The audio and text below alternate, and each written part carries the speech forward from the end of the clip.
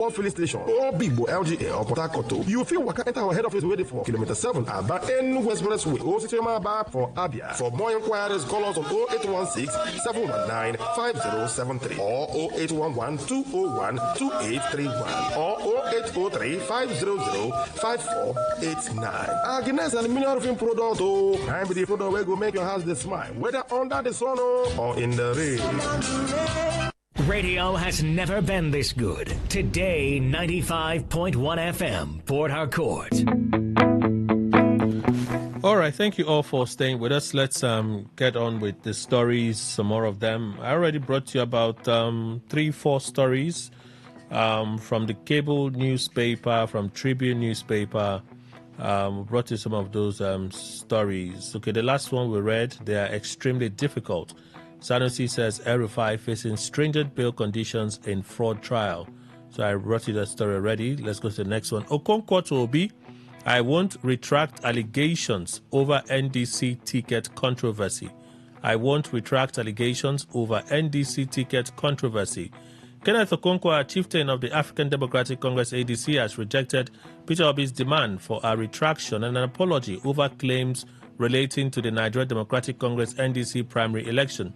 In response to Obi's pro-action notice, Okonkwo said he would not withdraw the comments he made during a recent interview on Channels Television, insisting that they were based on complaints brought to him by some aspirants and other sources. The dispute stems from allegations made by Okonkwo on Sunrise Daily, where he claimed that some aspirants in the NDC were asked to pay money to secure party tickets. The former Anambra State governor described Okonkwo's claims as false, malicious, and defamatory. However, in a reply dated June 16, Okonkwo, through his solicitors at Supreme God Chambers, denied defaming Obi. He said quite a lot of things, so if you're interested, a general post, you can find the link there so you can read. Daily Trust, FG dismisses reports on new fuel and telecom tax. The federal government has dismissed reports suggesting that it has adopted or is considering new taxes on telecommunication services and petroleum products. The report started gaining grounds after the publication of the International Monetary Fund (IMF) Article 4 consultation report on Nigeria. But in a statement on Wednesday, Head of Information and Public Relations at the Ministry of Finance said the reports misrepresent the content of the IMF report and do not reflect its policy direction. The IMF Article 4 consultation report contains the fund's assessment of Nigeria's economy as well as the recommendations for consideration by the authorities. Those recommendations do not amount to government policy and are not binding on Nigeria. Decisions on tax matters are taken through established constitutional and legislative processes and are guided by national priorities and prevailing economic realities. The government clarifies that value-added tax VAT waiver on petroleum products remains in place and has not been withdrawn. So Premium Times with this fact check. Oshomole's claim on Akpoti Uduagan's suspension is untrue. Here's what he said. So for a background, we know that last week after Oshomole had that standoff between himself and the Senate, where he made those allegations against the NNPCL.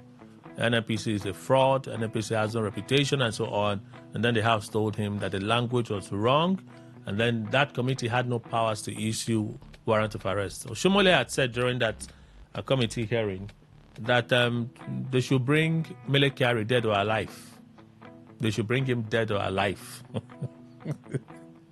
Anyway, when the Senate leader called the matter up and they talked about it, members poured in their opinions. Members like Senator Alero, Ojus Okalu, a number of them scolded Oshomole for his language and said, indeed, the committee lacks the powers because that power by the design of the law is resident with the Senate President, okay, and not with the committee members.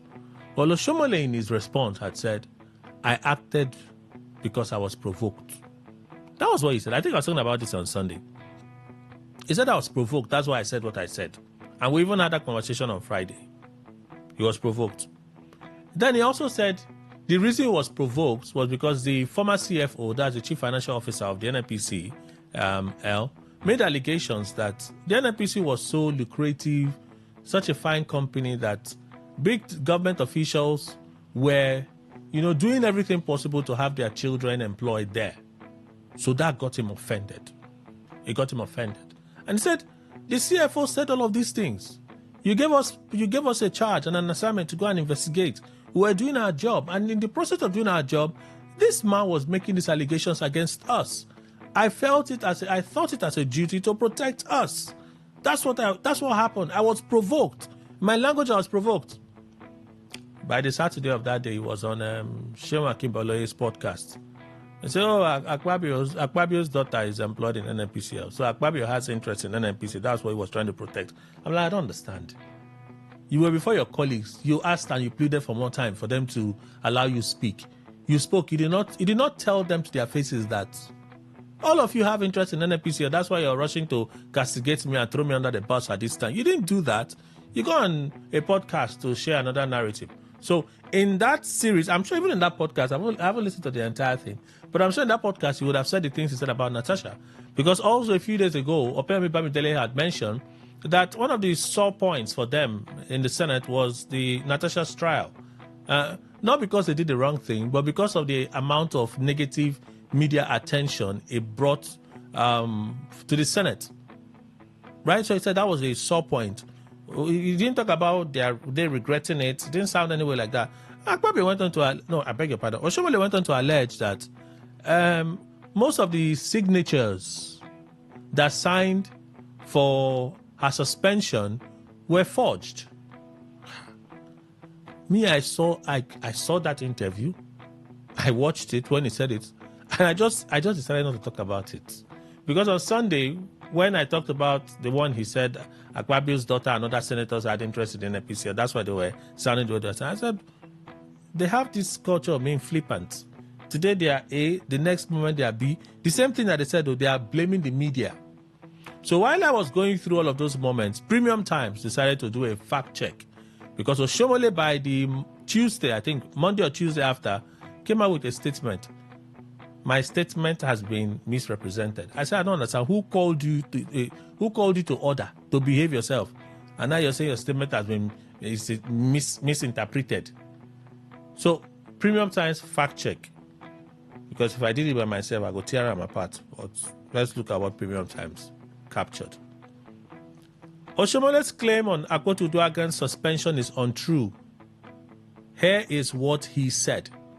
Nigerian politicians often accuse the media of misrepresenting or misinterpreting their statements whenever there is a backlash arising from their public comments.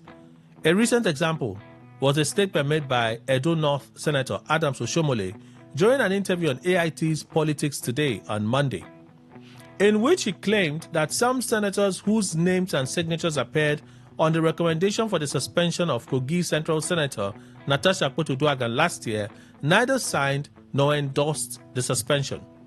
Since a video clip of the interview began circulating on social media, it has drawn attention to the former governor and fueled speculations that the recommendations for Natasha's suspension might have been compromised to favor the Senate President Godswill Akpabio. Several newspapers reported the interview from the angle that Mr. Oshomole said some senators' signatures were forged to push the suspension through, and several blogs feasted on it. Less than 24 hours later, Mr. Oshomole issued a statement denying that he had alleged forgery and accused the media of misinterpreting his comments. The interviewer initially asked Mr. Oshomole to respond to the Senate leader Opeyemi Bamidele's recent remark that the suspension of Mrs. Akpotu Uduaghan represented one of the Senate's lowest moments in recent years.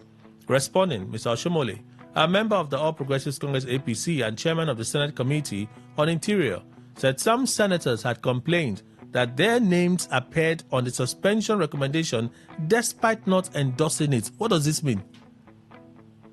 Quote, there are people who claim that their signatures were forged on that document. Someone like Senator Kingibe, she told me, but I didn't sign that report and I didn't agree with the content, but her name was published. What does this mean?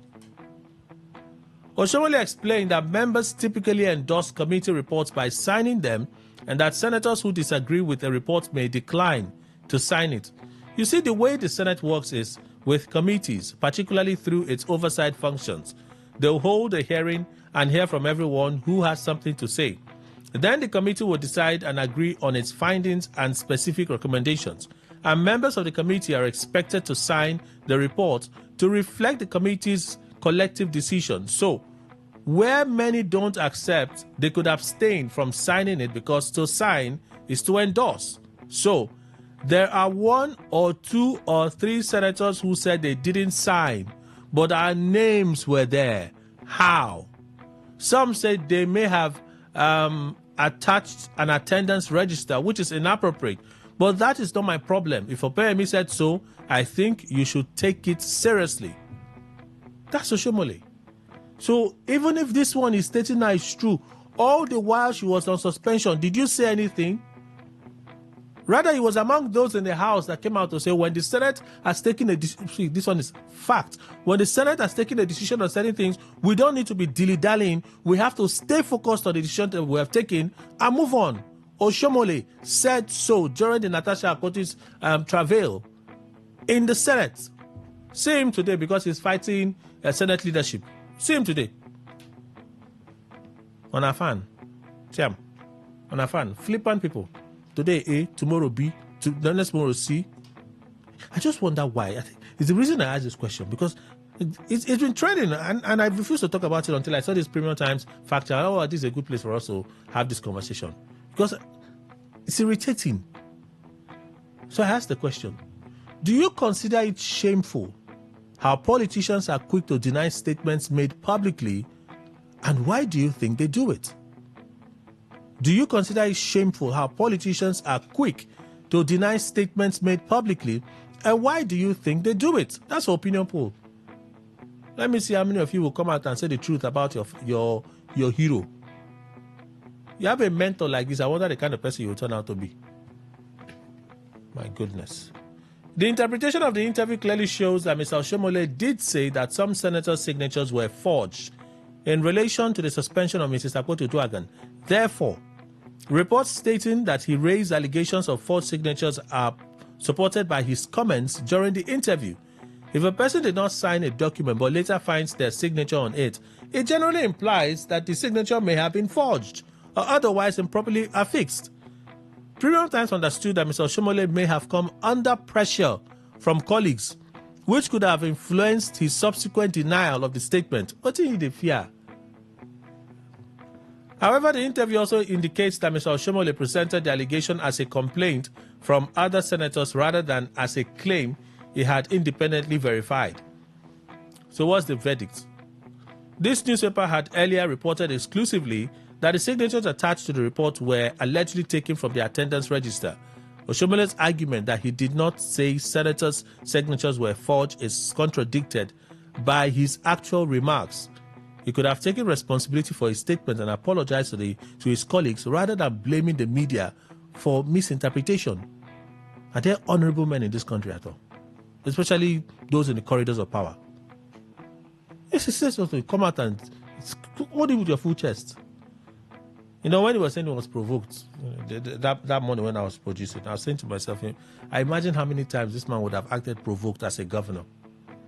And as a governor, nobody could talk to him now. So he was the almighty.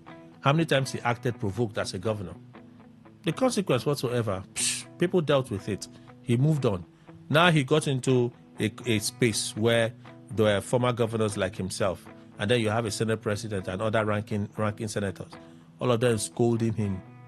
Your provocation is not an excuse for saying what you said. It's not you to stand up and say, no, it's not about provocation. I was right in my position. You say, oh, I was provoked. I was only trying to defend you. Less than 48 hours after, you go on TV to go and say, oh, no, senators have interest in NNPC. That's why they said what they said. And then another 48 hours, you go on the TV again. I say, oh, signatures were forged for Natasha's suspension. 24 hours later, you come out and say, no, I did not say it, oh. I want to say shame. I really want to say shame. Ta! Tufiakwa. That's what my village people will say. We'll take a break. When we come back, we'll continue. Please stay with us.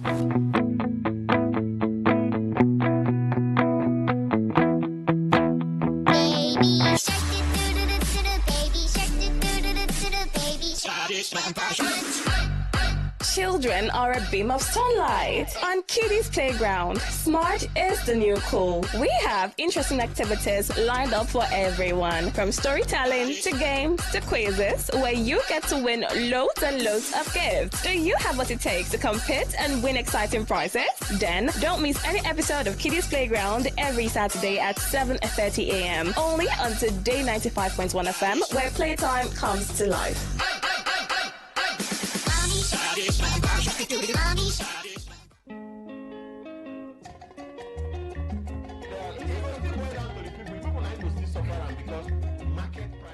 If you never hear say e get program wey we dey call Wetin Dey Happen. My brother, my sister, you are sitting on a long thing. Yes, because Wetin Dey Happen na that ogbonge program wey dey come up for this ogbonge station wey they call Today 95.1 FM. So na peace dey fine, but that negotiating with bandits, why go dey negotiate with people wey dem tag criminals, terrorists? Tune in every weekday from Monday to Fridays, 5 p.m. to 6 p.m. Full stop.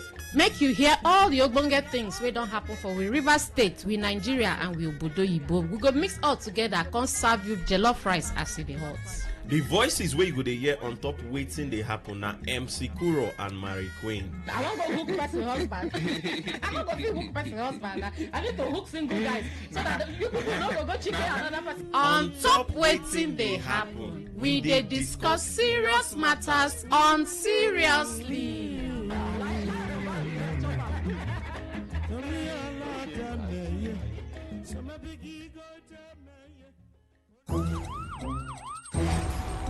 It all begins with breaking news. Now, make no mistake, this is a difficult mission, and it will remain difficult for some time. Then it keeps trending. Events, issues, personalities, all struggling to gain attention.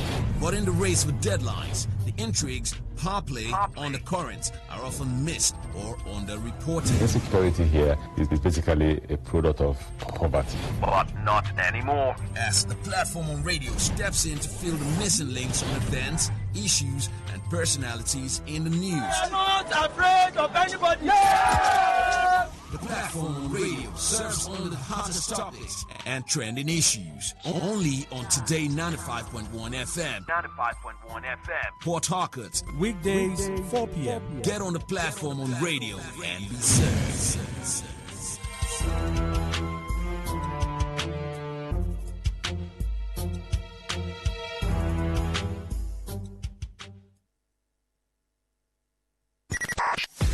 95.1 FM, voice of the people.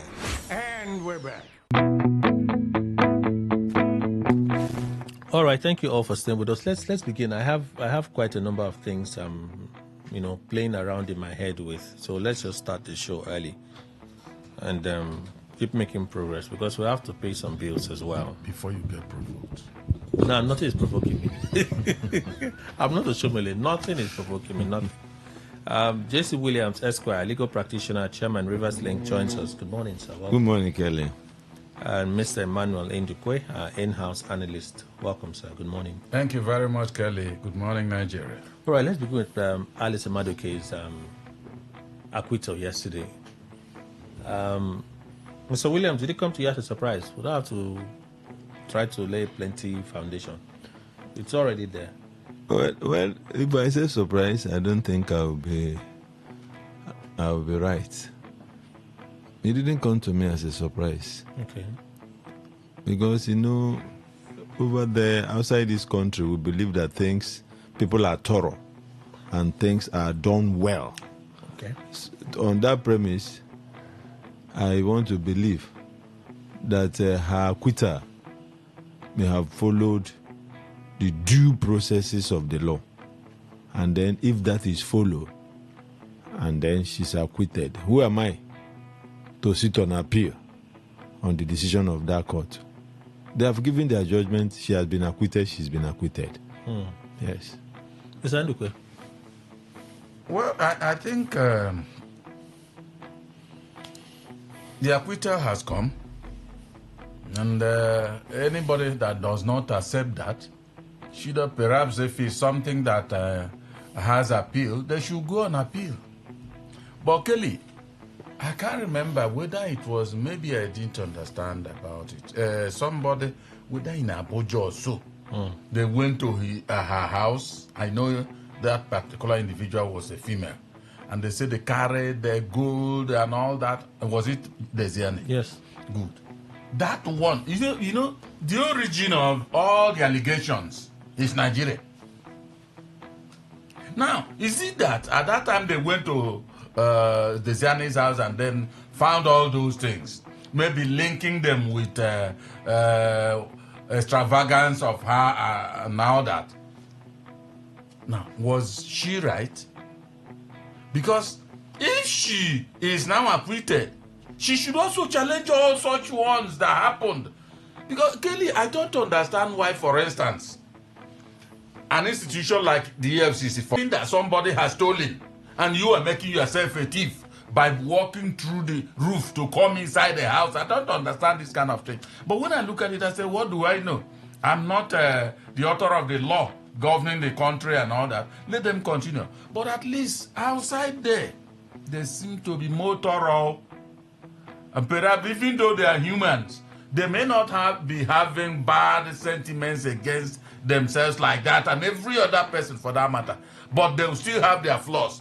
So, having gone through the ringer of prosecution and all that until it reaches acquittal, there, Kelly, I hail that as correct acquittal.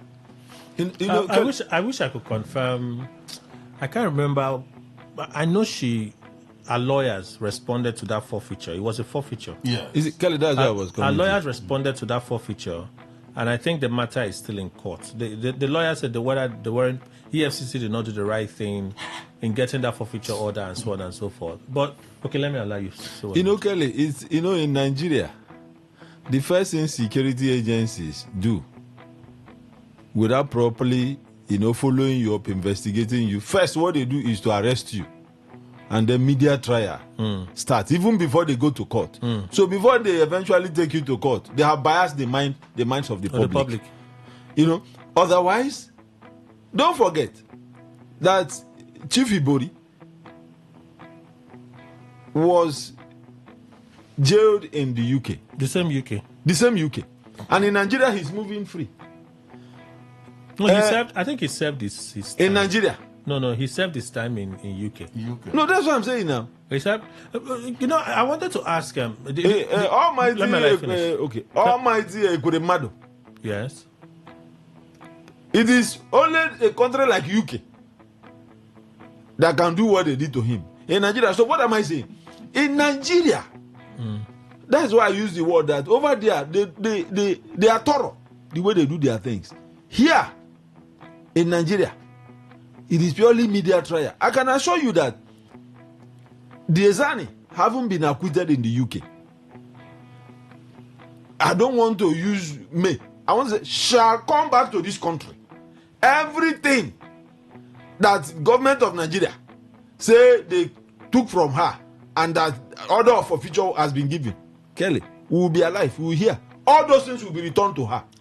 So I want to take it one step at a time. I know we have to go for a break shortly, but this is what I can't remember the charges the EFCC has against her. I can't remember those charges in detail, right? But I don't think that they are expressly related to bribery. Okay. Because that's the case in UK. The case in UK is bribery. That people bribed her for top oil and gas contracts and so on, which she's been able to prove that I'm not guilty of these allegations. The allegations in Nigeria may be different from that which the UK government prosecuted her for. Yes, and men is saying let them also look into that. Who? Again in Nigeria. As she comes, let them, because see, Kelly, if it were in Nigeria, we may have rushed into conclusion that yes, there was bribery case and all that, and it may not have gone in her favor.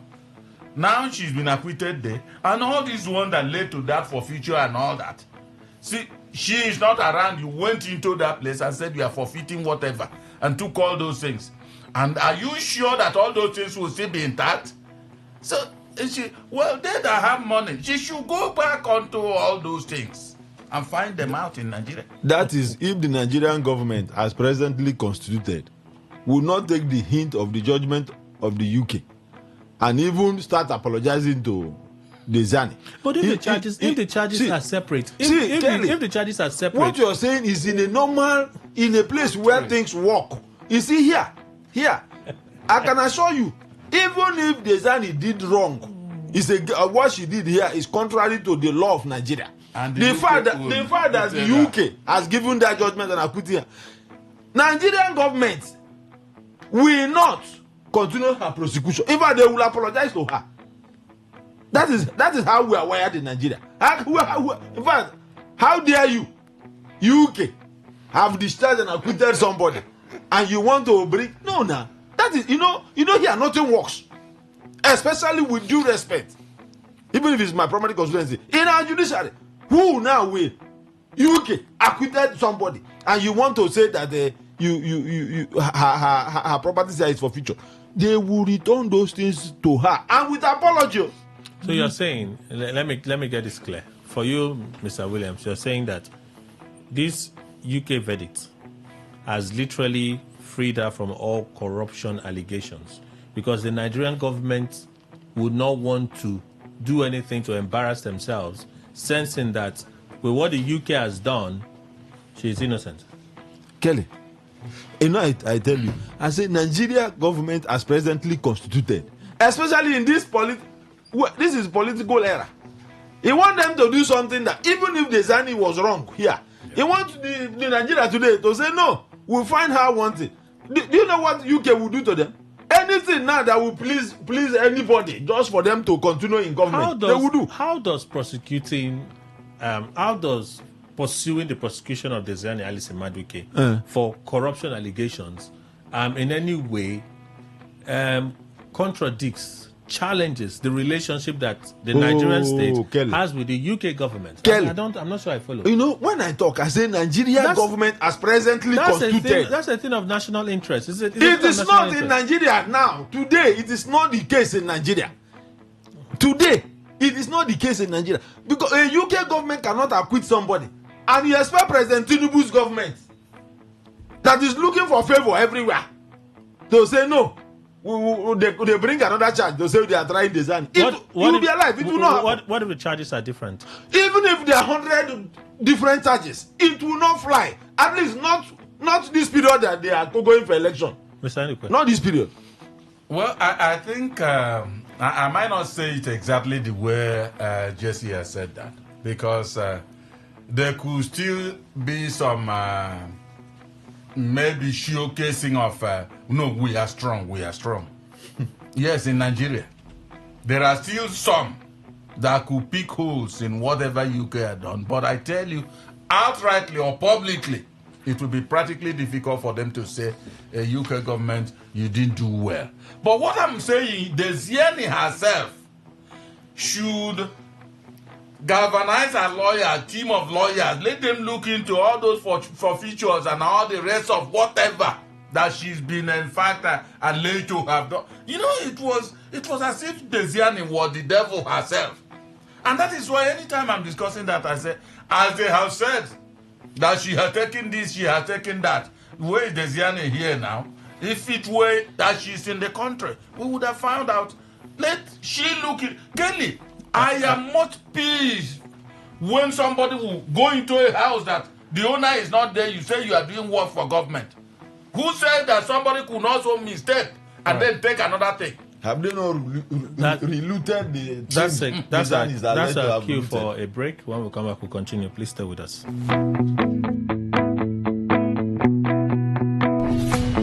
Stay informed, stay ahead. Tune in to Today 95.1 FM for the latest news and exciting sports updates. Your trusted source for everything you need to know. Today 95.1 FM, the voice of the people. Coach Clarice, she's been traveling the world and now she returns to the street. No be small. Oh, How you doing? Good morning. Good morning. How are you? It's good to see you. Great to see you too. How's everything? How is Yes Global? Yes Global is amazing. As you can see, Nana's trip, I follow come back. Which one are you just returning from now? We went to Qatar, Kenya. We got to Malaysia. Say hi. Wow. Hello. That's how she used to come to the studio to try to intimidate me. Madam, welcome. All right. Tell us what you do at Yes Global. Okay, I want to bring something to our notice today. You know, there are things that people do and they ignore their health until it gets bad. Let me use a common example. When you have headache the first day, you take paracetamol. You keep having a headache the second day, you say, no, it's paracetamol Pro Max, you go for Panadol. Then you keep having headache again, you say, no, just try Sudress. You see how it's improving. And then when the thing is just happening to you like that, you say, just know how to mix it. Instead of going for a health test to actually know what is the cause of the headache, your body might simply be telling you that, oh, I want to drink water only. And your body might even be telling you that, oh, I want you to rest. But when we keep ignoring it and keep taking painkillers, this is an example, later it now comes, you now have typhoid Pro Max plus, what's in the color? You have malaria plus, and then you now have to go to the hospital and now send a lot of, what do you call it, a lot of money, spend money. Now, Yes Global have noticed that this is like a trend. Okay. So we now decided to do something. We don't want you to wait until it's serious. Though we are going to attend to you whether it's serious or it's not, but we really don't want you to wait until it's serious. We don't want you you're feeling, let's say for example, you're feeling constant tiredness as you're listening to me. You sleep, you wake up and you're yawning. How? It means that your brain did not shut down when you were sleeping. When you now woke up, you're still tired. You have waist pain, joint pain, knee pain, back pain, headache. This one is fantastic one. Ulcer symptoms, high blood pressure, sugar problems, stress. Should I talk of hormonal imbalance? In fact, you have general body weakness and issues all around. You that is listening to me now, I want you to hear me very clearly. Yes Global is introducing a full body test. We don't want you to wait until it gets bad. We want you to come for a full body quantum test where you know the status of your health and how to do this health for just 7,500. I know it's shocking, right? You're shocked, Abby, for just 7,500. Now let me give you the advantage of this test.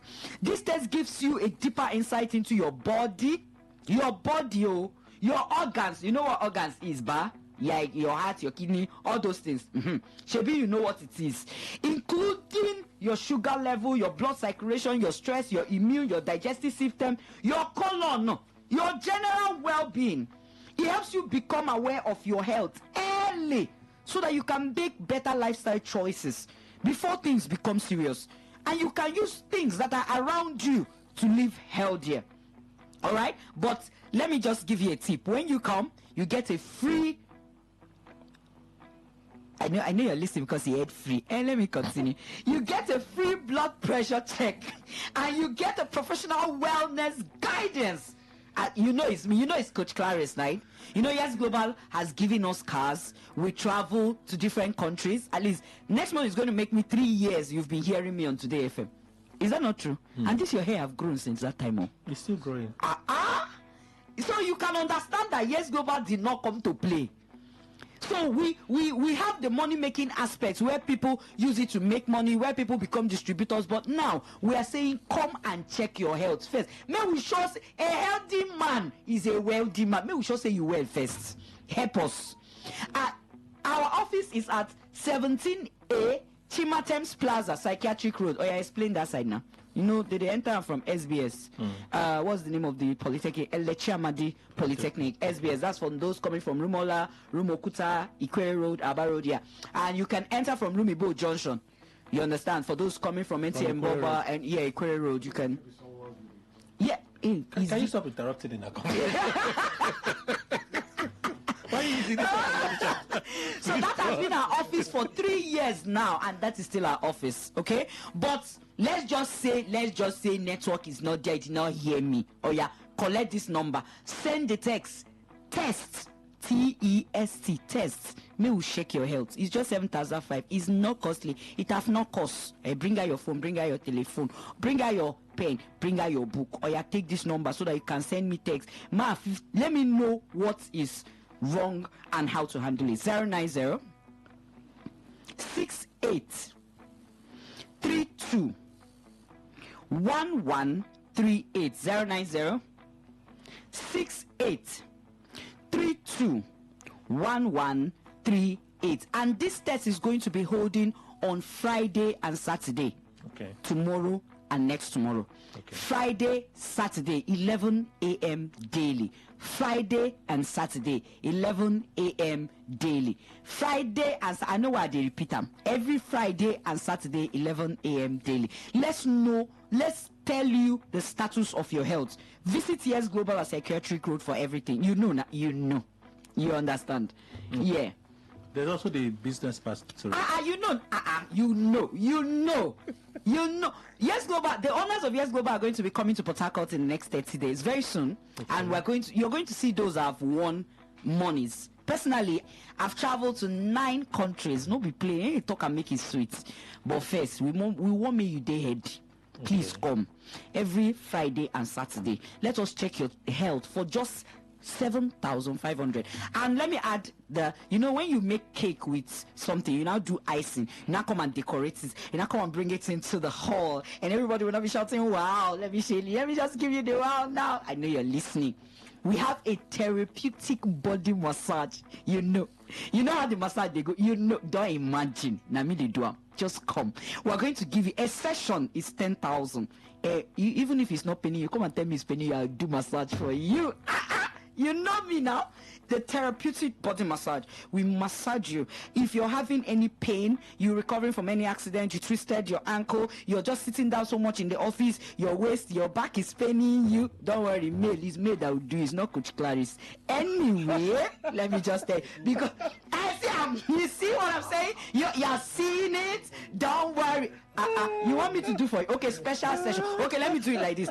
Our session is 10,000, but if you want me to do for you, it's 50,000. I'm telling them, don't mind me. So each of our session is 10,000 for the therapeutic body massage. Don't worry, I'll be handling it in my office. Getting it free, right? That's what you just said. The therapeutic body massage. I know it's 10,000 naira a session. Oh, okay. Yes, because I'm going to press all the places that are painfully you. You're not the one doing it now. And it's me that is going to do it. I shall do it. I shall do it. Don't worry yourself. Don't worry. He will distract you. He will distract you. I will collect his time.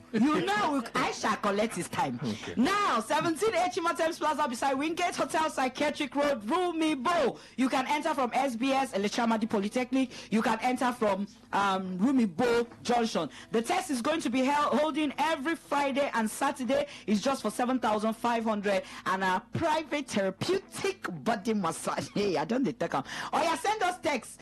You send us tests, T-E-S-T, to this number, so we'll give you more information. 090 68 32 1138. 090 68 32 1138. We want you to know how your body, how your organ, your sugar levels, your stress levels, your immune, your digestive system, your general well-being is. And then we're going to teach you how to make some good dollars in this business, and generally how to live a healthy and a wealthy life. As his hair is graying, Uncle, how is he now? So this program is open to all? Yes, it's open to everyone. It's a health program, so it's open to everyone. But the business aspect is open to only 18 and above. Okay. But the health section is open to everyone. So what time again? 11 a.m. daily, every Friday and Saturday. Every Friday and Saturday? Yeah. Every Friday and Saturday. Your phone numbers again before we go. 17 Echima Thames Plaza beside Wingate Hotel, Psychiatric Hospital Road. Send us a text. Test, T-E-S-T, to 090 68 32 1138. 090 68 32 1138. 09138. Let us help you. Whether you're healthy or you know what is wrong with you, please come to our wellness center. And the private body massage is still there, but it's 10,000. It's not free. And the test is 7,500. She you're hearing. It's because of these people that are looking at me. Thank you, madam. We have to go. It's because of them. Thank you so much. Thank you. Please stay with us. It's Today 95.1. Good morning. Tune in for a journey beyond the ordinary. Fasten your seatbelts. We are not just a station, we are the station. Today, 95.1 FM, the voice of the people.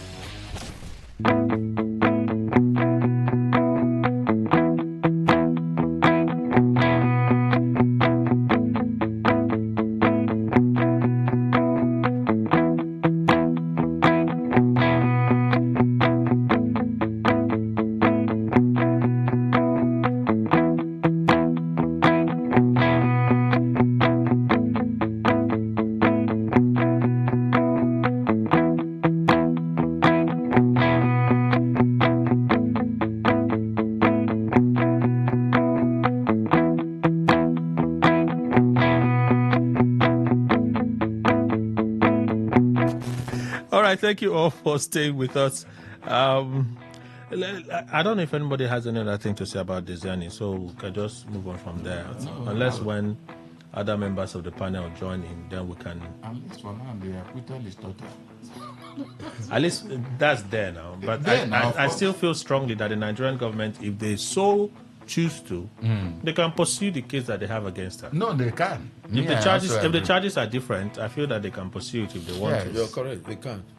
So it's up to the Nigerian government to decide what they want to do in this matter. After the war, I know this. Mr. Williams doesn't like talking about the U.S. and Iran war, but we have to talk about it. A memorandum has been signed. Yesterday it was signed. The U.S. president, as well as the Iranian leaders, they have signed a memorandum. The war is officially over.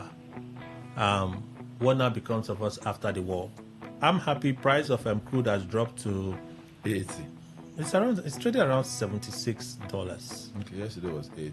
And it's trading around between $78 and $76, and that's what it was before the war. So, should we expect that our retailers will quickly begin to show us a drop in price so that we can get back to that, though still expensive, at least that 800 to 900 naira era? And maybe we'll also see a drop in gas prices, even though they are not directly attributing the spike in the price of gas to the war. They're stating other things which I don't understand. Gas is 1,800 to a kilogram. That is, at least I bought on Sunday, and I bought 12.5 for 22,500 naira. 12.5. So the war has officially ended. How quickly are we going to have our lives back? For those that were affected, like me, I'm looking forward to a drop in the price. Mr. Williams apparently wasn't affected. He has a huge buffer. Kelly, before I respond to you, I want to ask the question so I will be properly guided. Now that this war has ended, can you tell me, what did Trump gain?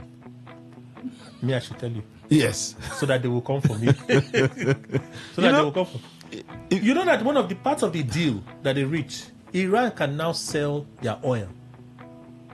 Iran before the war were under sanctions, so they could not sell their oil openly. Now Iran can sell their oil openly. I didn't ask what did Iran gain. I said Trump. What did he gain, or what has he gained?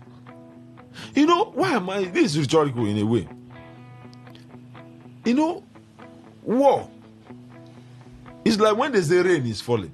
Rain doesn't select the roof where it will drop. To me, thank God that Dr. Obidima is not here today. To me, what Trump has succeeded in doing is that he has succeeded for this, how many months? To unleash hardship. I'm not talking of the world. On Nigerians. I don't know, but nations grapple though. No, that's what I'm saying. I say I'm here in Nigeria. Nations grapple though. I'm here in Nigeria. From but India, this is my own India interest. to Australia. Kelly, this is my Jerusalem. Nigeria is my own Jerusalem. We don't even suffer as much as some of those nations. Yes. Though. Okay, imagine as little as you say we suffered. Imagine what others pass through. So, some people should, that you are in position of authority does not make you the elder brother to God. You are still a creature of God. You're still a creature. You don't see this word like it's inside your pocket. Talking hard as if you have seen tomorrow. See how it ended now. I said that the Americans did not win. I ask you, I said, what did they achieve? Trump, what has he achieved? So that I will know that he won. They obliterated their nuclear capabilities. Okay, thank God for him. So, in a nutshell, they destroyed their military. Yes, they have ended up destroying even the world. The world is still here now. No, of course, we are Britain. Yes. We are Britain. Yes. But, Kelly, what we passed through this number of months, some persons died because of the hardship as a result of this war. So, it's not just about Trump now. I'm not limiting it to Trump. Even in Nigeria, we have Trumps. In Rivers State, we have Trump. Of course we do. Yes, there are Trumps everywhere. Who think that God is their younger brother? I don't know to that extent too. I know. That's how some of them see themselves and see where they live. So it is a wake-up call that no matter what you do, you are still a mere mortal. People should learn from the Trump experience. After all the noise making, you do it, this, that one. At the end of the day, we have come back to that part of peace. Okay. So people should learn that nobody has this word except God. Well, I'm just seeing from Punch newspaper that Dangote has announced a further drop in the price of crude, but this is still quite high. According to data from petroleumprice.ng, Dangote refinery reduced the diesel gantry price by 100 naira from 1,700 to 1,600, representing a 5.9% deduction. Jet fuel reduced by that. I'm not seeing petrol here. It's only 75 naira. That same drop. This news is not the updated one. When we have the updated one, I will talk about it. We can't be getting 75 naira. It has to be lower than that. Prices have dropped. We may not understand all the dynamics that go on in there, but prices have dropped. If you were spiking it because of a hike in global crude oil price, globally it has dropped. Take God name, I beg you. Sign the question. Well, Kelly, Jesse was asking what Trump gained. First, he asserted his authority as the strongest nation in the world over Iran. Yes, he did. Okay, that's one. Now, relax. Let me explain. Don't look out. You want to take off. When Iran was saying no, these are that we won't comply and all that, and he insisted.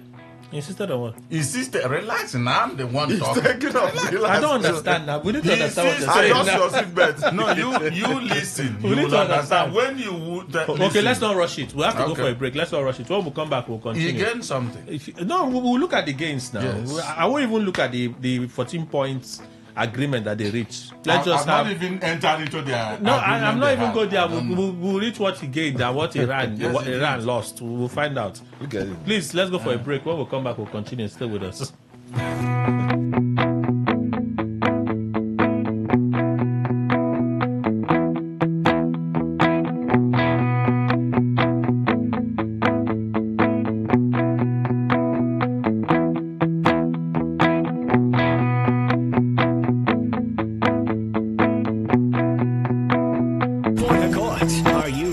Today, 95.1 FM, the voice of the people. All right, thank you all for staying with us. Let's get this bill paid. Maureen joins us this morning from Non's Luxury Homes.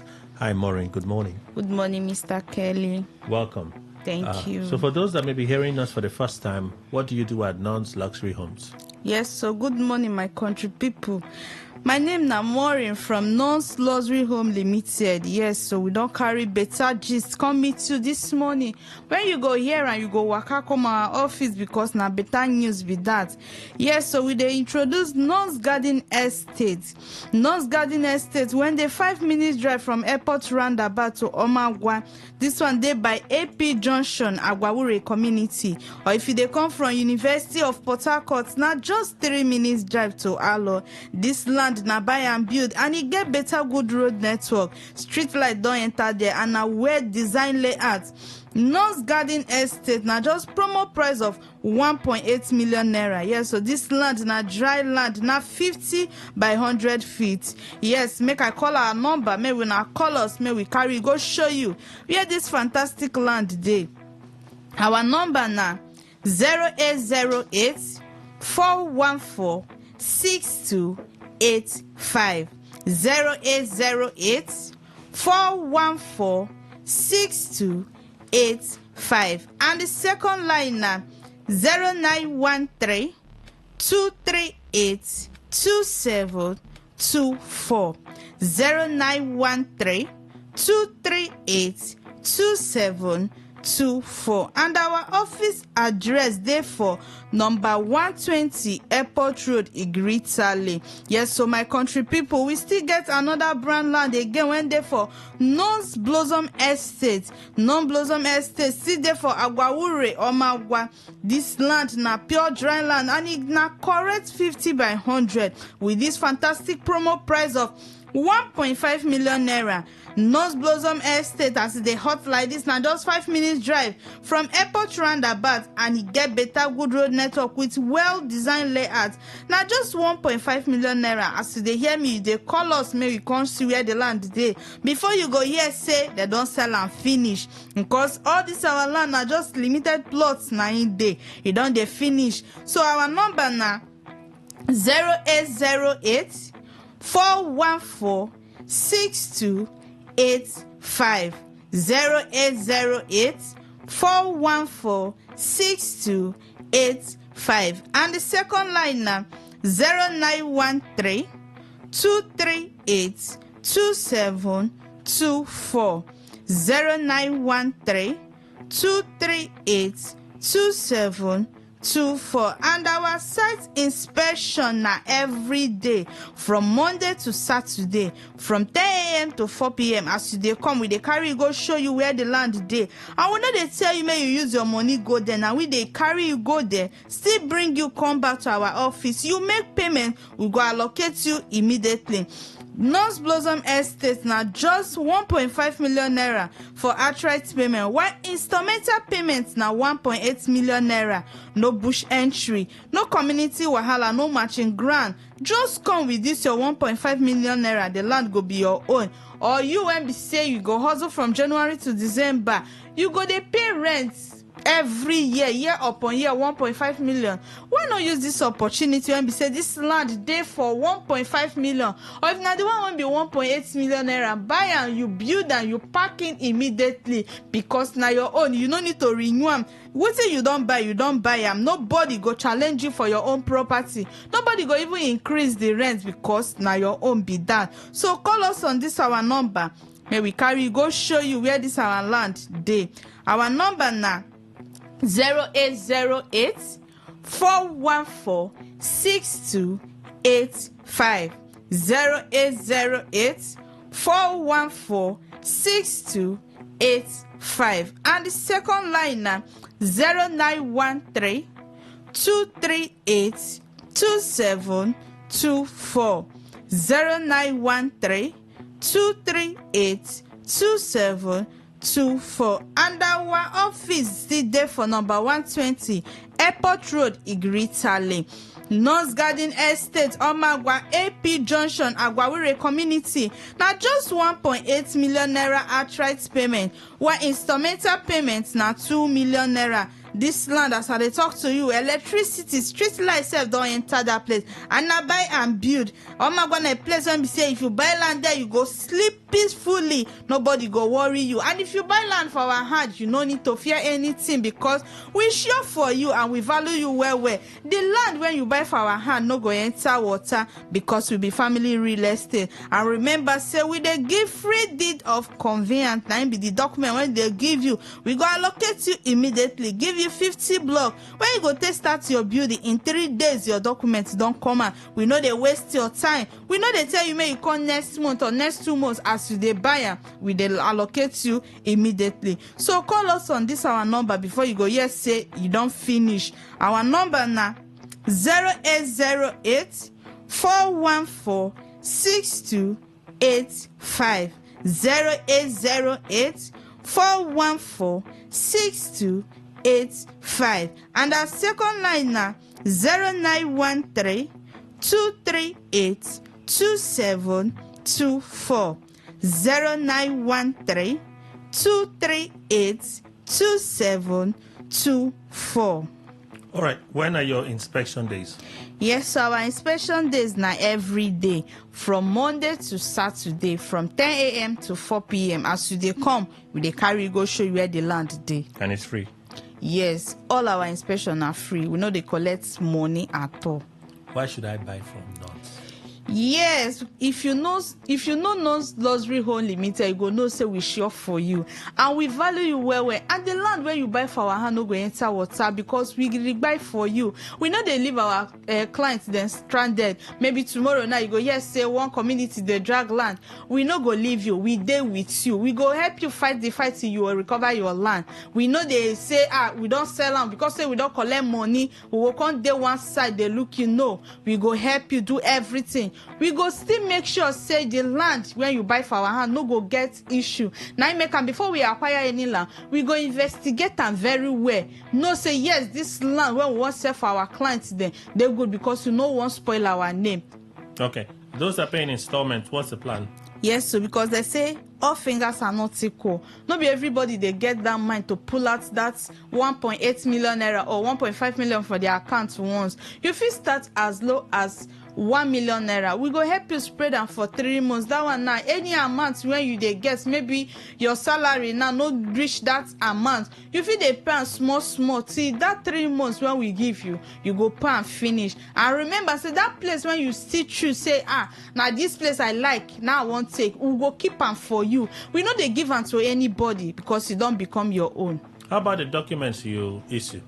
Yes, we they give free deed of conveyance. That one are documents when show say yes, now agreement between non-luxury home and you say you buy land for our hand. You go sign, your brother go sign, we too go still sign for inside the document. And we go give you 50 block when you take do anything when you want to do for the land. Then we go still allocate you immediately. We know they waste your time. All right, phone numbers again, physical address and final words. Yes, our number now 0808 414 6285. 0808 414 6285. And the second line now 0913 238 2724. 0913 238 2724. And yes, our office still there for number 120 Airport Road, Igritale. Yes, so my country people, you dey hustle from January to December. You know, you go use the money, go drink beer or go buy shawarma or barbecue. Why not use this money? Can't use and can't pay for this land when be say they share for you, like the one of 1.8 million or now the one of 1.5 million. Buy and a better investment now you do, because any land where you buy today fee increase tomorrow. No land and nowhere when you buy land now in the waste. Just make sure say you invest on this land and keep onto your own investments when you get and the thing when you achieve for the year. Maureen from Non-Luxury Homes. Do you have a problem with us buying shawarma? No, nah, like say shawarma they collect money, barbecue they collect money, but if you don't use and buy land, land go they smile, they meet you. Cause tomorrow when you buy it, you go remember say, this guy say me cannot buy shawarma, make I buy land. I wanted to buy a shawarma. Should I say buy the shawarma? No, buy land for me. If you want buy shawarma, buy News land. update next. Maureen from Dot's Luxury Homes. Thank you, Maureen. Thank you, sir. News update next. Please stay with us.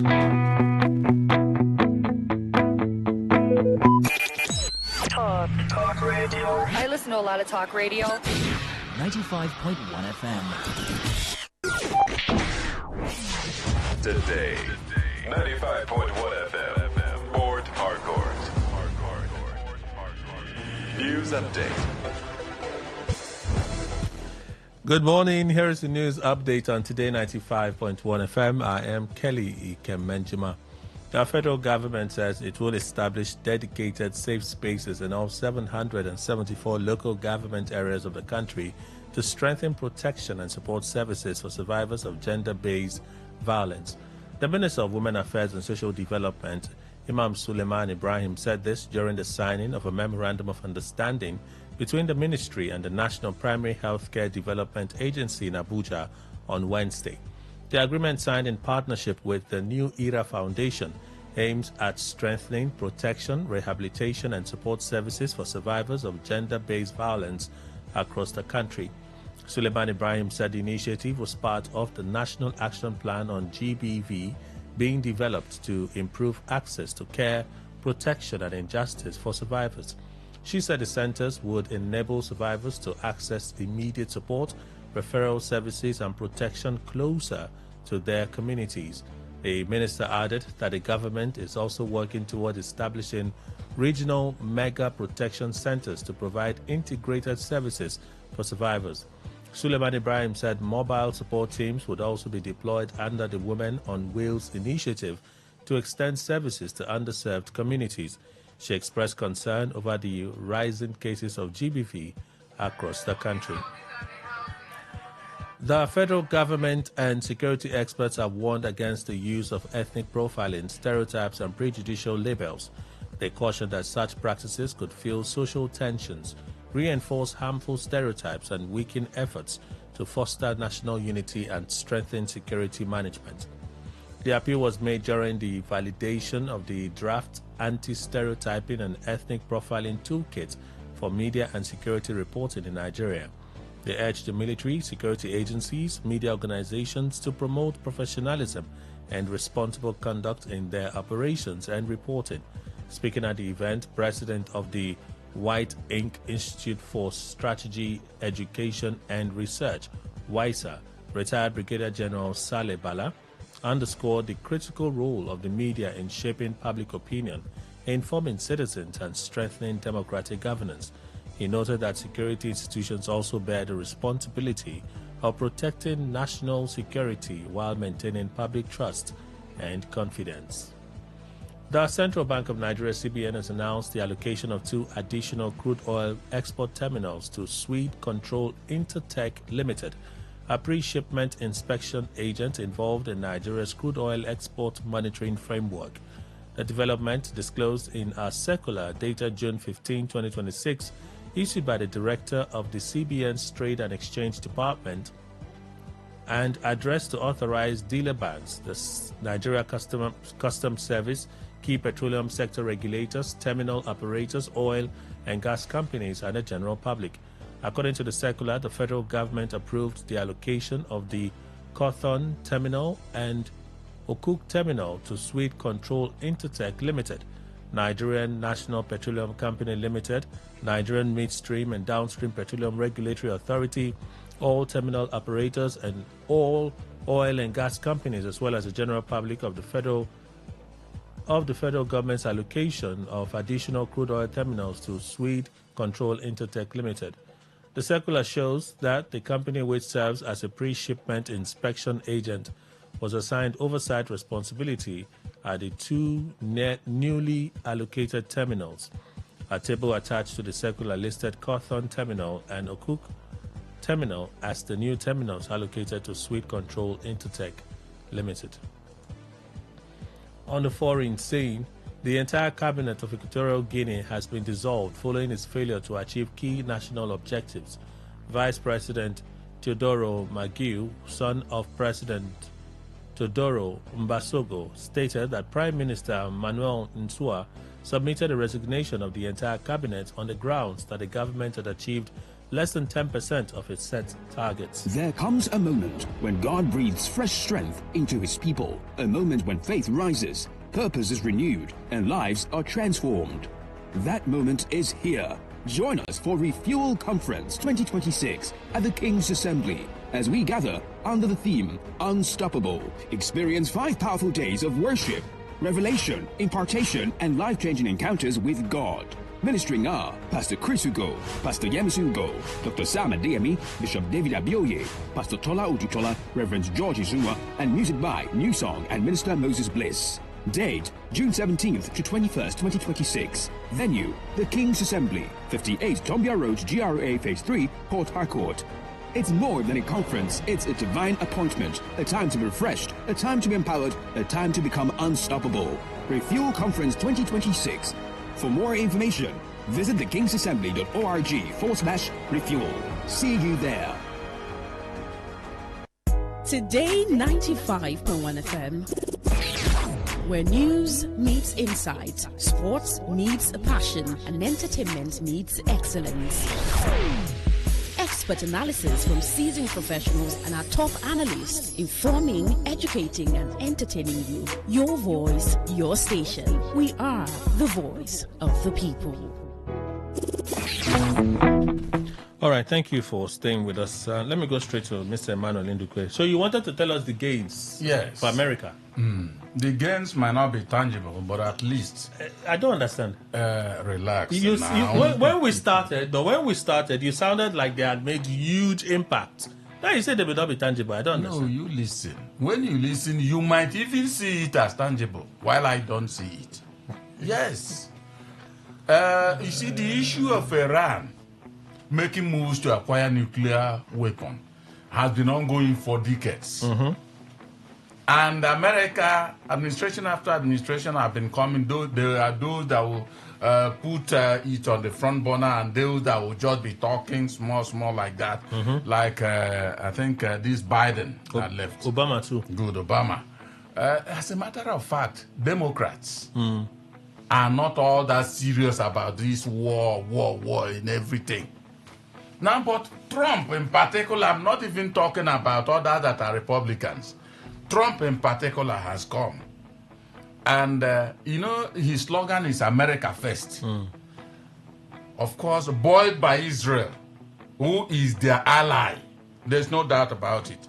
Now, they are looking at it. What if these people finally come up with their nuclear weapons and try to obliterate Israel? What will happen? What will America say? And he intensified the effort. Now, they have finally signed whatever they do, because for me as a person, I'm not seeing it as ended. I mean the war. Okay. I am not. But I am saying, as it stands... Maybe as a Cold War, it can drag on. That is it. And if it remains as a Cold War, having been instigated especially to the stage it is by Trump, then it has ended. It's not. But for them, he has said, as he said that Iran must bow. That's what he was saying. And eventually Iran has bowed. They did? Yes, they have, because look at it now. The nuclear weapon, they have agreed, whether it's half-heartedly or what, that they won't go and continue maybe making efforts to acquire nuclear weapons. But isn't it the same position that Iran maintained all this while? No, Kelly. It was dangerous. Now that the eyes of the world... My question is simple. Isn't it Let's the same... say it is. But now, the eyes of the world is on them more than ever before. Because they eventually have this particular conflict or crisis had brought it to the fore, to the world, that these people were digging up to acquire nuclear weapons, even though they were not showcasing that. But Trump said that they must agree or he will hit hard on them. there are no conflict or crisis that you won't have losses here and there on both sides. America also has lost some of its values. But I am saying, as the strongest nation on earth, finally they have indeed made Iran to succumb. That is it. And that's a lot. Okay. I didn't Even though I'm not a guru in diplomacy, it means a lot in diplomacy. That they have used that power it's just that to suppress Iran. Your second bestie is not here. But let me read. Who is that? I didn't want to read these terms before. I wanted to just keep it as information so that if someone else raised it anywhere, I'll say, no, you're not correct. So let me read it for the public. Key terms in that 14-point memorandum, key terms, right? Yeah. U.S., Iran, and their allies agreed to immediately and permanently end military operations on all fronts, including in Lebanon. Israel has already frowned at this one. Israel say, will not follow for this agreement. And they will not abide by it. Watch out. No, but at least it's the first thing here. Of course, yeah. The U.S. and Iran agreed to respect each other's sovereignty and territorial integrity and not interfere in each other's internal affairs. Internal affairs. We used to hear then that America will frown that Iranian authorities were trampling on the rights of their citizens during protests. Yes. Abi? See the second. They did before this particular. See the second key term now. The U.S. and Iran agreed to respect each other's sovereignty and territorial integrity and not interfere in each other's internal affairs. 3. The U.S. and Iran commit to negotiating and reaching a final deal within 60 days unless mutually extended. The U.S. will begin removing its naval blockade immediately and fully end the blockade within 30 days. Iran will use its best efforts to ensure safe passage for commercial vessels through the Strait of Hormuz for 60 days with no charge. But there is a use its best efforts.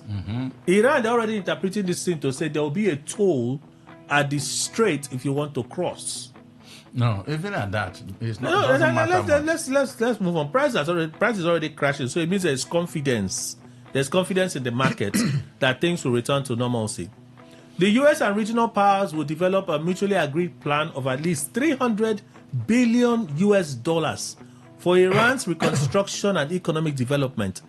The U.S. and regional powers will develop a mutually agreed plan of at least $300 billion for Iran's reconstruction and economic development. The U.S. will work toward terminating all types of sanctions against Iran, including UN, IAEA, primary and secondary sanctions.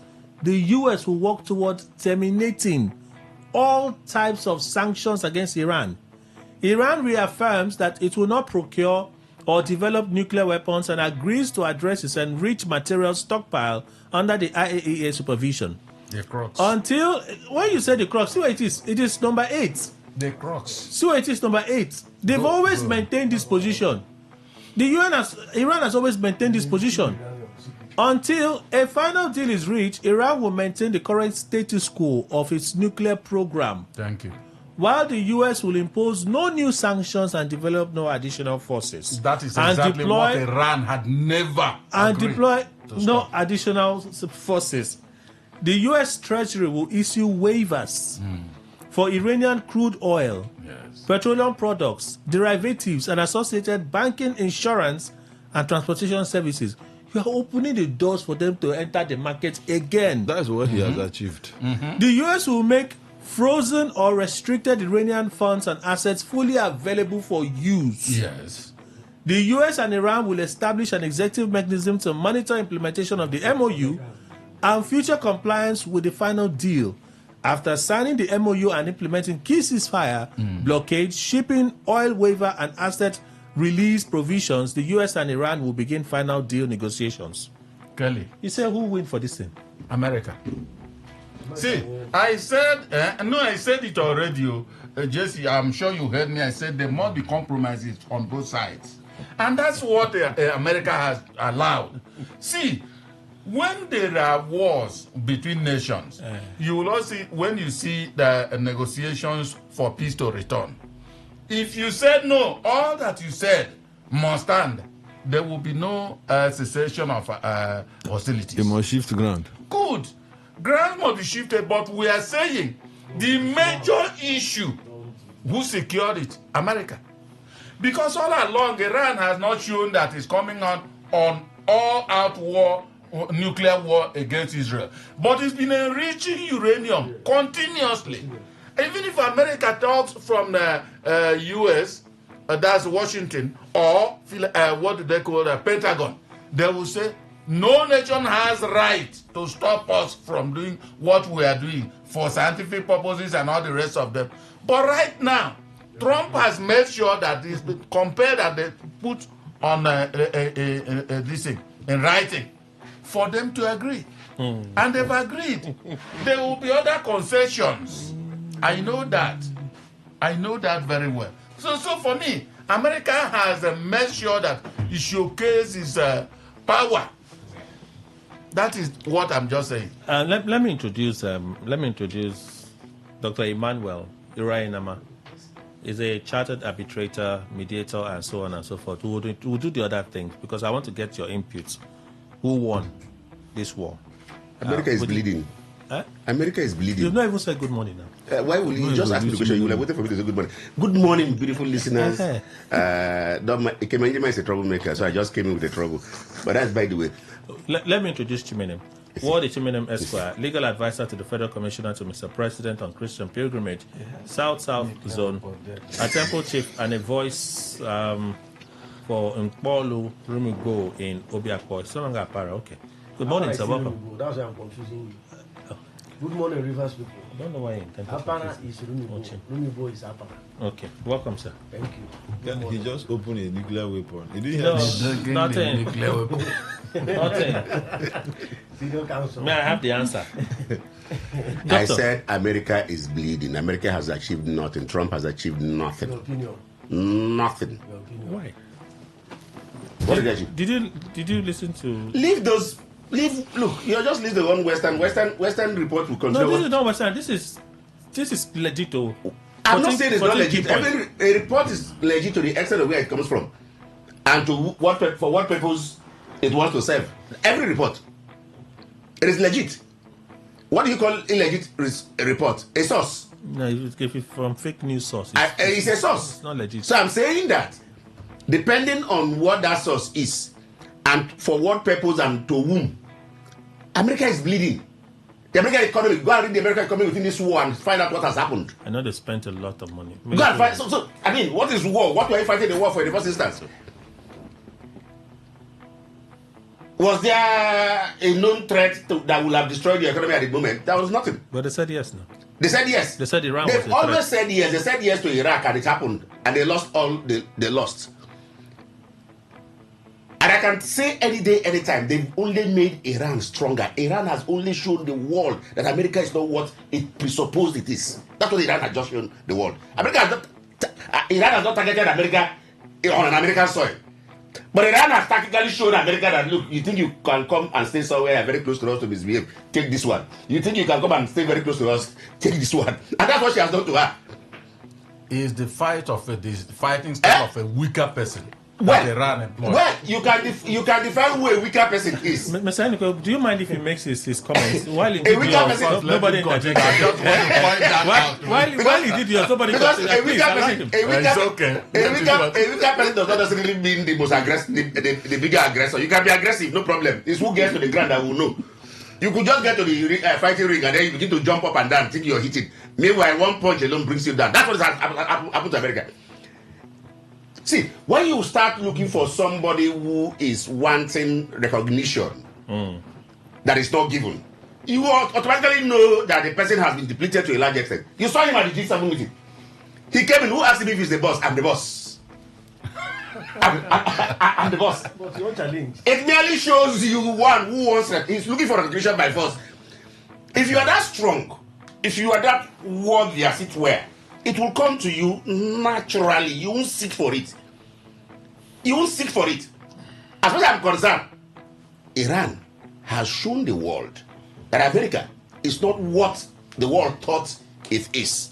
It is a paper tiger. That's what Iran just showed that. But my bigger concern is all of the restrictions that were before now against Iran All of those things are lifted. So who is stronger? Iran can freely sell their oil. They can sell their oil. They can sell their oil derivatives. He has even said that Iran has a right to acquire ballistic missiles. Trump said they have a right to acquire because their neighbors cannot have missiles and they don't have missiles. Trump said so. Yes. So when I look at all of this, I think I also heard that they will send money to reconstruct. That's a 300 billion now. America won. That's America won, yeah. How? Relax. Oh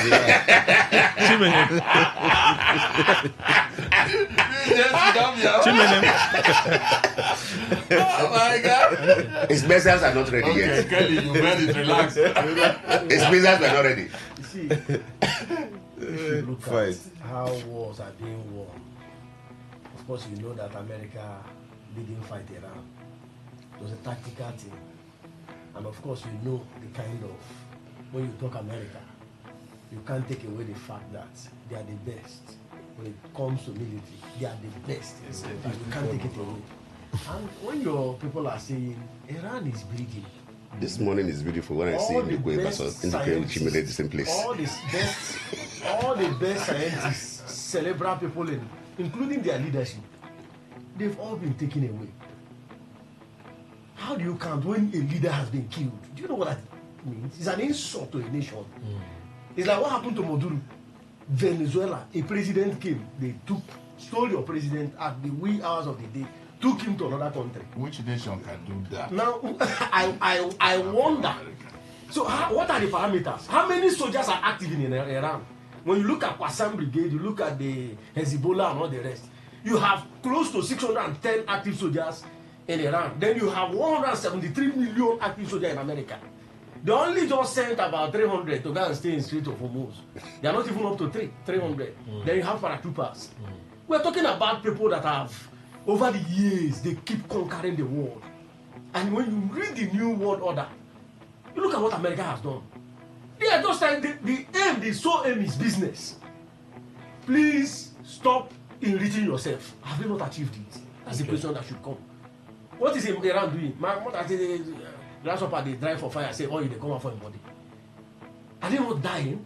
Do you know how many houses, people that have died?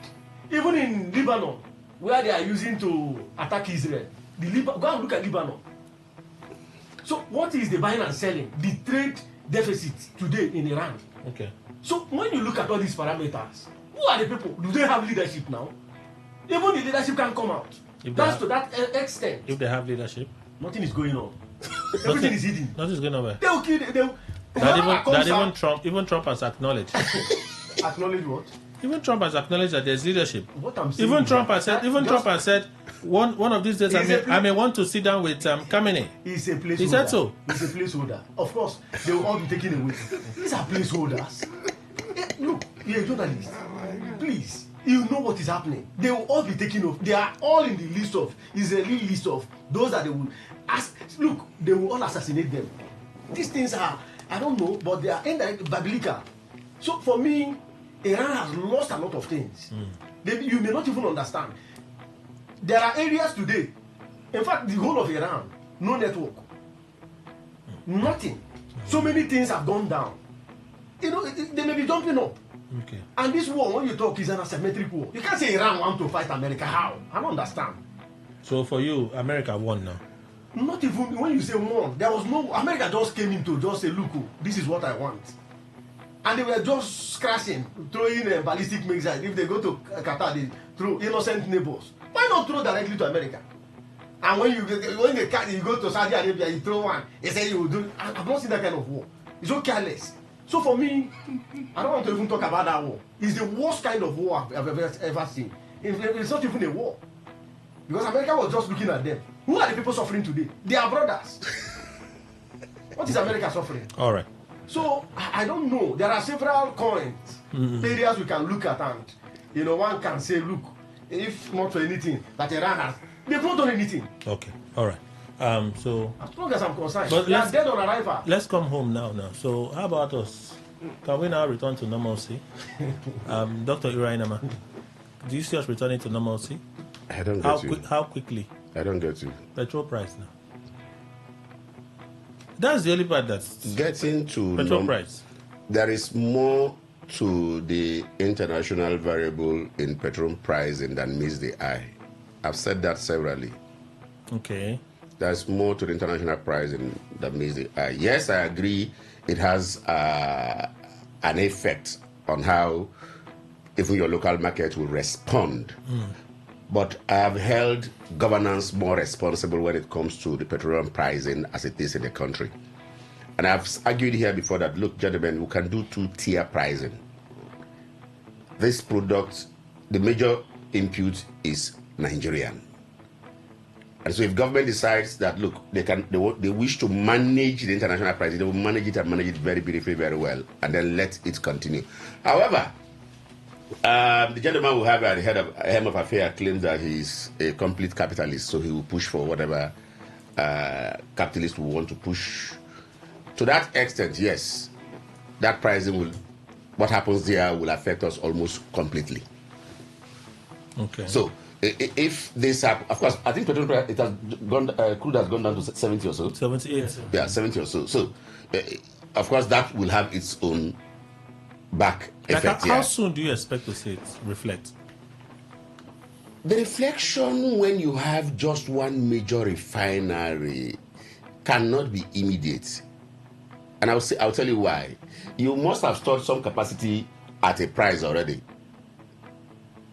But that's the simple truth. You must have. I'm looking at it from a typical businessman's perspective. You must have stored certain. So, yes, there will be droppings, but I don't see it dropping once to where the $70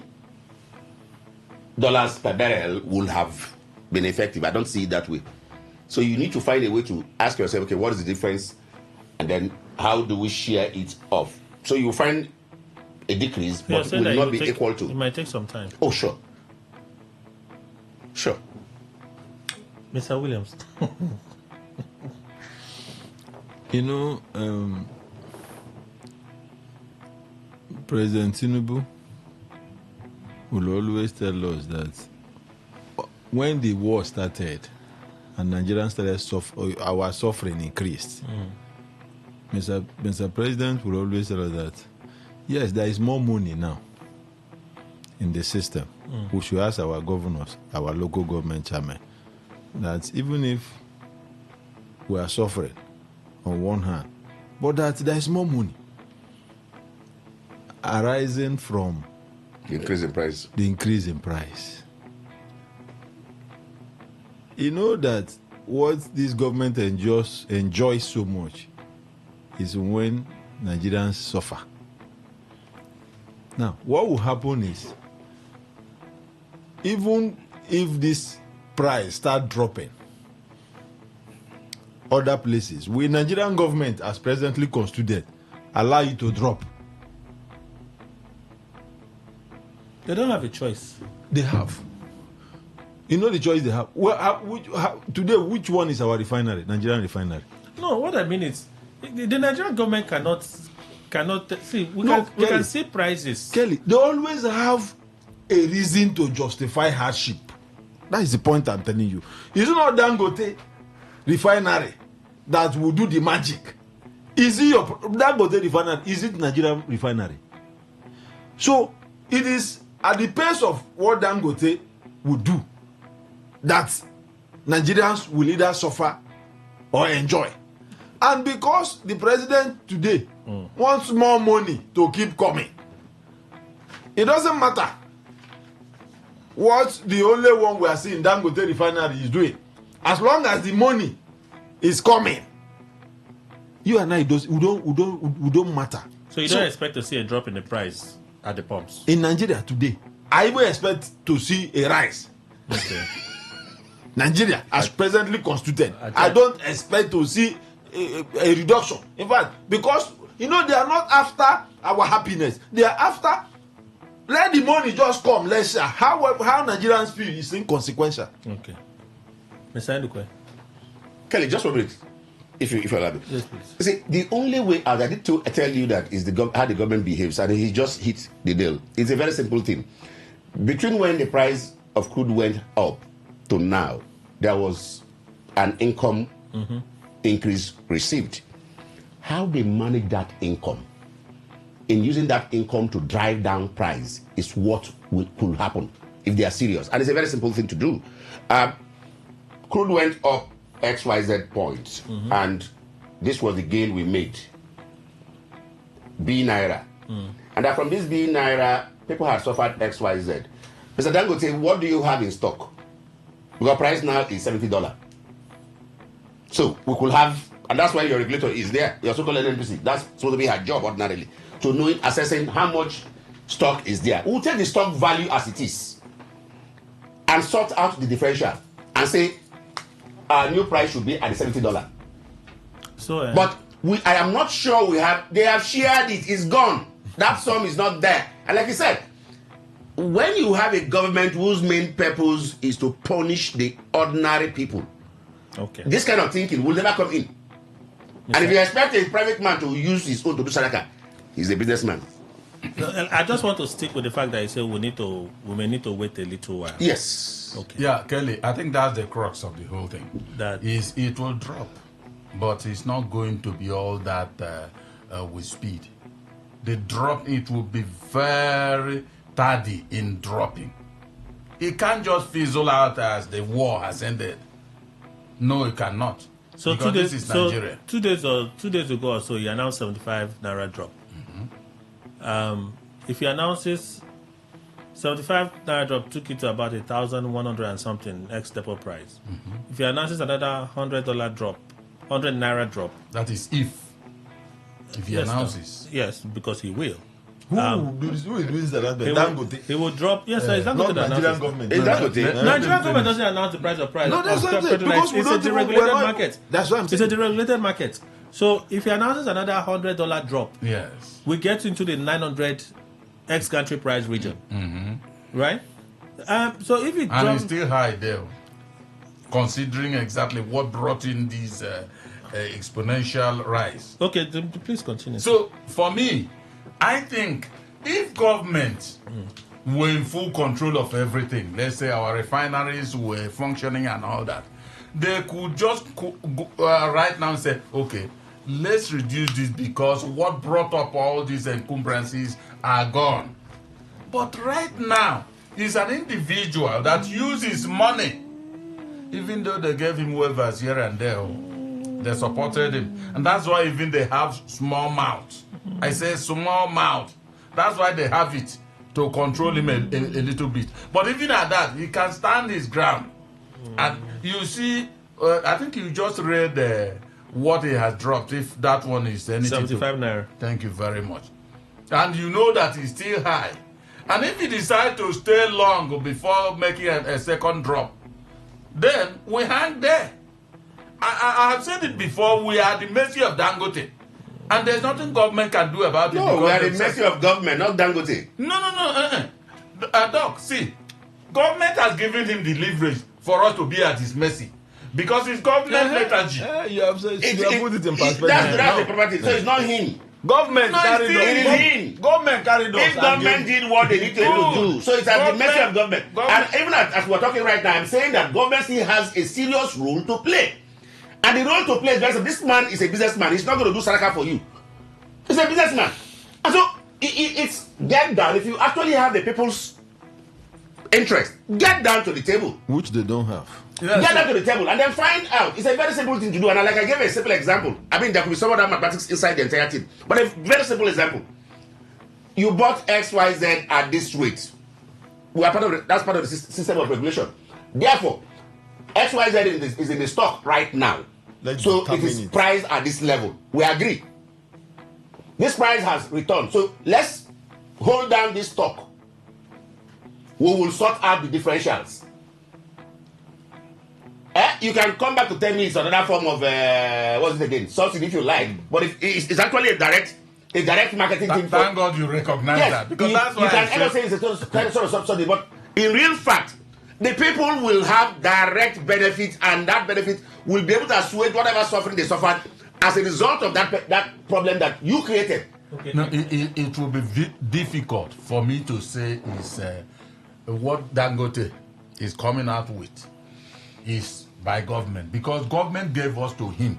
They gave him the leverage to suffer us. Are we forgetting that NNPC also sells petrol? What is an Who is NNPC? Who is it? Who is president? Who is president? Are we forgetting that According to NNPC Babatilawa. So NNPC may be importing petrol. And they may be importing. And of course, So if they import. NNPC may be importing petrol. Yes. If they import and then brings it inside, now they will have control over it. But that's why I say, if it were that our refinery were functional, then they will be able to start and say, no, this is where we are pegging it. Not on Dangote own. Not on Dangote own. Look, Dangote will... My question again. Yes. My question is, do you see us getting back to that normal anytime soon? Gradually. Maybe slower than others. You didn't define the man normal, though. The normal is before the war.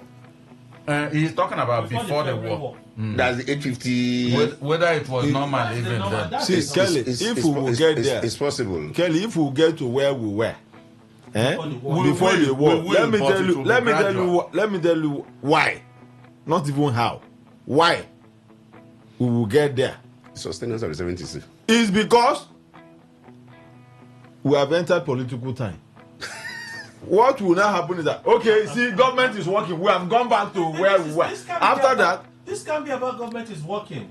That is Nigerian government. When the war started, anyone who is following knew that the reason why prices were going up was because Trump and America had a battle with Iran. Now, if they were only bombing themselves, right, you will have some market concerns and sentiment and reactions. But Iran took a leveraging tool. The Strait of Hormuz. Block that strait. The moment they started bombing ships that tried to transit the Strait of Hormuz, it sent crude oil price spiking. So everybody understood that the reason that we saw the spike was because of that. We had a conversation here. Yes. Our government can do something to help us. Australian government, they were scrambling. Indonesia, they were scrambling. Why? They had scarcity. The products that they had in their reservoirs were finished.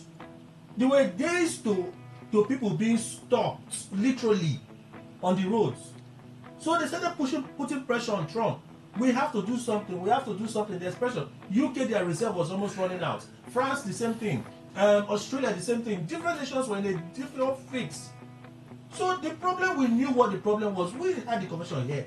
Okay, if clearly we see that there was a supply problem. The major issue was not even that it was a supply problem. Yes. Ships cannot move to get products into different parts, right? That problem was there. But if we had, for instance, Dangote was still getting crude, was selling to African countries, the Nigerian government could have been making their fortune from our population. Just the crude they are selling to Dangote and what Dangote was selling back to us, Nigerian government could have made a lot of money from that. But Nigerian government did not make a decision to say, okay, let's put a ceiling. Now you're landing. See, Kelly, now you're landing. My mic is not even. Because when you make the mistake of saying that we knew the problem was not just the blockage of you understand what I'm saying? The Strait of Hormuz. That wasn't just the problem. The problem was that we had a particularly bad governance, particularly bad government. And I'll tell you. The world felt this impact. Problem. The world felt this impact differently. Dr. Erenama, our bad governance problem has always been. It's not a given for me. It's not a given for me, and that's why I'll keep saying it. It has always been. Because the attempt to say, look at it as a given means that we don't expect something good to ever come out. No. That's not what I'm saying. I'm saying in the context of this conversation. Yes.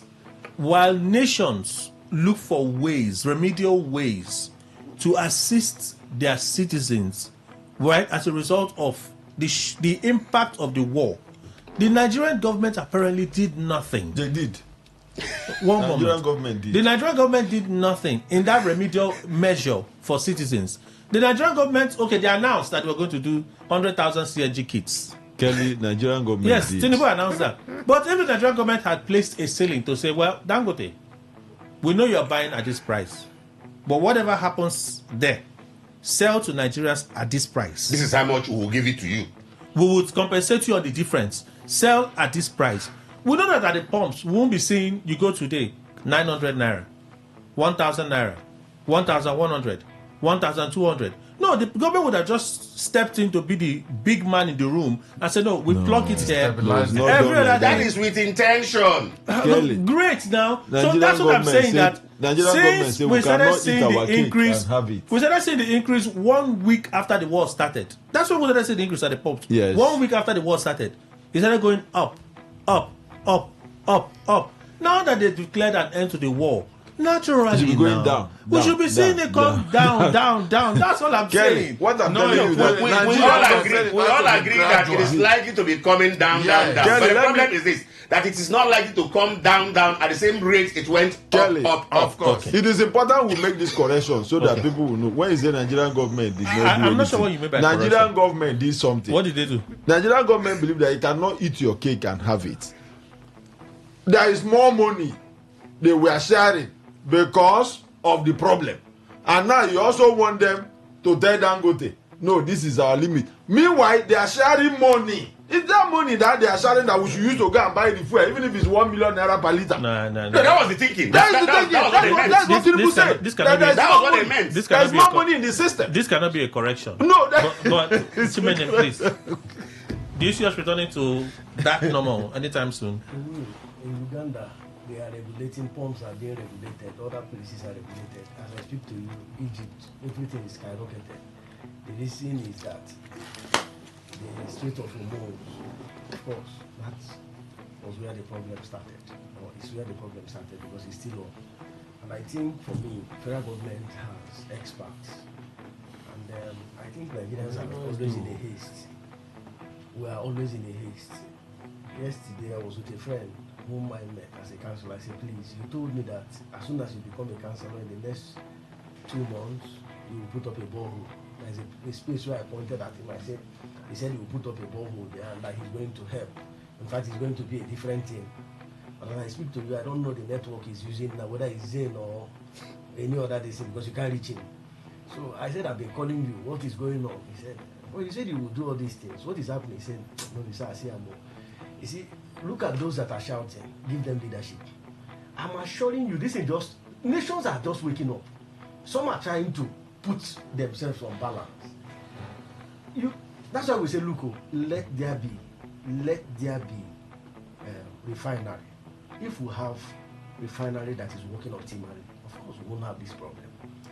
We won't have this kind of problem.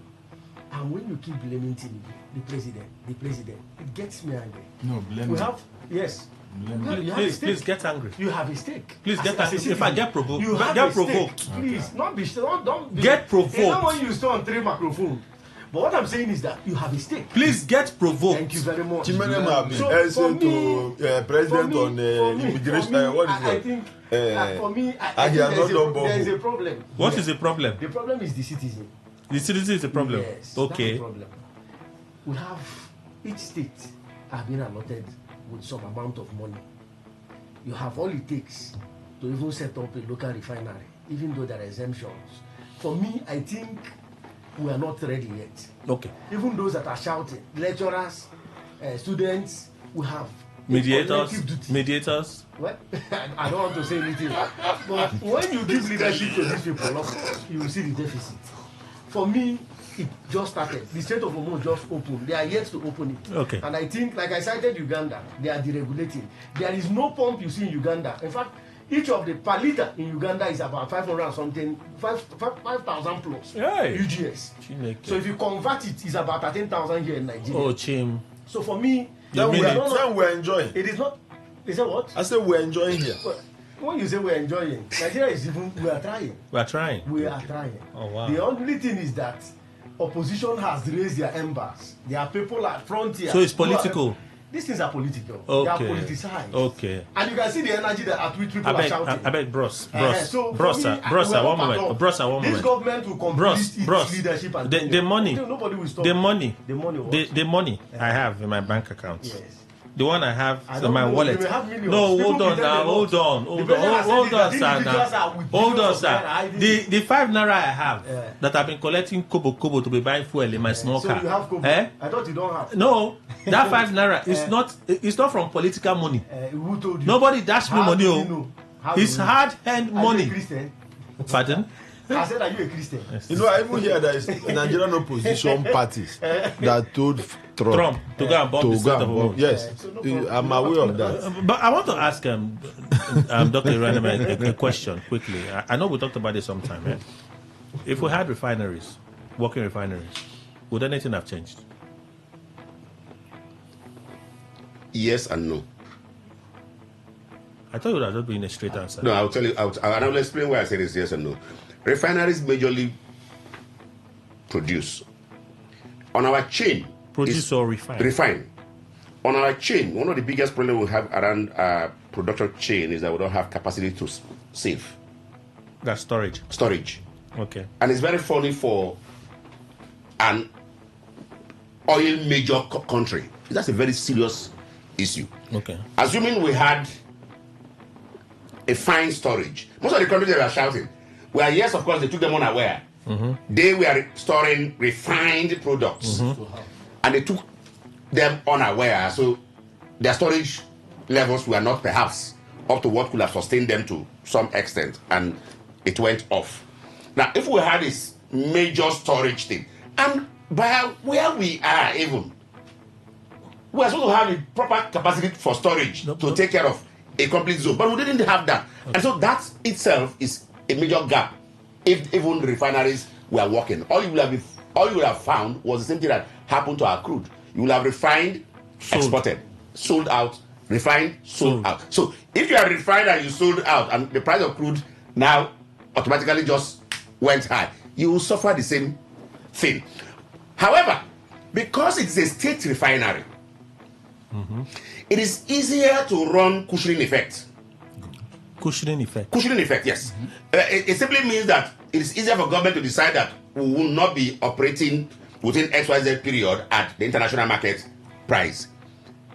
It won't be as if you're giving somebody else money and then we'll now raise the issues of subsidy to unknown. So it still would have come down to government taking a decision to take a knock for the people. Yes. The government still at this time, right, could have taken a decision to say, Dangote, you pay in Naira. There is a quota of crude that we supply to you, right?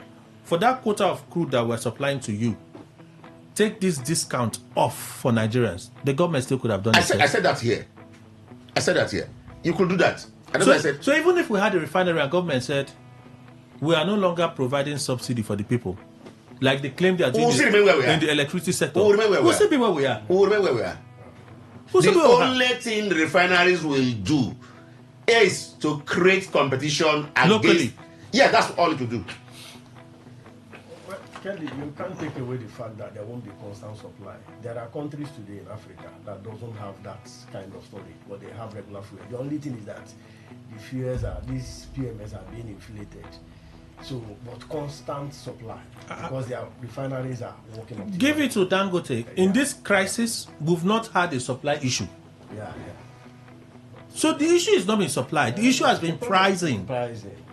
We've not had a supply issue. Stations are still selling petrol. But this is the same Dangote that came here, did his manifestos, telling us that things will be okay as soon as the refinery comes up. I'm not questioning the power of entrepreneurship, but it means that we don't need to trust any of these people. No, there are two dimensions. There are two dimensions to our earlier problem. One was supply. The other is price. Supply was a big issue. A big issue.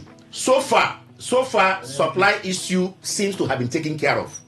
The problem now. The storage capacity you talked about, Dangote seemed to be exemplifying. He showed it. He had it. So it didn't give him that shock of a dry tank of no crude. So he could still do something. I think today he's not in Ethiopia. Meanwhile, he also showed us something that was interesting. That when government refineries were giving us figures of consumption being very high, within this circumstance, I didn't see his capacity extremely expanded further. It was very high because of subsidy. They don't like that. Most of the countries that were enjoying free supply knew their source. We also saw that very clearly. Because most of them were the first to shout in Africa. So maybe they were right on one hand, one of the account that smoggling was on the high. Of course. Okay. And whatever they smuggle, and Nigeria government will pay subsidy. Oshomole, the culture of politicians to say A today and deny it tomorrow. Oshomole came out and said, some of the senators that supposedly signed Natasha's suspension, their signatures were forged. He said it on TV. He said so on TV. And then the guy man came out after for 24 hours to say, no, it is the media that misinterpreted what I said. Why do politicians, anyone understands why politicians do this thing? No, some politicians. A lot of politicians say it. It's like saying media people. No, Mr. Nico said like all of them. All the journalists. Maybe you do it. That's why you're so apprehensive. That's why you're apprehensive. You do it. So you're flippant. You're flippant. Today you're on, tomorrow you're off. When you say A now, your boss will call you. What did you say? What did you say? You come back and come out and do reverse. That's how some politicians in this state announced that APC lawmakers are defected. When they started saying, "Bless a court go bite us, a court go bite us," I said, "I lied. They didn't defect. We're only wooing them." Sometimes it's being misinterpreted. Yellow journalists. Chapo. Mr. Williams, what do you do you think they do this intentionally, or they are just lily-livered?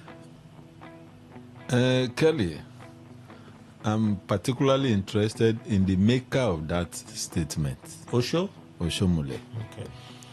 You know, I understand that Oshomole is not happy. And you know why? Oshomole, when he started recounting how he was a pioneer member, in fact, one of the founding members of APC, Akpabio was nowhere close.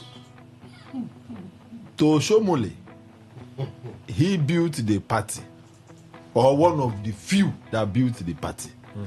And Akpabio came in, and now he's on the driver's seat. And that is what I understand fundamentally, that this is anger. Oshomole would have thought that Akpabio at every time should always recognize that he came and joined Oshomole in the party. Not like him and Oshomole built the party. Okay. But Oshomole forgot that Akpabio is number 3 man in Nigeria today. Even if him too has his own issue. Akpabio, I mean. You know, if you see the man Oshomole, you know, Kelly, when a man, whether you're a politician or not, when you are known for talking from the two sides of your mouth, then you are not to be taken serious. You mean Oshomole? Yes. Let me tell you something. Is this a Oshomole? I don't know whether there are 2 Oshomoles. Are there 2? I don't know. Are there 2? I don't know. I know that there's one he likes a lot. That's why I asked him. You know, is it the same person or they are different? Because I wonder if it is the same Oshomole, that was dancing for Izumo, the former APC Guba candidate in Edo State. Eze Yamu. If it is that same Oshomole that was telling the people of Edo that the best thing that would happen to them is Eze Yamu. And if it is also the same Oshomole that was telling the Edo people that this Eze Yamu is the person that poured that seed on his fellow student, the University of Benin, that he's worse than devil. If it's the same Oshomole, the same man who said he was the worst thing, I mean, he was the best thing that could happen to Edo State. After 4 years, the same man that was the best thing became the worst thing that will happen to Edo State, that poured that seed on the man, on the private part of his fellow student from Oshomole. You know, when people talk, it's not just about what they say now. If you want to know a man, go back to the man, take a trajectory of him. Who was he yesterday? Today, that will tell you who he will be tomorrow. Now, back to forged signature and not forged signature. I remember when the story of Natasha was in the floor of the Senate. Osomole, what was left was that he didn't use his head to break the sky for Natasha to be punished. The same Osomole. Surprisingly, not surprising anyway, because it's his trajectory. The same Osomole have not gone to discover senators that didn't sign Natasha's suspension. You know, my brother. You see, I won't say all politicians like this one. I'm supporting him. I am a professional in politics. Adam Osomole. Yes. You know, okay, let me tell you. Sorry. Anyway, yeah. There's a politician that is different. Yes. You see, I say that. Let me answer. He's different. When you start talking, you would allow him finish. Let me finish. No. I just want Mr. Adequate to respond. Don't call me. There's a politician that is different. All of them. Both professionals. Yes, both professionals and those who are professionals. Including the one to your left. You see, to my left. The one to your left. I don't know to be a politician. I don't know him to be a politician. He was an APC member. I know him. So you're excusing dog. For now. You can't see, Kelly, let me tell you, my people said, until there is an invasion of the soldier ant, you will never ever know the best dancer among the sheep. What you're saying is that because I've not become president, so that's why you don't know what I would do. When you see Williams join the league of those who are vying for positions, even at the state, the high stake positions, he may showcase the character of politicians. So I like to spiritual leadership. And we do understand that our when I tell you that is the troublemaker. This is not religious.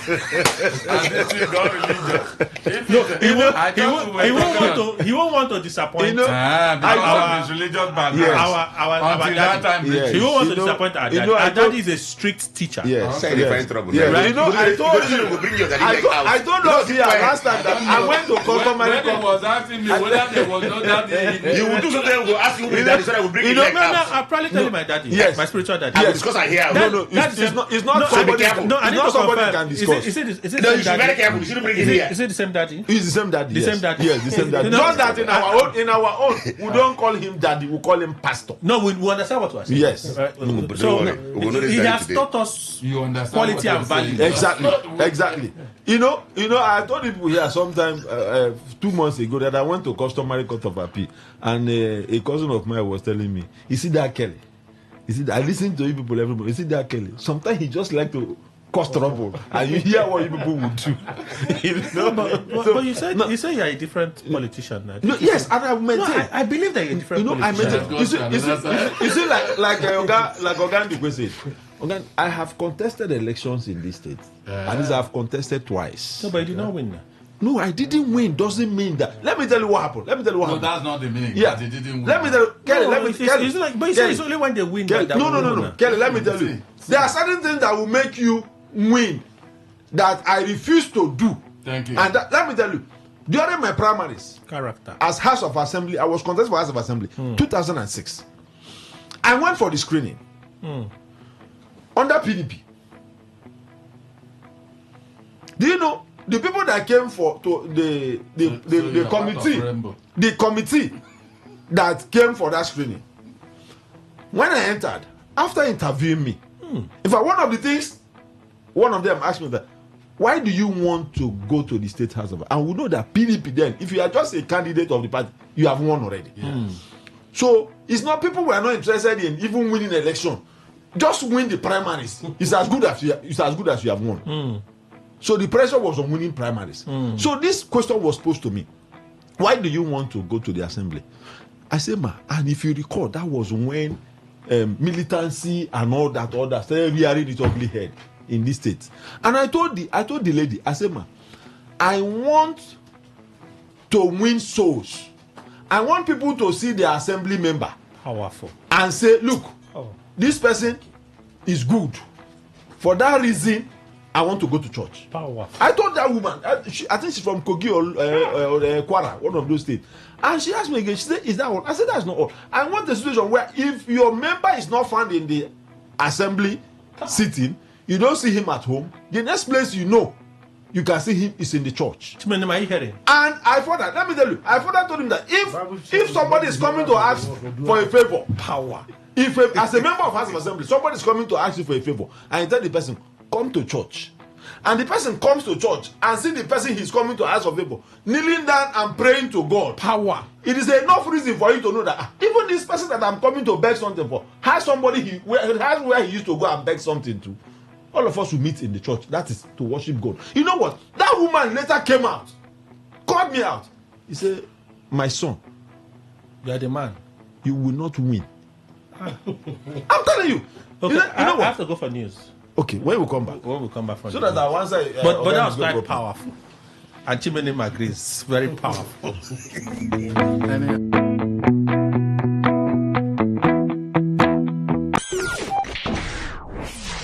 Today, 95.1 FM, Port Harcourt. News update.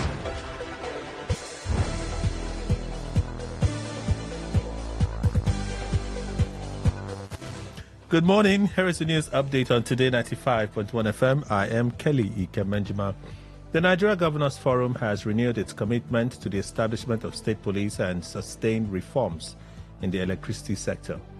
In a communique issued after a second meeting, the governor said they have reviewed proposed constitutional amendments alongside state attorneys general, stressing that any framework for state policing must be constitutionally sound, uphold federalism, and protect citizens' rights. The forum noted that ongoing consultations would help strengthen the state's collective position on the issue.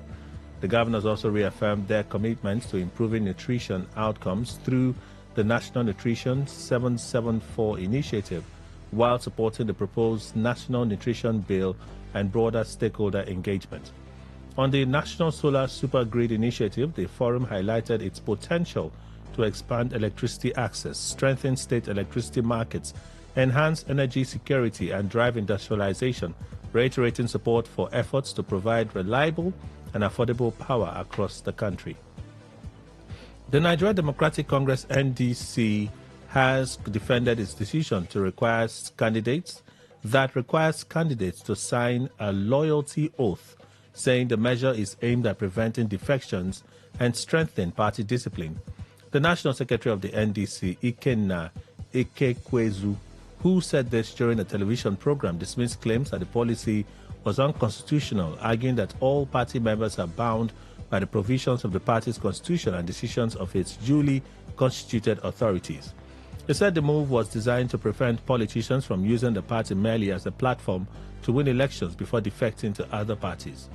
Inekwezu said the policy was inspired by experiences in other political parties, particularly defection of lawmakers elected on the Labour Party platform after the 2023 election, stressing that the NDC primary concern is with elected members of the National and State Assemblies whose defections often weaken party structures.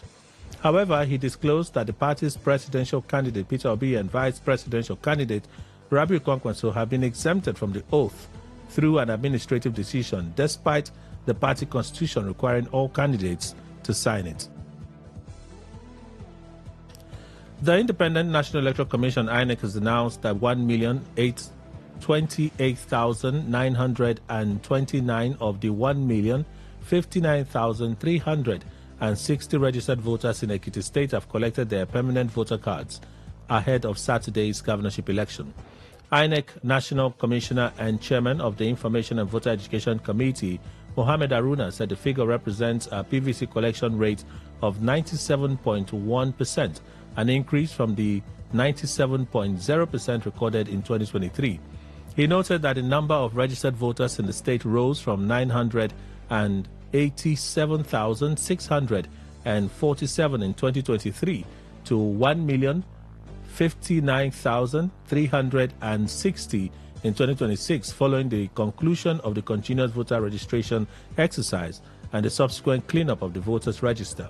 He commended stakeholders for supporting voter mobilization efforts and assured residents of Ekiti State of INEC's readiness to conduct a free, fair, credible, and inclusive election. On the foreign scene, the United States and Iran have signed a memorandum of understanding aimed at ending months of conflict in the Middle East, with a formal ceremony scheduled for Friday in Switzerland to mark the beginning of a 60-day negotiation process toward the final peace agreement. U.S. President Donald Trump signed the document during a dinner following the G7 summit in France, while Iranian officials confirmed that the president had also endorsed the accord. Mediated by Pakistan, the agreement provides for an immediate and permanent cessation of hostilities, commits both sides to refrain from military action against one another, and sets a deadline of 60 days to conclude a comprehensive settlement. Under the agreement, Iran reaffirmed it will not develop nuclear weapons and will maintain the current status of its nuclear program pending a final deal, while the United States pledged not to impose new sanctions or deploy additional forces to the region. The final agreement, once concluded, is expected to be endorsed through a binding resolution of the United Nations Security Council. And that's the news update on Today 95.1 FM. Good morning. Thank you for your time.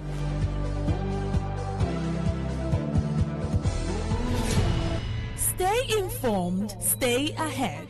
Tune in to Today 95.1 FM for the latest news and exciting sports updates. Your trusted source for everything you need to know. Today 95.1 FM, the voice of the people. All right. Thank you all for staying with us. Let me allow Mr. Williams to conclude. Anyway, so the lady told you that...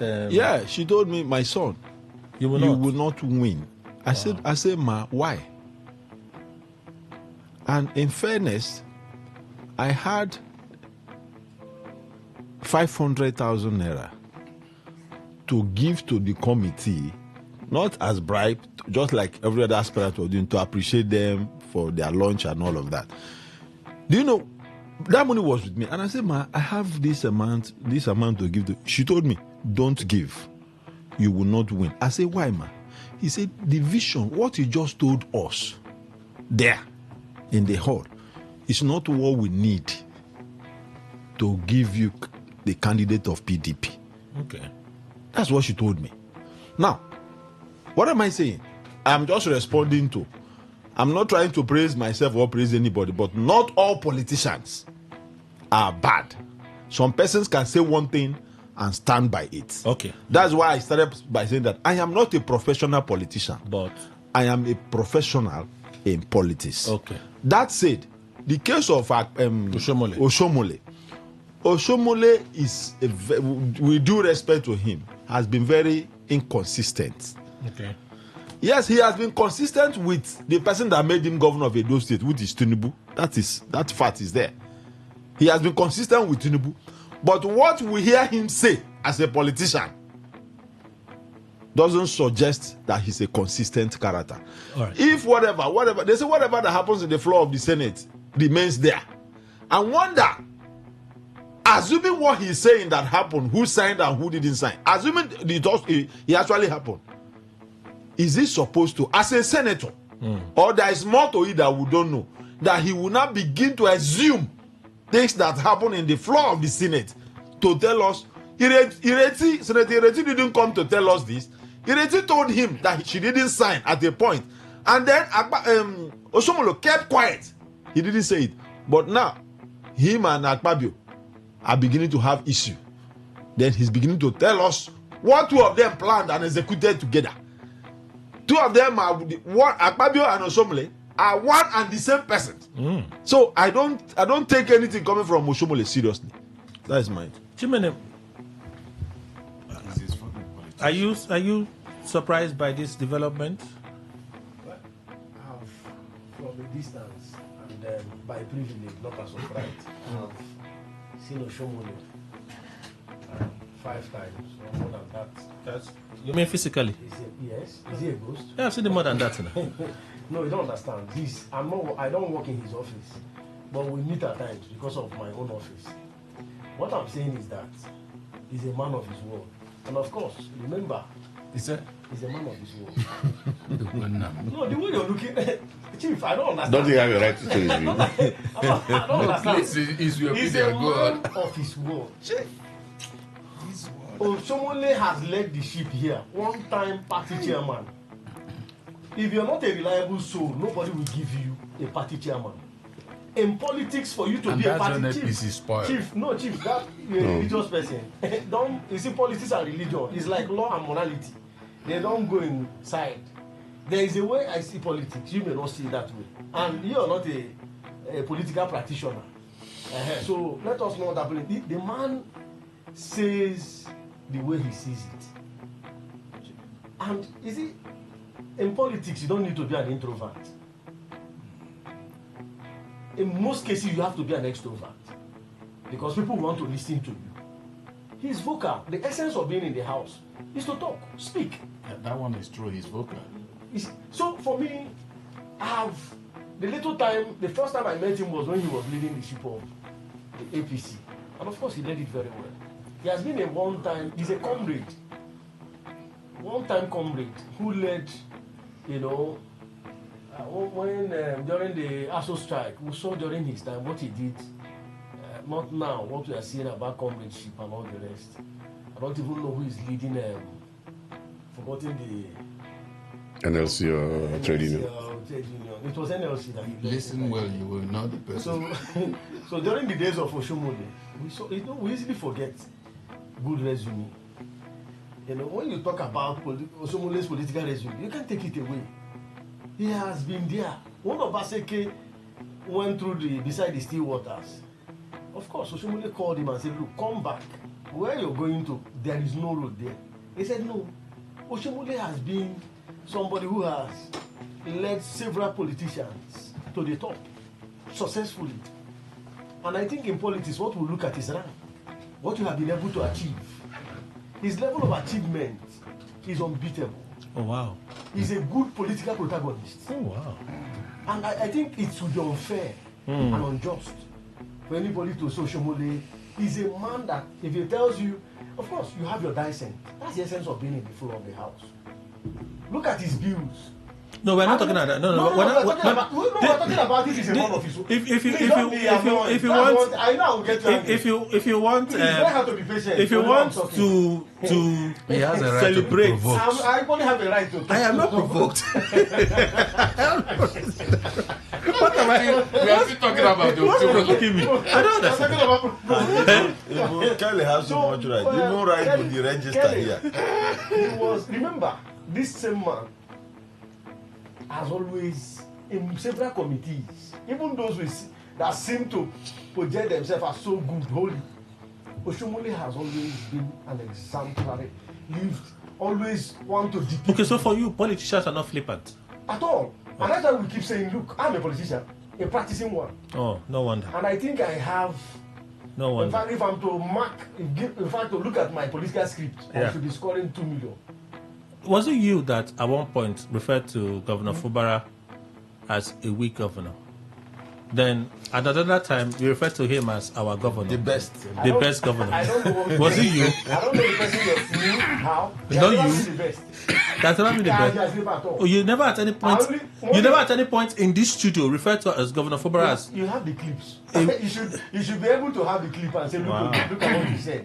When he turned a new leaf and repented, I said, look, when he repented from what we have. So while he was in his former states, before he repented, you referred to him as a weak governor. I never said he was. I said there was no leadership. Oh, okay. I said there was no leadership. When he repented. So when he repented, what did you say? When he repented. When he repented, if a man's way is wrong, you come out just as Oshomole is doing it and say, look, you're doing evil. You're not doing the right thing. And I said, now.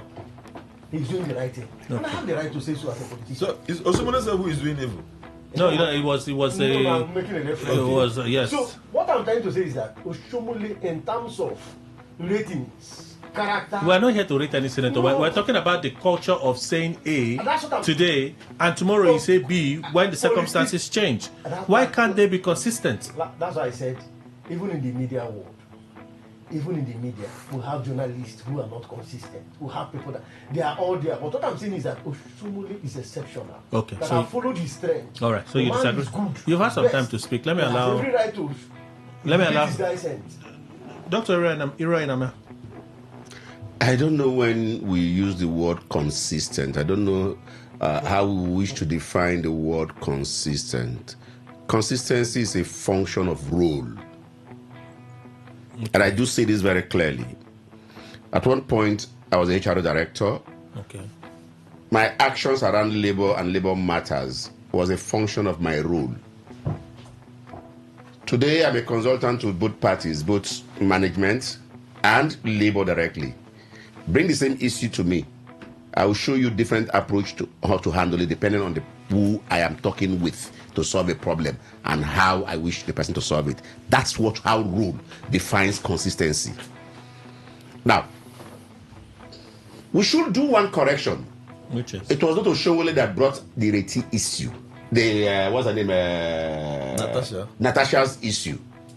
The interviewer asked that the leader of the house, yes, in his speech, said if there's a downside of this current Senate, yes, it was the suspension of Natasha. Okay. That was where the Natasha issue came up and sought his view. And he said if the leader did say that, okay, it might be correct because Ireti, by the side at that time, and some other persons had actually said that the signatures on that as House members, that the signatures were not theirs. And he also said perhaps what was used was the attendance register. So when we say flippant, I do not see that as being flippant. Okay, so I didn't watch the entire interview. Good. So I watched this part. Yes. Where you said some of the persons whose names appeared on that list. Yes. Right? Yes. They came out to say their signatures were not, right? Yes. So perhaps that's why he had all the time. He had all the time to say something about this, but he never said anything. No, he didn't need to. But that's one. The second one is if that is not flippant, right? Oshomole was part of a committee. Yes. That asked for place a warrant of arrest. Yes. Dead or alive. Yes. It should come. Yes. Right? Yes. When he went to the house, yes, and the house probed him. The house did not probe him. No, the house did. No, it did not. Again, let's do correction on that question. The house did not probe him. That's part of the anger. The house did not probe him. What did they do? He did even. He has said that repeatedly. Which is? He said the normal thing to do if you had. Were you aware that even a report of that committee has not been placed before the house? Okay. And he said so. He said, I came in. We finished a meeting yesterday. Nobody had called me to ask anything or ask anybody.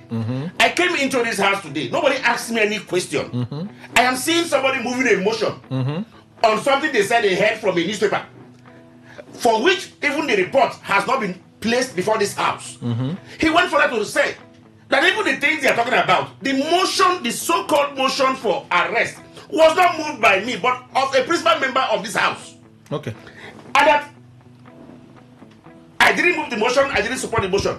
And perhaps the only thing I did say, and he clearly said it clearly, that I said NMPC persons were, what do you call it, thieves or whatever. Yes. Said they were thieves. I said I did that out of provocation. Fantastic. That, and I'll take it. And that they called us a name because of you. And that was why he accused the leadership of the house. Yes, they said they accused the entire members of the Senate. That they've insulted the entire members of the Senate that were coming to pressurize NMPC persons. I have not. But we are bearing the same cross. And that I couldn't have kept quiet and did nothing. Yes. Right? He has a role. That Oshomole gave when Opeyemi Bamidele raised that motion to say urgent matter that the Senate needed to address. Right? When they raised it to say you cannot use the language that you used, one, and you had no powers to call for the arrest of Mele Kyari. That power resides with the Senate president. He said the reason he did what he did was because he was provoked by what that man said.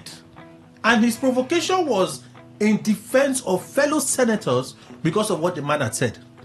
That's what he said. Yes. Good. Oshomole went on a podcast less than 48 hours after and started accusing lawmakers of having interest in NNPCL, and it was because of their interest in NNPCL that's why they came attacking him. He did it. No. I listened to that too. One moment, sir. I listened to that too. No, I played it. One moment, sir. Let him finish. Yes. I played it, and I listened to it. One simple thing. You on the floor of the House made a point that I was provoked. That's why I did what I did. You could have stood your ground to say, come on, guys. If you had interest in the NNPCL and it's making you attack me, I have no interest here. And I stand by my position that NNPC is a fraud. Nothing stopped Oshomole from making that same position in the floor of the Senate on that day when lawmakers decided to probe into his comments during the committee screening or activity. He didn't do it. He went on the podcast and then he started calling Akpabio's daughter is in NNPC. He said that before the House. He did not say so. On the floor, he said it. He said you. He said it before the House. In fact, he said it twice. No, he did not say so. He said twice. Please. No, he said it twice. At the second one was when Akpabio said he has finished his 1 minute. He did not. He said it twice. Very clearly. What I heard him say in the floor of the House is that it was because of how members of this Senate, the public say members of this Senate has their people in the NNPC, and that the Senate president that your daughter, your daughter, who doesn't even merit it, who does no, he now said that our senators, our children have the rights, but not when they don't merit. Like they said, your daughter, I was given a juicy. So this thing in the they NNPC. said, Abi, so he is saying that the CFO had accused lawmakers of that thing.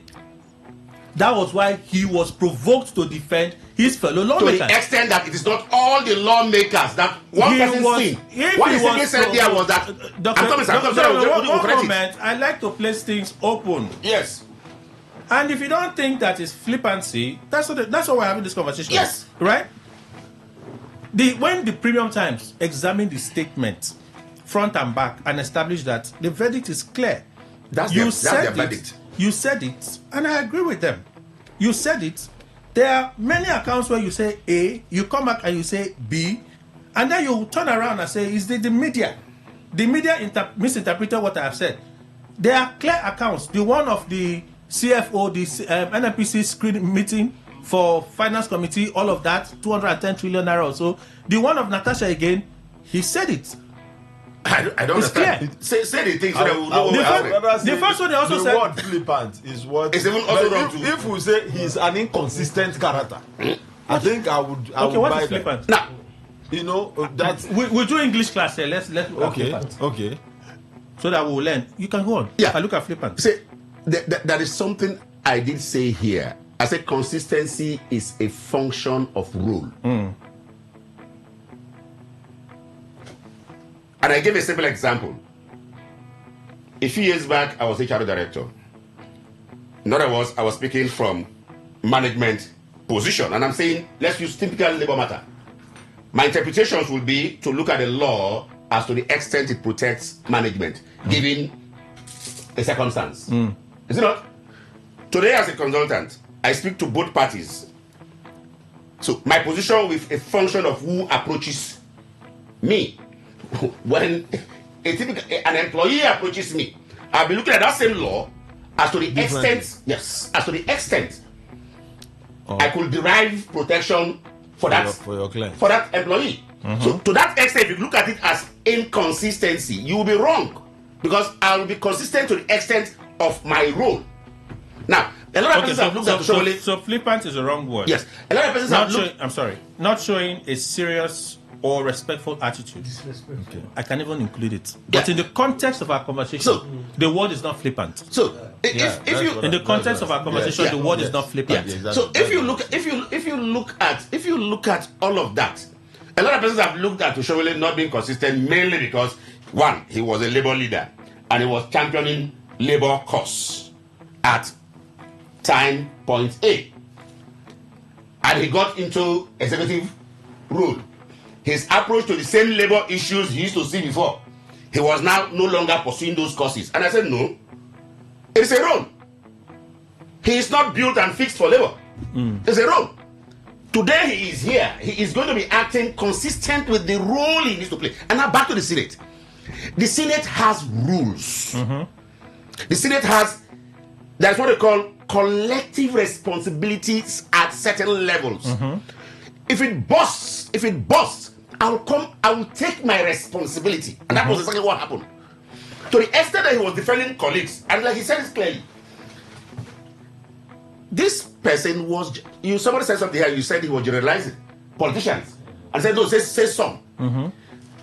You attacked not the man who brought his daughter that was not qualified, or foisted his daughter that was not qualified to you. That was not the person you were attacking.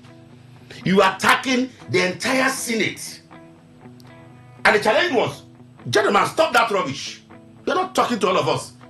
If one man came to you, or 2-3 persons came to you, I, for instance, did not come to you. And maybe perhaps many other of us did not come to you. Stop that rubbish, all of you are tips. And they said, look, that was provocation. And do you still remove flippancy from the whole thing? What is flippancy? What I'm saying is, in the context of this conversation. You were insulting us. No. In the context of this conversation, right? Yes. I am talking in this context. Okay. If you want to hold flippancy is there. Yes. Is it? Read the meaning. No. So if you look at the entire. If you look at the total scenario, it will be wrong to say this person is inconsistent. Now, I told you how the issue of Natasha or no Natasha came in. It was a very simple thing. If the leader sees it as this bad, perhaps, and that was his initial first word. He said perhaps it was correct. Now, do you know perhaps it was correct. Do you know and he now inferred what we are supporting is it's been correct. To say, I remember. But I also do remember very well that Ireti was accused. Ireti was accused of not supporting the female cause. She held a meeting and informed them this same thing you were talking about that was a secret between two of them. She didn't say that there was no time she supported the thing. And that was how she managed to want to wrangle herself out and wanted to create a different impression from them. Because the question was, how many women are here? You were there and you supported this thing. She denied it that she did not. So for me, it wasn't even new. Most of us knew that it was not. Beyond that, we've had cases where inside the Senate they've challenged signatures of agreements to even the last what was it that even raised a serious issue where they were arguing they need to show who is voting and who is not voting. And reverse issue. Among themselves, it came out that this is what we've been doing and it's wrong. So for most of us, it is not a new thing that this is the kind of way they've been managing and running that Senate under Akpabio. But Akpabio have been doing several things that are completely abnormal. It's not new. So if somebody tells you this and you want to look at that as being flippant, why did you go say it outside? A flippant person is one who carries information about outside. What is supposed to be secret outside? That's what a flippant person is. And I'm asking, what is supposed to be secret in this context? Let me expand. No, one moment, please. What Bamidele said. Yes. Right? It's simple. The low moment that suspension brought to the House was how much negative attention the media portrayed the House as. He did not say that the Senate in suspending Natasha was wrong. No. He did not say that the Senate in doing what they did and how one moment, how they did what they did was wrong. His problem was every time the Senate was talked about in that period, what came forward first was Natasha's suspension. Every time the media looked at the Senate president, Natasha's suspension. Everything that happened in the Senate in that period, what his pain was simple. Rather than looking at the work that the Senate was doing at the time, Nigerians were talking more about the suspension of Natasha. It took their attention away. You need to allow me. I'm listening. It took their attention away from the vital work that the lawmakers were doing, and they were distracted by what was happening with Natasha. That was Bamidele's position. That is your interpretation of Bamidele's. That's what he said. No, that was him say it. Listen, you interpreted what he said. He said it's our downtime. Our downtime could be that was the time we were most discredited for the wrong things we did. No, that is. No. That's the same interpretation. Doctor, you're right. No, let's get something. Right now, one moment. I'm not imputing meaning into what he said. No, that's what you just did. No, that's not what I did. That's not what I did. The word is simple. That this is it. Look at the word he used. Don't change it, because if you change it, I will tell that's your interpretation. Change the word. I'm not making any imputation. What was the word he used? That this was what? Can you hear me? Can you hear me? I'm listening. You can't take one word. I have not interpreted what he said. That's what you just did. No, sir. I have not interpreted what he said. Nigerians saw it as the worst thing the Senate did. We're talking about two things. Doctor, we're talking about two things. Your interpretation of something and what the person actually said are two things. Please what he says. The listeners can see it and hear it. Please, one moment, sir. You have a right to hold whatever interpretation you want to hold. What I am doing is saying what he said. No, I'm saying what you're saying he said. It's not what he said. Oh, Jesus. That's where we have disagreement. So if you play exactly his word now, listeners will be able to appreciate what he said. Sorry, sir. The point here should be made. You see, downside. When what we're talking about is the person of Oshomole. Judging him, the much of him, he's been very consistent. That's what we want to know. That is your own position. Yes, very consistent. That is your own position. I said he is not. So show us how. That's what we're arguing. I said, show me how. Dude, I bet you heard me. That thing you said is not a question of inconsistency. I said it is wrong. But that the man who was here before. Wait, sir. And is here cannot be the same thing to you. Excuse me, sir. So today he's a senator. Excuse me, sir. It's a role. Yes, role. That thing you define as role when you are a labor leader. Yes. And the same thing you define as role when he was in the Senate. Yes. And the same thing you define as role when he is the governor. You think it should be the same? Because it's not the same. The maker is inconsistent. The maker is not inconsistent. The maker is subject to the rules. Which rule? He has to be consistent with the rules he holds. Who gave him the rule?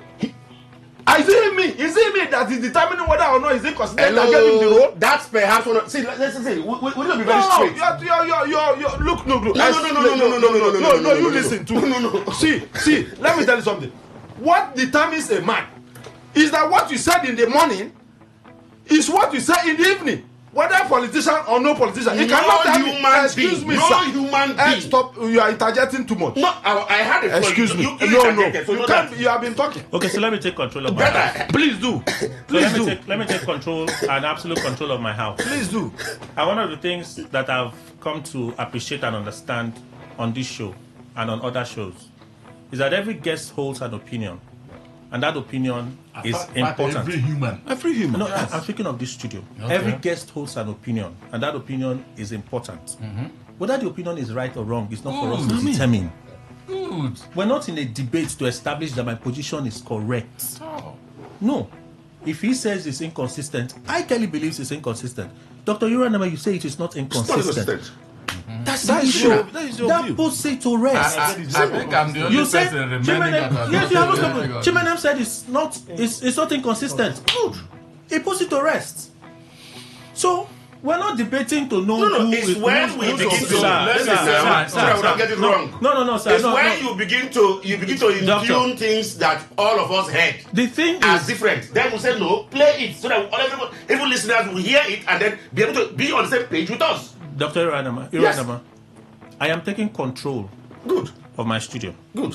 I'm looking for that audio. Good. You insist that I play? Yes. I'm looking for the audio. Since my explanation is not sufficing, that okay, I'm not... Will take us hours. No, hold on now. Can you wait? Hold on. I am looking for it. The conversation is not stopping while I'm looking for it. Yeah, we keep on going on. You go on. When I get it, because I watched that thing, I listened to him talk about it. I'm like, well, this is not relevant for me to play it on the radio. That's why I didn't play it. I said it's not relevant for me to play it on the radio, so I just left it. But he talked about it. He talked about how Nigerians were distracted by that suspension from what the senators were doing. I'm not imputing what he said. I am literally saying what he said. So I'm not giving meaning to what he said. If someone reads, it might not be verbal. If somebody reads their own meaning into it, If you read your meaning into it, you have a right to read that meaning. That's what I want you. No. That's not what we said. I kept saying here that I am not imputing. I'm not reading. I'm saying what he said. It is what he said that I am saying. You can agree with what he said, fine. You can disagree with it, fine. I am not giving meaning to what he said. I am only saying what he said. There are two things. When you finish, I have not said my own. Please, you have not said your own consistent. Listen very well. Oshomole, as far as I know him, has been consistently inconsistent. Do you understand what I mean? Consistently inconsistent. Let me give some examples. Was it in Delta State? I think it was. He said, of course my opinion certainly. I cannot be Manuel to go and be Chimere word now. It will be an abnormality. see, in Delta State, if I'm right of the state, he said if you join APC, your sins are forgiven, which he has disowned. He said it was misquoted, but I was not told. I listened to Shomole. Now, that first one, that if you join, and then when he's asked, he's now pushing the whole thing to the media. It wasn't the media that said it. I listened to Shomole. Again, Obaseki, that lady do, I think after him now, he said in his government, in Oshomole's government, Obaseki was like the brain boss. He was the brain boss. That's what he said. When Obaseki fell out with him, he said Obaseki was snake. And I talked about it here. I said, how can he be a snake now that he fell out with you and then was the brain boss before? Change his circumstance. You see, Chimene. It's when you even use the word change. Nobody can. No, I'm not. At that point, it was the political marketer. It was marketing. Yes. No, it was the political marketer. I didn't even hear all of these things. It was the political marketer. At that time. I am not good at dragging. See, no, change is good, like you said. But what I'm saying, for instance, if you, Chimene, had done something good to me, that good you did to me remain forever. If any time you did bad to me, I refer to that good. I said he behaved well and did good to me, at least within my circle. I will see that good as still good. But the bad you have done is where I'll focus. But if you left the person that was your brain box that helped your country, helped you to excel in governance, and then he turned to be a snake, and you know what a snake means, he itemized it to the bad point of Obaseki. For me, is inconsistency. That is it. That's my own understanding of Oshemele. Now, when you also go to that National Assembly, I want to weave in flippancy into this thing. That Kelly did not make any wrong choice of word even. Because if you check there, flippancy is not just what Dr. Irenema defined about flippancy is part of it. But when you come, you also have English where you have series of meanings attached to it. There's none you can leave. Because it's not our language. We pick it the way they've told us is the meaning. Insulting the senators by saying that it's because of them, including himself. He has insulted the Senate as an institution. And the Senate as an institution are humans there. And he's insulted them. Like he should have said maybe a few of us or whatever. But saying that and they rebuked him there. They were right. How can he portray them in that black, with black, using the same brush and then paint all of them across? And you say it's not flippancy. I don't understand. So let's leave it because it won't take us to anywhere. These are cross opinions. Cross opinion. That's how humans look at issues. And it's actually very natural for us to have cross opinions. Of course not. It's a natural thing. In fact, for a conversation like this, without cross opinions, it won't even be interesting. Of course. That's why sometimes when there is no controversy, I look for controversy. when everybody seems to be going one direction, I deliberately just decide to go the other way. No, you are born for controversy. Because I have to stir some controversy. Yes, people should know that. Sometimes you are born for controversy. I just look for Without controversy. variety, life itself will be monotonous. We all of us cannot be going like no, we're not zombies. We have our independent reasoning and calculations. But when it comes to factual issues, facts, I will hold the facts. If it's fact, I will hold the facts. Your opinions are your opinions. And I'm not going to force you. If I can prick your opinion and you switch, then your opinion is not a strong one. I succeeded in doing that. I've succeeded. It's part of my job. Doctor, you want to say something? Yes. I had brought in two clear words before. Interestingly, you did the do example, which is interesting. Perhaps, again, listeners should understand that that's what we call marketing in politics.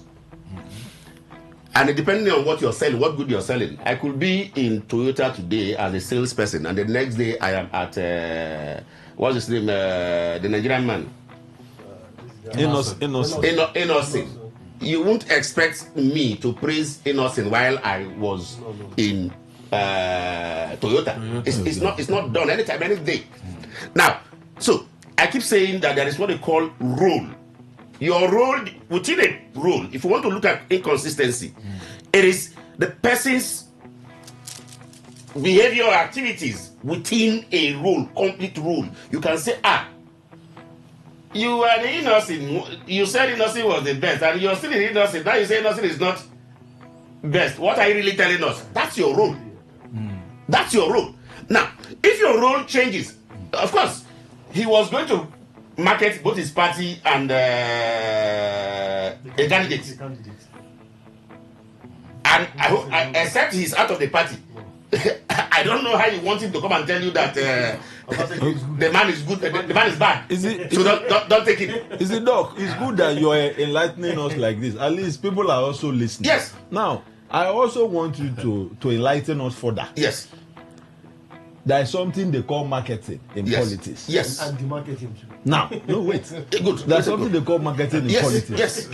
Now, you are marketing that person in politics to the Nigerian people. Yes. Now, you marketed somebody in the morning, politics. Yes. In the evening, you marketed another person.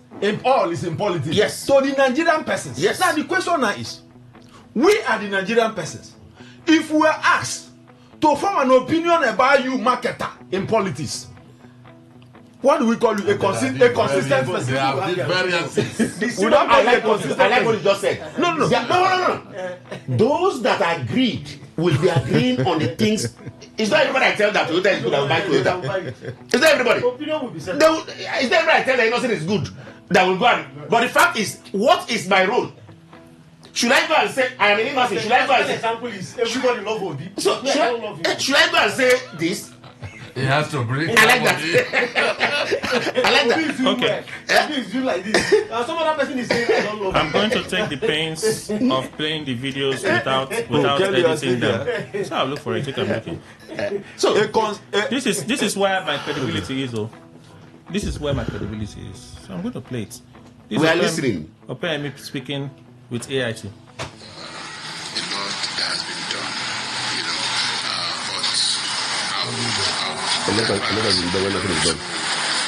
Mention what I consider to be the lowest, point of the 10th Assembly.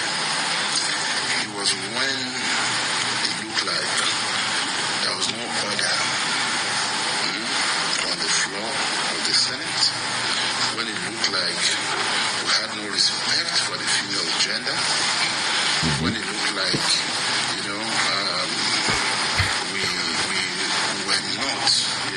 together as an institution. And let me further break it down. It was at a time when a senator would grant an interview to say the 10th Senate is the worst Senate that this country has produced. All right? We witnessed all of this. It lasted, for a period. It was at a point where, rather than talk about what we were doing about the Senate, the discussion on media platform almost every morning was a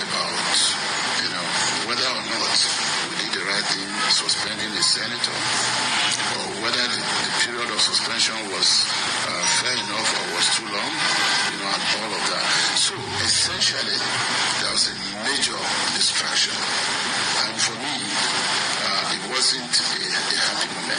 For rather than the work of the people that we were doing and how we're trying to make laws for good governance and all the positive things that I believe we were doing, that distraction became the norms about us. But as to achievements, I want to say that this Senate has done a lot. That's what I was saying. Yes, you are. That's apt. One moment. No, we can treat it. No. So I know what was happening inside. No. It's even good. No. The Senate leader, Bamidele, when he was giving a summary of the last legislative year, he said that the sore point, that the lowest point of the Senate last year or in the last 3 years was the suspension of Senator Natasha. Do you agree with that? Maybe Senate leader, Opa said that. Yes. Yeah, if he said that, yes. Because there are even people who claim that their signatures were forged on that document. I mean, someone like Senator Kigibe, she told me, but I didn't sign that report. I didn't agree with the court about it. Her name was published. There's a report suspending the report that was tabled for the Senate. Because the way the Senate works, right? It works in committees, particularly through its oversight functions. Yes. So the committee submits, they do a hearing, and then they hear out all those who have something to say, and the committee decide and agree on on their findings and specific recommendations, and the members of the committee are expected to sign that report. Yes. So that it is the collective decision of members of the committee. So where many don't accept the content, they could abstain from signing it because to sign is to endorse. Endorse it, yes. So there are one or two or three senators say, we didn't sign it, but our name was there. How? Or some say, maybe they attach attendance. Okay. So I've taken the pain to go and look for it, to play it. Like I was saying, I was not giving an interpretation to what Opeyemi Bamidele said. I was only relaying what he said to the public. If you read your own meaning into what he has said, it's different. It's different. That's the first thing. Now, Opeyemi Bamidele said what he said. And this is something that my colleagues do. And I'm not exonerating myself, right? Every conversation I have here, I try to make sure that I balance the context.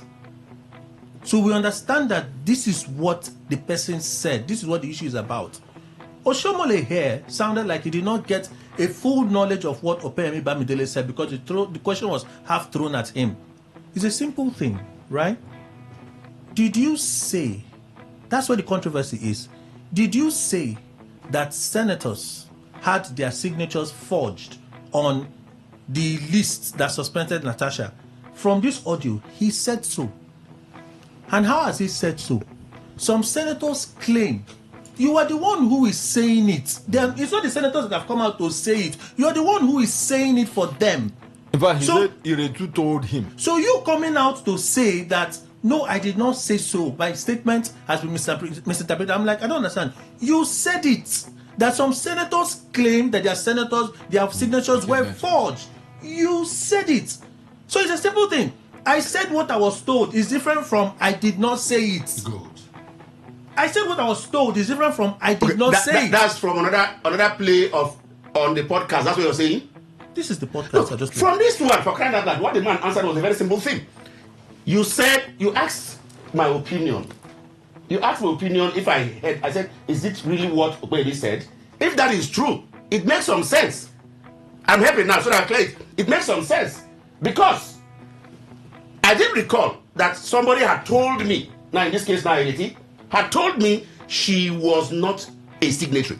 Now, when you were trying to highlight Bamidele's speech, you told us that he must have said what he said because Of course, that's part of what he said here now, that people left the good things, the things they were doing, and we are concentrated on Natasha's issue. And the question is, what were people concerned in the Natasha's issue?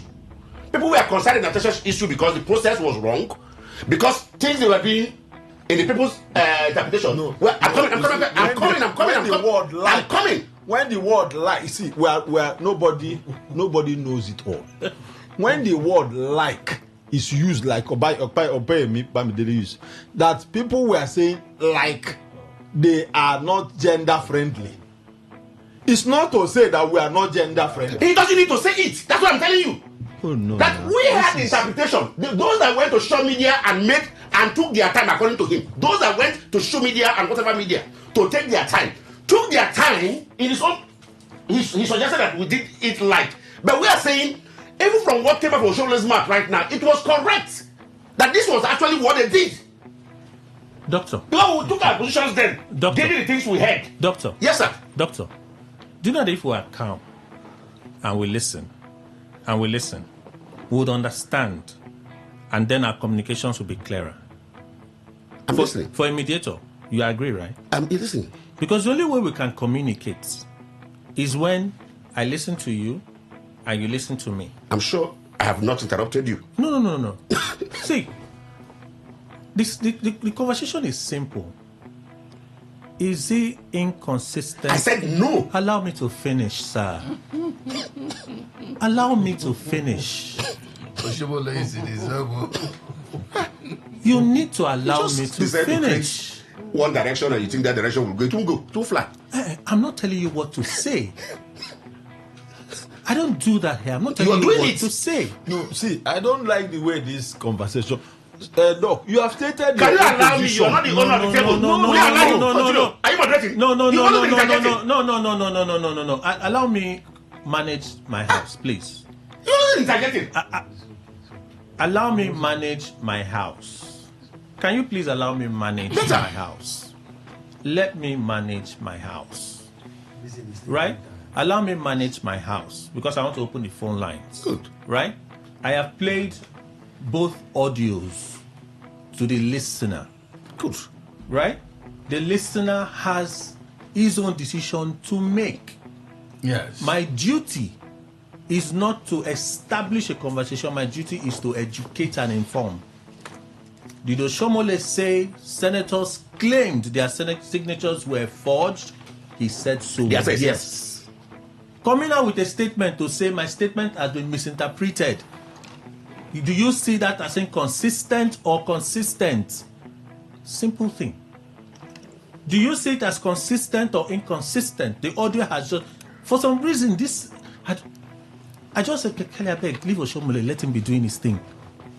I said, leave it. Tomorrow he'll come out and deny. That's how I left it, oh. See us here.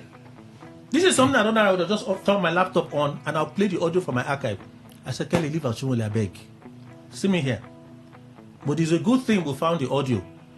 I did not say that I understood Opeyemi Bamidele's statement to mean this. I said what Opeyemi Bamidele said. Thank God the audio has confirmed it.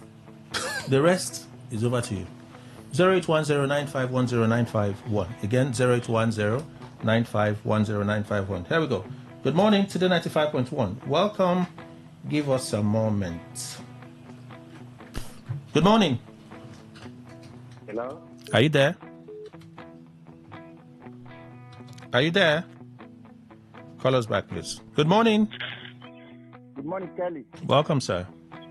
Today, Kelly is Today FM, and Today FM is the #1 radio station.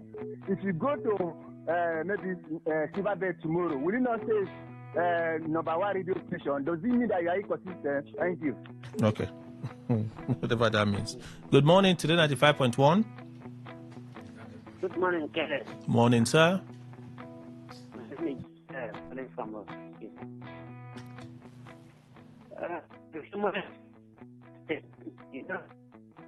Signal is very poor signal, please.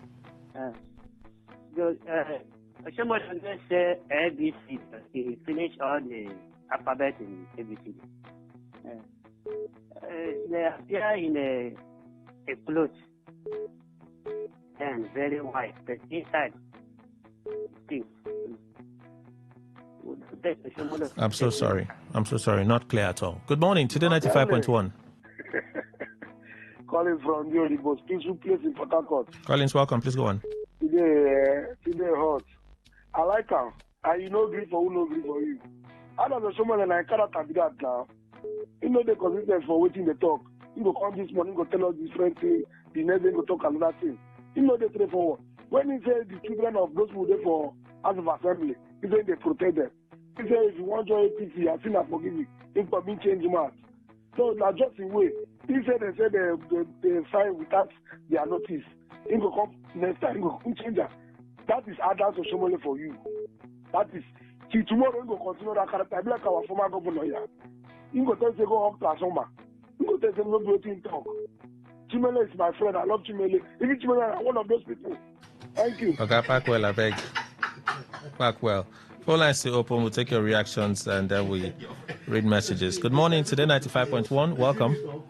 Okay, good morning. Morning, sir. It's me. My name is Okay. Okay, you was made of them. You don't need them Korea. You talk about a secret. That's why I'm kind of about Moga. Never you can talk about Macri. I wish you senator. You talk the truth as youngest senator. I'm crying. When I'm Korea, they will talk about a secret. They are very sweet. Very sweet. They won't talk about the Korea. Korea. My money matter. They will talk about a secret. Leave down that. They talk about their family matter. Thank you, sir. Good morning. Today 95.1. Welcome. Good morning, Kelly. Welcome, Frank. Please go on. Yeah, great all I got to the studio. Kelly, Greetings. Today is a happy day for you. And I'm happy to I thought you will do the right thing today by calling each other. In fact, at the end of the day, you know where you got it wrong and you got it right. Kelly, without missing well, Adam Oshomole is my party member. It's inconsistent because you can't say something today, tomorrow you change it. You go here, you change it, and you say you are not inconsistent. Oshomole is inconsistent. I don't know how other people there feel about it, but let us tell ourselves the truth. If somebody is behaving like that, that's the character of an inconsistent person. Thank you and God bless you. Good morning. Today 95.1. Welcome. My brother, welcome, Kelly. I am Mr. Courier, please. I know in life, if we do not have people like Adam Oshomole and our former governor, then the world is not complete. And that's why we are having the truth. Because it is through their statement, it is through their character, we can get the really people that we are talking about. So to me, I think Adam Oshomole is helping the country to get the fact. Thank you very much. Good morning. Today 95.1. Welcome. Hello, good morning. Welcome, sir. Yes, I learned the word pathological liar from Adam Oshomole. Today he has proven that he is a pathological inconsistent. You know, he worked against Pastor Eze Yamo or PDP as a governorship candidate. In 2000, I think when he ran out of law with his godson, Adam Oshomole, Gordon Obaseki, he was smuggling Pastor Eze Yamo to run under the APC. The last, I think, then so when I think Tinubu make a statement on that broadcast urging the people of Edo State to vote for Eze Yamo, then that was when a few people came up with Edo no be Lagos, hashtag Edo no be Lagos. So what he say at the beginning, a short period of time, he now didn't say so. Is he afraid of who? If you want to contest for a Senate president next time, he might not even return to the Senate. All right. Thank you. That's the time. Good morning. Today 95.1. Good morning. Yeah, Kelly. Good morning. Morning. This is Williams. Oshomole, right from Lagos days, consistently inconsistent. That's why he was slapped at the airport during Obasanjo's time. He will say this today, said next tomorrow. When he was coming from Switzerland, he said, if they don't go back to the former pump price, they won't say anything. When he came, it was him that changed his mouth. You get it? Now, look at that, if he comes to APC, I think I forgive him. He denied everything. He vacillated a lot. Are you getting me? Now, that for that of the US, I support Chimene. Thank you. Good morning. Today 95.1. Welcome. Hi, Kelly, good morning. Muriel, please go on. I've learned a lot this morning. And I greet everyone in the studio. Look, Kelly, Yes. I love it. I keep saying it. I love it when these are leaders, our politicians, they quarrel. Let them continue to be at loggerheads with each other. That is the only time we will hear the evil they've been doing to us behind our backs. So let them continue. Let us someone continue. I don't want peace amongst them at all. In fact, Nigerians will continue to pray now for disunity and no peace amongst themselves so that we can begin to hear. But unfortunately, as much as we hear, the long hand of the law is not stretching or not long enough to reach any of them. We will talk as much as we can, whatever we like, or whatever comes out, no matter how evil, nothing will happen to them. It's unfortunate. This is the situation we're in. But it is us. Oh my God. Thank you, Kelly. Muriel, thank you. Good morning. Today 95.1. Welcome. Kelly, you are there? About there. I love on the line. Please go on. I greet your guests, apart from the one that is dragging. No, you greet all the guests, so you don't greet them at all. You see, Kelly, that is why Nigeria is going like this. When I see people, I cry for people. I see the white and turn it to black. I wish nature or life is selecting people on the right side and people on the wrong side of life. I wish, but God does not make it so. And nobody knows more than God. Nobody can question him. Oshemole has been something else when he left as Labour leader. All right. Sadly, you have 60 seconds, so I have to move on. Good morning. Today 95.1. Good morning, Kelly. Morning. My name is Good Luck. Talking about Oshomile, I think Oshomile is inconsistent.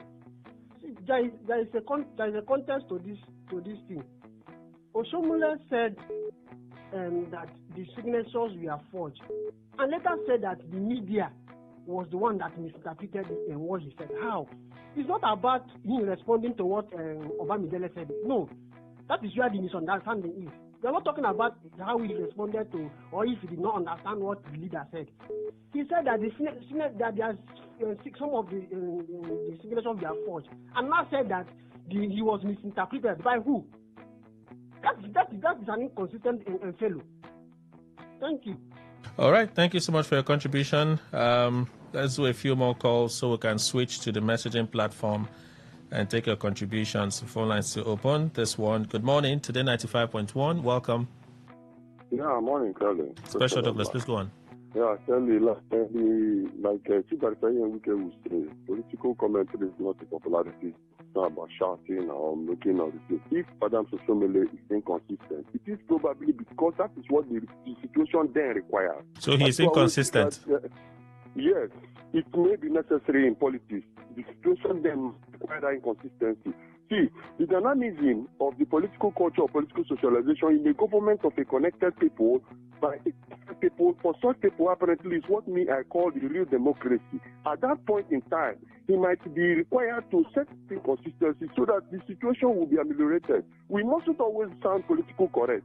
We must not always be that way. It is what that situation. Do you know that sometimes the National Assembly might enact a law that is totally against what the situation should be, but because they are the majority.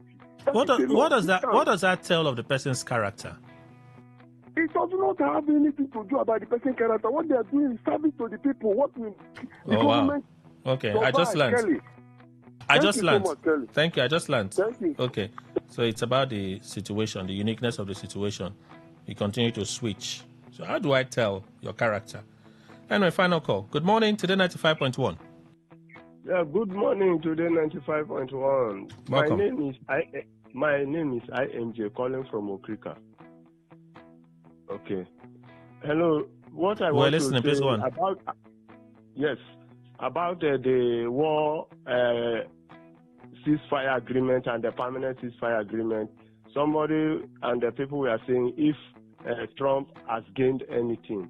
Well, brother Dr. Indikwe has cleared that side for me that he gained a lot, and that is true because of the peace that will come. Because if they try again, that's trying to bring down Israel, that one will start. Because when they will start to pump, that is another thing. Then the insecurity of Nigeria. So we all know that it didn't start from today. And since it started in 1966, good things had never come to Nigeria. All right, thank you. That's the time we have for you. Let's read messages this morning, as many as we can squeeze in. I know a lot of you will be reacting to the heated conversation in the studio, so let me quickly race through some of those comments. This one will be the first one. Okay. McDonald from Uyo. Israel is not part of that deal. Now, America led the war against Iran, so America signed, and the Iranian administration signed as well. Very good morning to you, Mr. Kelly, my respected guest, Austin George from Rumomoy. Alice Madueke acquitted from corruption charges. What else do we expect to hear? What else do we expect to hear? Perhaps you're surprised. U.S. and Iran signed an MOU to end the war. This is indeed a very good thing. Now that the war has ended, the federal government should give Nigerians the account of excess money made from the rise of crude oil prices. Jay Amadi from Ozoba, like for real. Well, you have a right as a citizen. Would Alice Madueke have been acquitted if tried in Nigeria under Buhari and Tinubu, respectively, with the kind of judges exhibiting the highest level of judicial rascality? When those witnesses will deny Okonkwo, his eyes will go clear. Okay, Mr. Dennis reacted to two things there. I thank Almighty God for putting an end to the war. Also, I thank our leader, Yeson Wike, for his good work in Abuja. That's God's time. All right. Anybody saying that America didn't gain in the war should buy jam form and go to school. Akman, that's your contribution. Thank you. I'd like to ask a question. If we say Uganda, okay. Americans went to Iran and captured the Iranian president and his wife. Iran? No, Venezuela, not Iran. They didn't put boots on the ground in Iran. The regime experienced leadership that have been away. Their nuclear facility is destroyed. These are big achievements. Though there have been no deal yet, what was signed is a deal to make a deal. Okay. But any deal that will not address the regime missile and support for terror proxies in the region will not sit well with Netanyahu. That's Israeli Prime Minister. Ibube from Chukocho, that's your contribution. Thank you. Akwabi has made news headlines in this Senate presidency, from the signature forgery allegation to hunting down of Natasha to his daughter being in NNPCL. Now the NNPCL seems pampered by the Senate president baking. React to the story. If you take me in different directions, I won't follow you. Greetings to you all in the studio. I'm Friday Olu. Kelly praised me this morning, and later in the day, he dressed me down. Okay. This is inconsistency at its best. Perhaps what Doctor is saying about Adam's inconsistency is that he opens his cavity whenever he deems fit, not minding whose ox is God. But to the man on the street speaking A at a time and then turns around to speak B in the same breath, it amounts to inconsistency. Friday Olu from Choba, Uniport. Thank you for your contribution. Okay, let's read messages from the WhatsApp channel. 8 minutes past 11, so let's quickly do this so we can play some of your voice messages as well. Okay, this is yesterday, this is today. This one. Nigerian marketers and filling station owners will only hear increase in oil and crude prices before the announcement. But when the price is reversed, they give deaf ears, finding it difficult to readjust. Kudos to President Trump and Jinamadi Soki from Rumo Parale Akwa community. That is your contribution. Thank you. Elizabeth, I'm not sure if I'm supposed to read this message or not. Let me just like it. I hope that's what you want, though. So let's move on. Kizito, in as much as I support U.S. war against Iran, but I want to ask, who is the winner? Because I was expecting to see the winner and, of course, to see how the loser will surrender, but it never happened. What's also the benefit of the war? And does the U.S. president who declared war against Iran, did he achieve his purpose before ending the war? Kizito. I'll send a message to Trump. If he replies, I'll let you know. My name is Engineer Joe. Kelly, I love what you're doing. Okay, thank you. Your guest, JC, is making me laugh. Okay. Trump is, as far as I am concerned, achieved 95% of their aim in Iran. No nuclear ambition by Iranian government again. Immediate opening of the Strait of Hormuz. All others about an end to hostilities, total mutual de-escalation, reconstruction by regional parties, not the U.S. If Iran fails to these obligations, bombing resumes. Okay. You said Trump won very well. All right. Engineer Joe. On the achievements of the U.S. on Iran-Israeli-U.S. conflict, I wish to state that the U.S. has been able to reduce the capacity and capability of Iran developing and building nuclear plants. The era of Iran threatening to wipe Israel from the earth is over. This is an achievement. All right, Johnny. Okay, John Owagogo, that should be your contribution. This one, I'll play your voice message. I see a voice message there, so I hope I don't miss it, though. The U.S. has achieved notable military and tactical successes in its direct involvement in the Israel-Iran conflict, primarily the June 2025 12-day war and the larger 2026 Operation Epic Fury, but these have gone with high cost, incomplete strategy goals, and ongoing regional complications. This one left a long note. It's not very long, but let's see. Key U.S. military achievement: damage Iran's nuclear program, degrade Iran's missile and military capabilities, leadership decapitation and leadership pressure, broader and operation again. And I can take that much. Augustine Aaron T. That's your contribution. Thank you. USA and Iran should do whatever they like. It's just a show of might. My concern is the Ogoni making demands to produce the next governor of Rivers State. Ademola Fumi. They don't used to set agenda for me. Okay. He tried to, but I've skipped it. He didn't set agenda for me. Sorry. Regarding Oshomole Akpabio and Natasha's suspension, signed or not signed, I want to ask of what profit is that to suffering Nigerians, and what has that got to do with our children? Aaron Kalau from, I think that's Abba. Thank you. So I've left you. The cliche that all politicians are the same is erroneous, misplaced, and offends creation. Because if not all human beings are the same, and all politicians are human beings, then all politicians can be the same. Senior Elder Ngere Notu. Let me allow Mr. Ndiko respond to this. Well, you see, we are not talking about human behavioral exhibitions. No. There are certain behaviors, cardinal behaviors politicians hold very dear, and all of them practice that. So, you see, when somebody like me makes that comment, I know what I have watched almost all of them, even those who are boarding politicians, exhibit, and it's the same. Okay. So I wanted him to respond for himself and by himself, and he has done so. All right, some voice messages quickly. Yeah, good morning, Mr. Kelly and the panelists. I permit me to remain anonymous. I am an ardent and silent listener of Today FM because I like the class of men and their interaction, beginning from my friend Emma Ogan Dukwe, and Kelly is a brilliant guy. Kelly and also Chimene, there are a lot of brilliant minds that come, and I deduce a lot of things from you guys.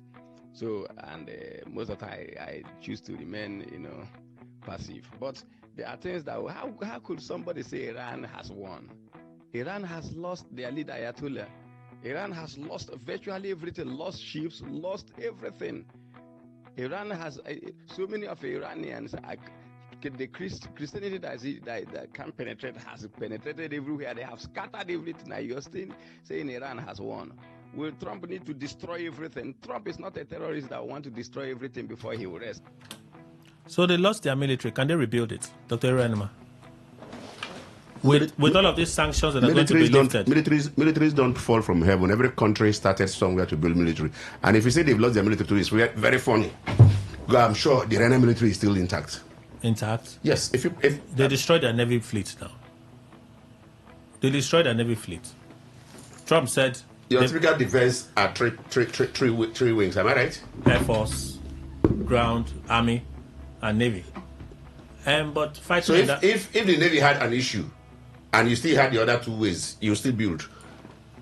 So they are likely to rebuild. Every country will, or almost every country will. Mr. Inuko, you're arranging the mic. Yes. Say your own. They injured the Iranian military very severely, but they can rebuild. I thought you were going to differ. Let's move on. Thank you.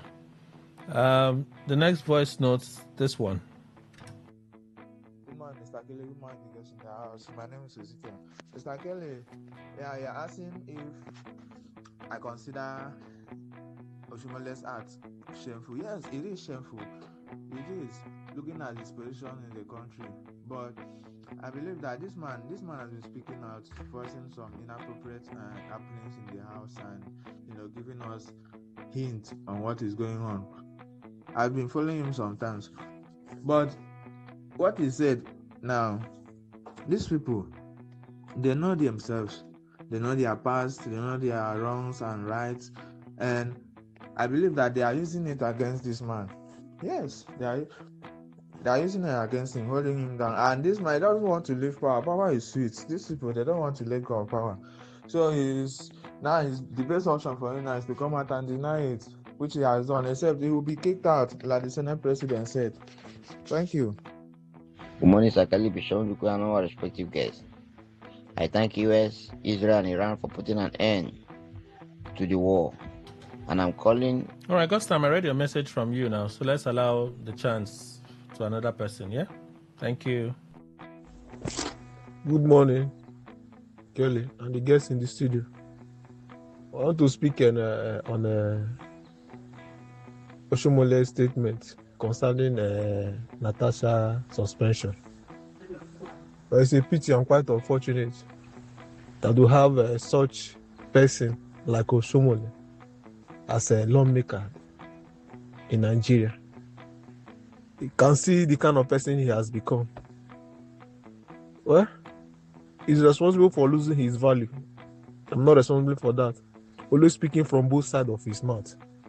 This is a way of showing the kind of people we have as senators, representing people, represent their constituency. Well, it's a pity. It's good that they're falling out. I pray there should be more fallout so that they will keep exposing themselves and keep exposing their lives. Frank from Sanfi Burukiri. Mr. Kelly, good morning. This is Mr. Godwin from Obibu. Alessia Madekwe, Claire from UK courts. Can you see how courts work? Can you see how law and rules, take its place? Adembin, this happened in Nigeria. You will see how they will manipulate and delay, and they can do every sort of things to make sure this woman has been maybe dehumanized. But see how court process. I know it has been long with the cases going on, but at the end, the ruling come out. My job is in the public, so I must follow the code and follow it strictly. On Facebook, Sunday Aswa for opinion poll. Okay, Bex Woko. All right, say thanks to the guests for educating us again today. Best of the day to you all. So it says, greetings Kelly, Ogaima, and the guests in the studio. Henry Woko from Nkpolu community. All right. Thank God, I believe that Oshumole suddenly makes a U-turn, that there was no time, he said, Godswill Akpabio forged signature of 3 senators. What Nigerian politicians cannot do doesn't exist. Dave Pafter, because their foundation is always built on lies, they retract their statements not because they were false, but just to avoid the aftermath of what they said. I like this statement. And I'm saying I like it and looking at him, Dr. Yura Inama, I like this statement. Sambo Dumio, good morning, Kelly. If you cannot fear this APC set of people, person cannot fear God. I consider it a very shameful and irresponsible thing, not only on him, but as well as relevant agencies. If they are doing their job well, all these shenanigans of politicians would have stopped a long time ago. And Sunday as well, what a character. It's totally shameful and irresponsible for an adult to deny comments made within hours. I think sometimes these guys are always... Okay. I can't read the other parts. Because I'm not Babachi Lawal, who eventually came out and still fought with Atiku after he said what he said, defending Atiku. Chile Edwin, General Post, Desani Alice Maduke acquitted of all fraud charges against her. Wonders will never end, and her cancer will receive healing immediately.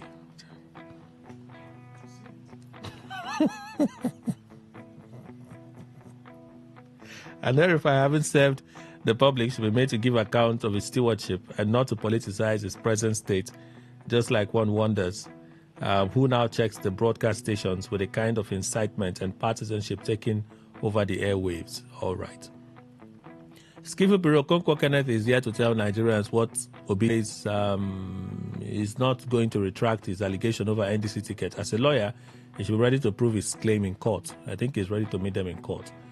Any government that undermines the rule of law sets a dangerous precedent for impunity and lawlessness. Okay, one of those messages from Dr. Mrs. Sema Olibera. Before we go, today is International Day Against Hate Speech. I wanted us to talk about it, but the way our conversation went, it became impossible to. Is this a of hate speech? Dr. Ira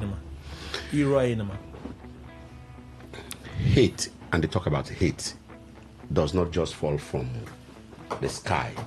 Hate is built from a foundation. A foundation of wrong, a foundation of feeling wronged over time or within time. And so it's like telling people, get a child, flog the child, and tell the child not to cry. Okay. Most of discussions as around hate is around people who feel an undoing by somebody or a system. They feel. Yes. Okay.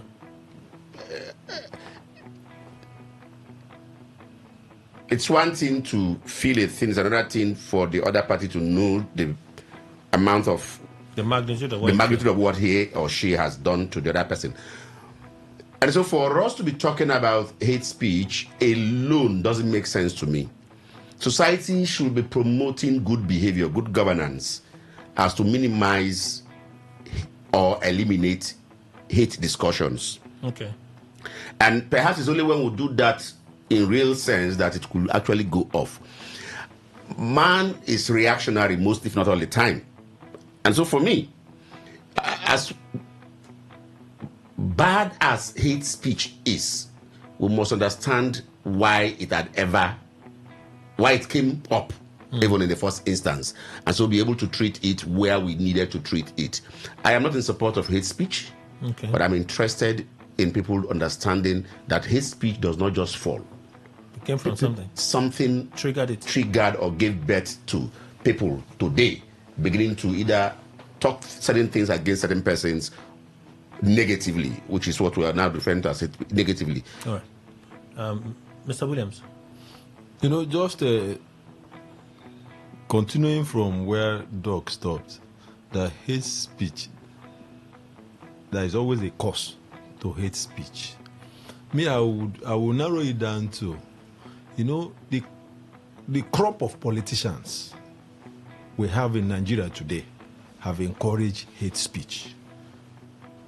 Something must happen to you that will make you get angry. And what is that? The way the crop of politicians we have today in Nigeria have taken Nigerians for granted. They will do it to the point that they will tell you, you can't do anything. Go to court. Go to court.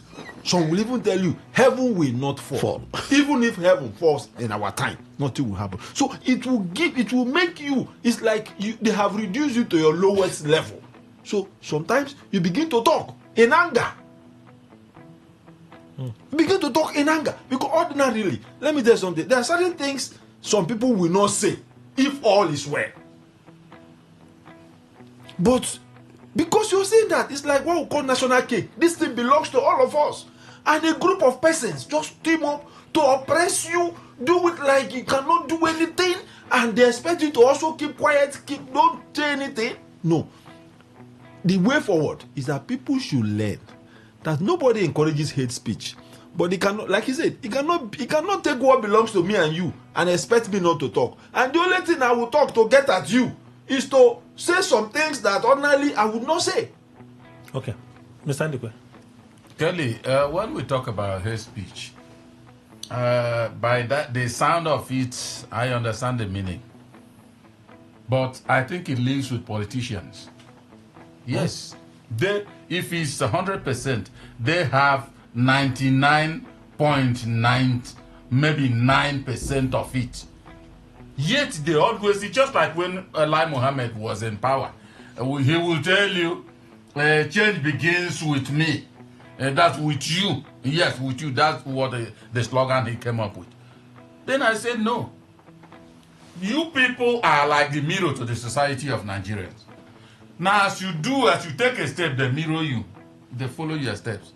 Now, politicians always talk about hate speech, and you see people like NO, I think that's what they call National good. They will come and then be making jingles and tell you, avoid hate speech. Do you talk to politicians who are the homes of hate speech? So anything at all you do unjustly against a human will trigger out something that will indeed be very bitter. You may call it hate speech or whatever, but you created it. We have to go. Ward Chimenem Esquire, legal advisor to the Federal Commissioner to Mr. President on Christian Pilgrimage, South Zone, a temple chief and the voice of Apara Kingdom, Apara people in Obiakbo. He left already. We have our deepest appreciation. J.C. Williams Esquire, legal practitioner, chairman, Rivers Link. Thank you, sir. Thank you, Kelly. Dr. Emmanuel Irainama, chartered arbitrator, mediator, management consultant, and a socio-economic commentator. Doctor, thank you. Always my pleasure. Thank you. And Mr. Emmanuel Ndukwe, our in-house analyst. Thank you, sir. Thank you very much, Kelly. Thank you, Nigeria. We have closed. Bye-bye.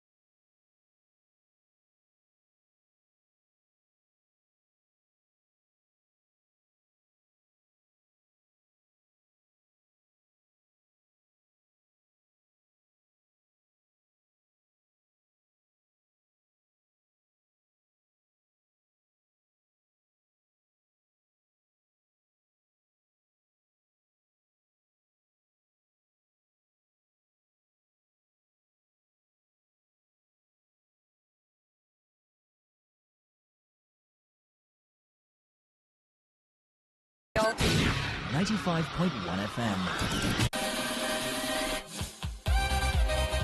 Get ready to turn up the volume and dive into the heartbeat of entertainment. From the hottest celebrity gist to trending music, movie buzz, viral moments, and behind-the-scenes drama. This is where the fun never stops. Tuning to Entertainment Today, only on Today 94. Stars and stories come alive.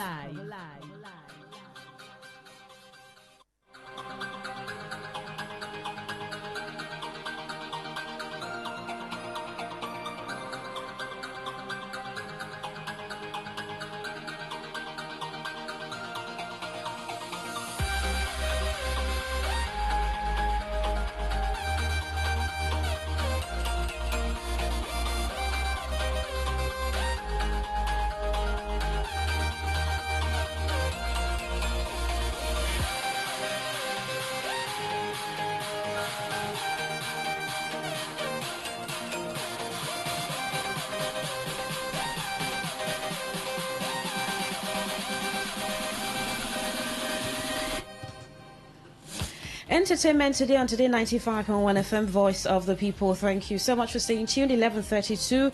It is Thursday, June 18, 2026. My name is Queen Chima. I'm Anastasia Benjamin. You look great in purple. Like, Thank you. I don't like the color, but see you wear it looks really good. Thank you. All right, we're going to go through the stories making the rounds in the world of entertainment, and we'll start with this.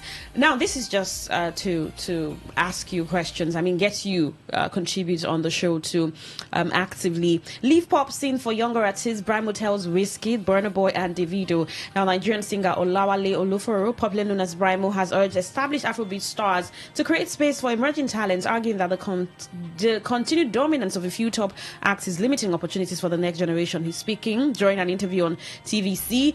The outspoken artist criticized the industry widely used Big Three narrative, which refers to Wizkid, Davido, and Burna Boy, accusing them of overstaying their influence in the pop music space. I was reading this story and a lot was just going through my mind. First, the Big Three conversation, and I remember asking the question, who put them there? Who gave them the Big Three category? Remember Rema saying he was going to fuse himself into Big Four. Big Four. Okay, he was part of the 3, 4, and it's now a Big Four conversation. And now Brimo saying creating space for emerging talent. And the question is, how can these artists do this space creation? You know, my question is like, why is it always the unsuccessful ones that always want to like have this conversation? Like, you won't see Burna Boy coming to say, I want to like live in the scene for younger people, because it's not about leaving the scene. If you're good, you're good. You know, if you're good, you're good. So you think being good, because there could be a stark difference between being good and being successful. You could be good at something yet not successful at it. Like Brimo, right? But what I'm trying to say is that is Brimo not successful? It also depends. He's not in the Big Four, and that's what I'm saying. The people who are not there are the ones who are always getting angry about these things. Because if you're there, there's no point trying to fight. And I also believe, like, when Rema started saying it was the Big Four, whatever, he kind of felt like he was getting to that point where, you know, he felt like he was doing the song very well. You know, people were liking him, the fans were growing. He felt like he had that fan base that could match the Big Three. So that was what gave him the confidence to feel like, oh, I'm part of the Big.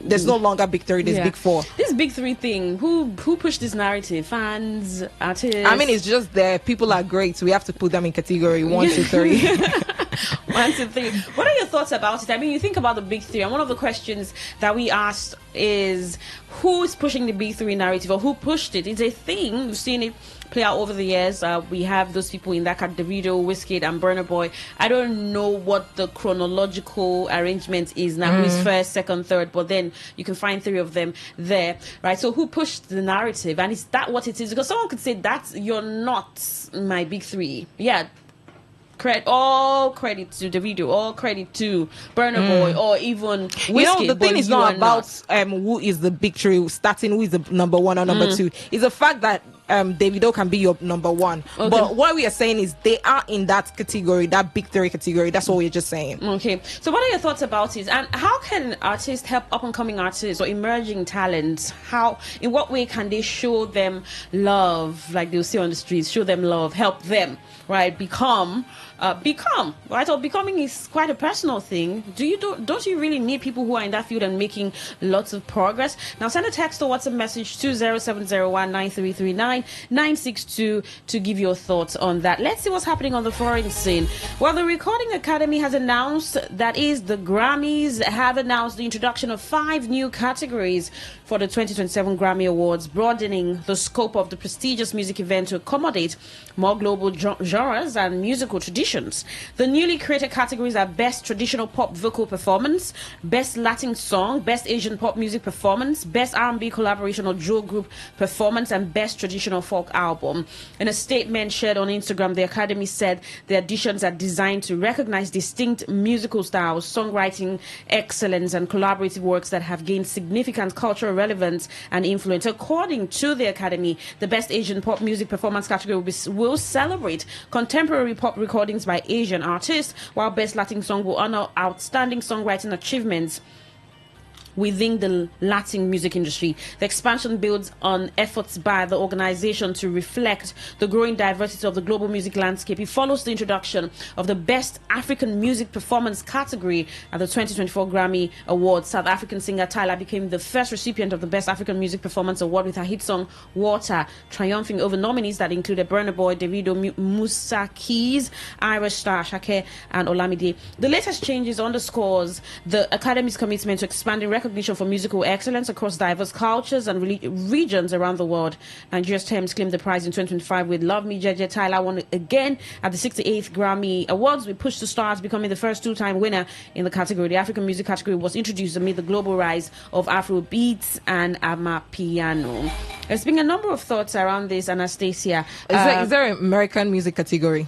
American? Yeah. I like that you're. Is there American music? Because why we have an African? I wanted your head to go. I like it. Why we have an African music category if there's no American music category, and now they're bringing in Asian music category for the Latinas and all stuff. I don't really think that makes sense, but I think they are trying to be inclusive, trying to include everybody, but then they shouldn't just make it like people were arguing this thing. Davido don't make the same music Tyla makes, so it can't be in the same category like African music. I think they should just be another category.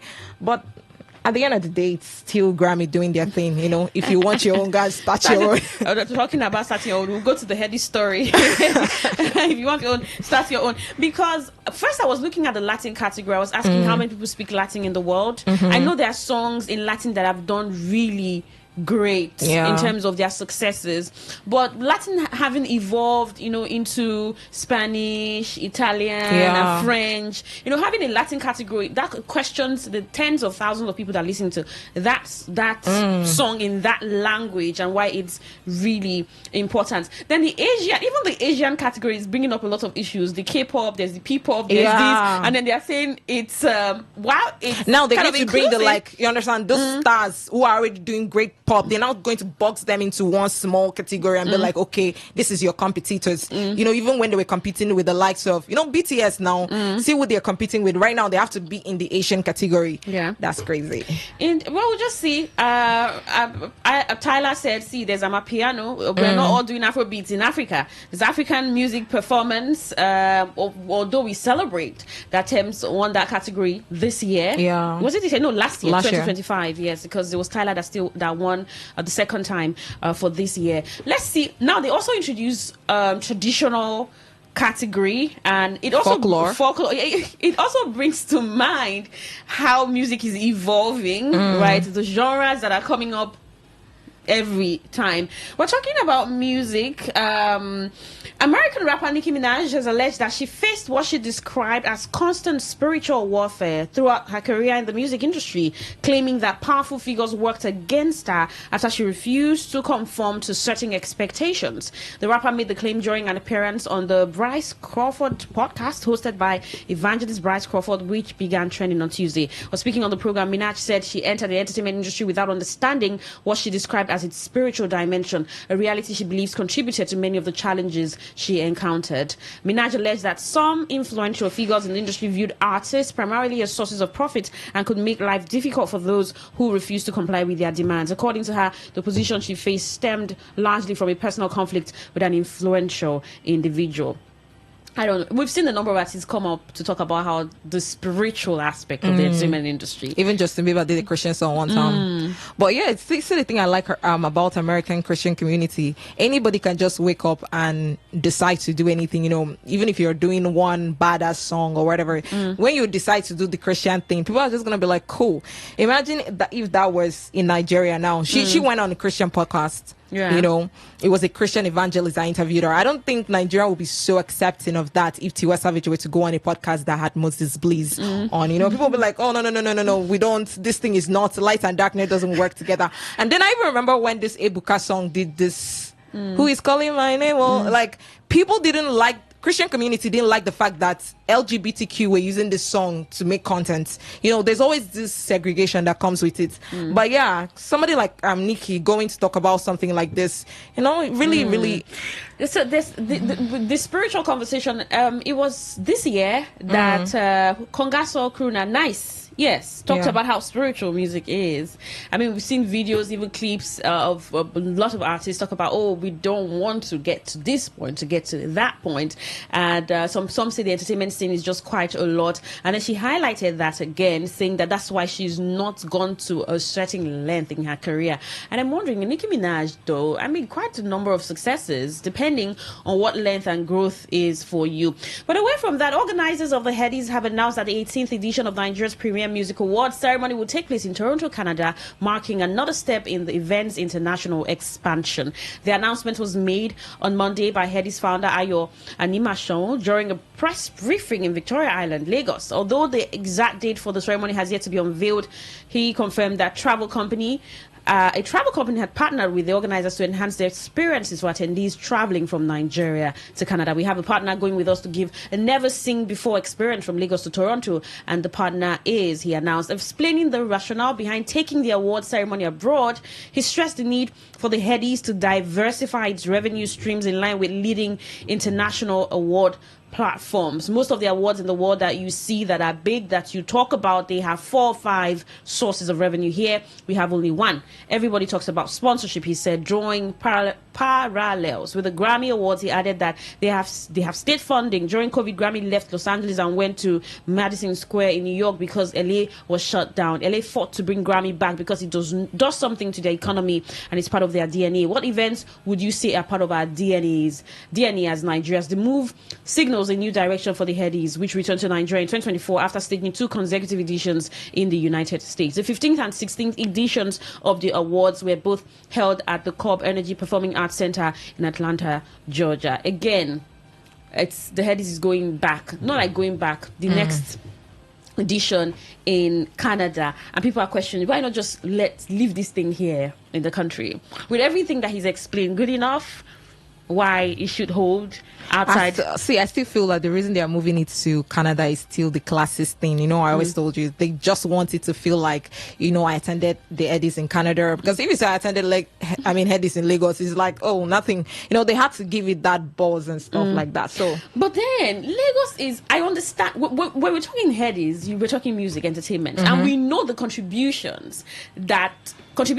that Nigerian artists have played their role in the global music scene. Yes, these are Nigerians, and then there's a lot. I mean, when you say Nigeria or Nigerian, people's eyebrows raise because of a number of things. However, when we talk about entertainment and music, we know exactly what we have done. So, Lagos, people, sometimes they're telling you that you're Nigerian and they're telling you Lagos. Lagos is really known like, oh, you're from Lagos? Or highest, you're African. Right, Nigerian comes to play differently. So leaving that in Lagos isn't a bad idea at all. But taking it to Canada for a Nigerian music award. I mean, so what happened to upcomings who can really achieve that? Let's just say my music did very well, and I was nominated for the Hades. Right now, I have to fly to Canada to go attend the award or something like. So if I can't, you understand, that's not. You stay back in your country.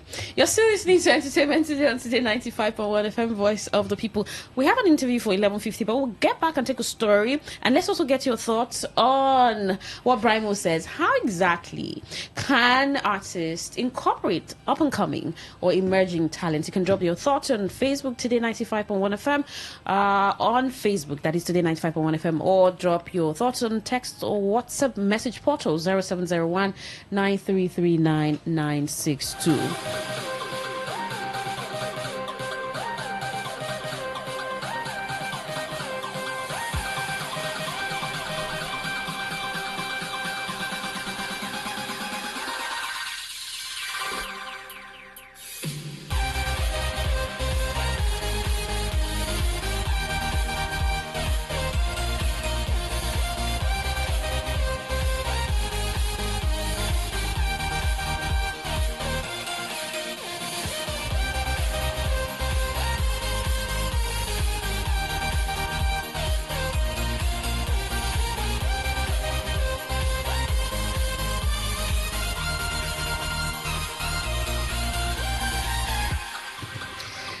Entertainment Today on Today 95.1 FM, Voice of the People. Now, Thames is to perform at Barack Obama's Presidential Center opening. And days after, Njideka Akwili Crosby unveiled a portrait of Barack and Michelle Obama for the Obama Presidential Center. Another Nigerian, Grammy-winning Nigerian singer, has been announced as a performer at the center's opening ceremony. The center is a community and cultural hub established by Obama and his wife and situated on Chicago's South Side. The center is intended to celebrate leadership, public service, and community engagement while preserving the former president's legacy. I just like what's happening with Nigerians and music. I know how Burna Boy is being celebrated for weeks after the FIFA opening that he did with Shakira. And now Thames, so great feat. And now the Nigerian born artists now, yes, who drew Barack Obama, their first portrait. I have a problem with this type of career. You have to draw someone prominent. If not, you're not going to make money. So imagine every single time you think about going into a career like this, you have to think about, what am I going to draw now? And are they going to pick interest in that? Because imagine if Barack and Michelle never took interest. I mean, she would just be a random person that just drew somebody famous and that's it. So I think she's done quite some great works, but this really brought her because to they were the Obamas. Yeah, the Obamas. So painting is not a career you encourage people. I'm not saying I don't encourage. I'm like, you have to think. I think your creativity lies in what am I going to draw right now? You don't think, am I going to paint right now? You don't think it's the same for every career path. You really have to think. You really have to think to do quite a lot. But I guess a lot of people are celebrating her. She's Enugu, Nigeria, and that painting. I saw the paintings. Usually, it's actually beautiful. One looks really great. Do you actually relate to painting? Like people just stare at painting and be like, I don't relate what's to the paintings. meaning? I don't relate to paintings. I don't relate to flowers. I'm not a flower kind of girl. Don't buy me flowers. I was telling someone flowers and cars, and especially how can you put these two things together? Okay, let's bring it down. Flowers, ice cream. Flowers, money, ice cream. I don't know. I like everything. You're a flower kind of girl. Not really, but I still like it. Okay. Yeah. All right. Thank you so much for again. What Brimo talking about influential singers or big singers helping up and coming or emerging talent is also, there's a part to it, right? Not entirely, what kind of help are you bringing or are you giving? But the part is, whatever field that you have been successful in, you may want to decide to give back to society, however you want to help people. I think Nigerians is not already directly. We are trying when it comes to like helping up and coming artists. How? Like Sydney, I think Sydney Talker recently did a launch where he was asking people to do a song to be lyrics or whatever it be.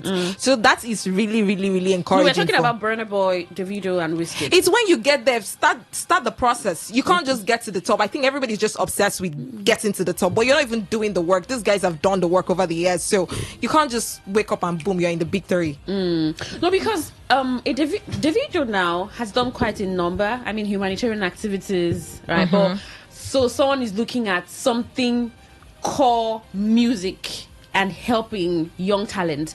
There was a time he came to River State and paid, it was for an event or something, and he paid the then governor, that's a Yesun Wike, courtesy visit, and had a conversation around talents in River State and how they were going to help up-and-coming artists. That did not quite see the light of the day. I've asked a number of questions about that because I saw the news, but nothing really happened around that. Burna Boy too I think Burna Boy was sometime was in River State this year or so. So these people, Wizkid, Tiwa Savage did a foundation where she signed in a whole lot of people. And there's a whole lot. That sounded like good news because people have been calling her out for a very long time that she needed to support more female artists. But all right, that's it. We have to go now. Thank you so much for tuning in to Entertainment Today on Today 95.1 FM. My name is Queen Chiba. Now I'm Anastasia Benjamin. Good morning.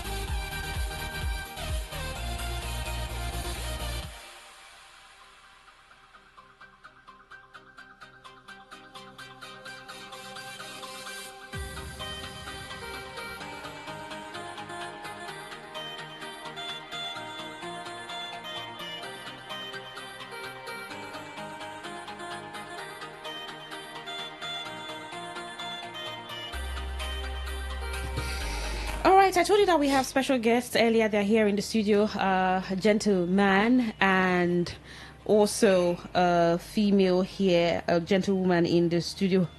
Okay. I have... Yes.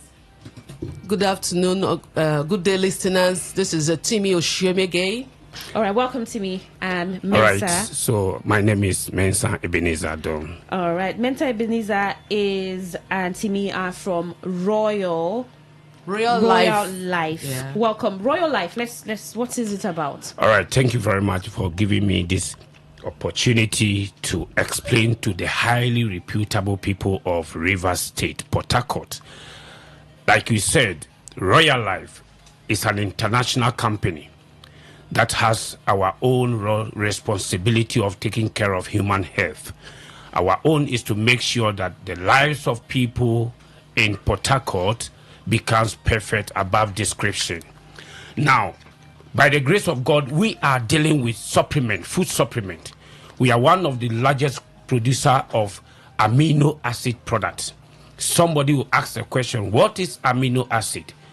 Amino acids are natural nutrients the body needs to perform well, which God, in his own wisdom, created human being with 20 different kinds of amino acid for the organs of the body to perform well. Now, let me just tell you that God, in his own wisdom, also decided to give we human beings 11 different kinds of amino acid inbuilt. And the rest of them is what we call the 9 essential amino acid. These 9 essential amino acids are supposed to be gotten from the intake of food. But today, let me prove to every single listener that we have no good food again. The pesticide, herbicide, GMO, and the fertilizers that we are applying to our crops and vegetables are already helping the crops and vegetables to grow very faster and bigger, but with no nutrient, rather chemicals in them. Now, accumulations of each of these fertilizers and pesticide and herbicide and GMO type of food into our system rather damages some parts or some organs of the body. Now, this company, Real Life, came out with a product called Vicdomicare, which is the 9 essential amino acid produced from raw materials which are chemical free. For the people of Port Harcourt to get use of this product and improve upon the health conditions, those who are already having the problem, by the grace of the Almighty God, this product will help them to improve upon their health issues. We are saying that we have other products like Kudin tea. I believe strongly anybody who is listening to me this afternoon or this evening has taken bait in the morning. And in the evening before we sleep, the same thing will happen. Everybody will bath again. But when was the last time you decided to bath inner part of your body? That's another question. People don't even take care of the inner part of the body rather than the outside part. But it is well understood that whatever you eat, accumulations of toxins that comes with whatever we eat, kills majority of human beings, apart from other sorts of death. All right, Mensa, because we have a scheduled time for this conversation and when it would end, someone is already wondering, how do I get this product? The amino acid you talked about and the second. All right, I'll give that one to Madam to answer. All right. Okay, we're having a very big program tomorrow, tomorrow Friday by 11 a.m. and Saturday by 11 a.m. same time.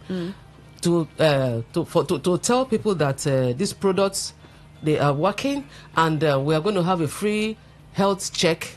That will be the part of one of the benefit of you coming tomorrow for this program, because we are unveiling royal life to Port Harcourt people. We are unveiling. Yeah. So you're not just educating people about this product. Yes. They're going to have access to free medical checkups. Yes. Does it also come with a package for per package, maybe the products, or they have to? Yes. They get the details there. For the first 10 or 20 people that will come tomorrow and next tomorrow, we are going to give them eye care products. Okay. Yes, there will be free samples of eye care product for the first, let's say, 20 people that will come. Free eye samples that we'll give to them.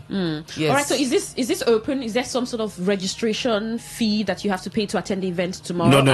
It's already paid for. The company has paid for that. Okay. There's nothing like registration. So who should come for this? Who should come? Every human being that eats supposed to know that health. The moment you eat, you are prone to any sickness. So it is not about who is sick.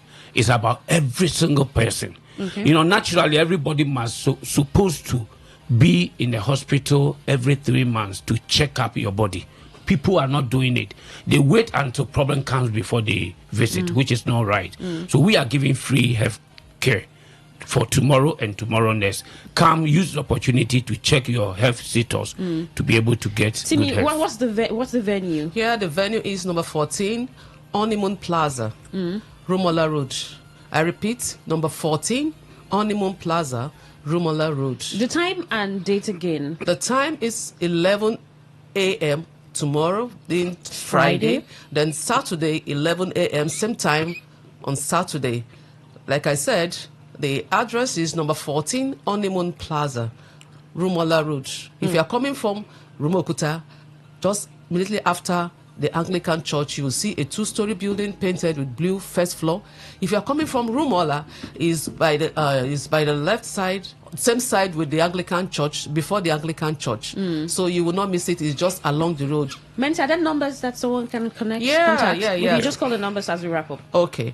The number is 080 367 14777. I repeat, 080 367 14777. Remember, your health, for those that have libido issue and diabetes and all that, we have health products that you will take that will help you. All right. Yeah. Thank you so much, Timmy. So let me call the number once more. Okay, one more time, okay. please. 080 367 14777. I repeat, 080 367 14777. Say yes to this number so that your seats, there will be seat reservation for you. All right. Thank you so much, Timmy and Mansa Right, from thank you Royal very Life. much. Have a great day. Talk radio. I listen to a lot of talk radio. 95.1 FM. Whether it's happening in Port Harcourt, South South, Nigeria, or around the world, we've got you covered. On air, online, delivering balanced news and unbiased analysis. Today, 95.1 FM. This is Today 95.1 FM, Port Harcourt. News.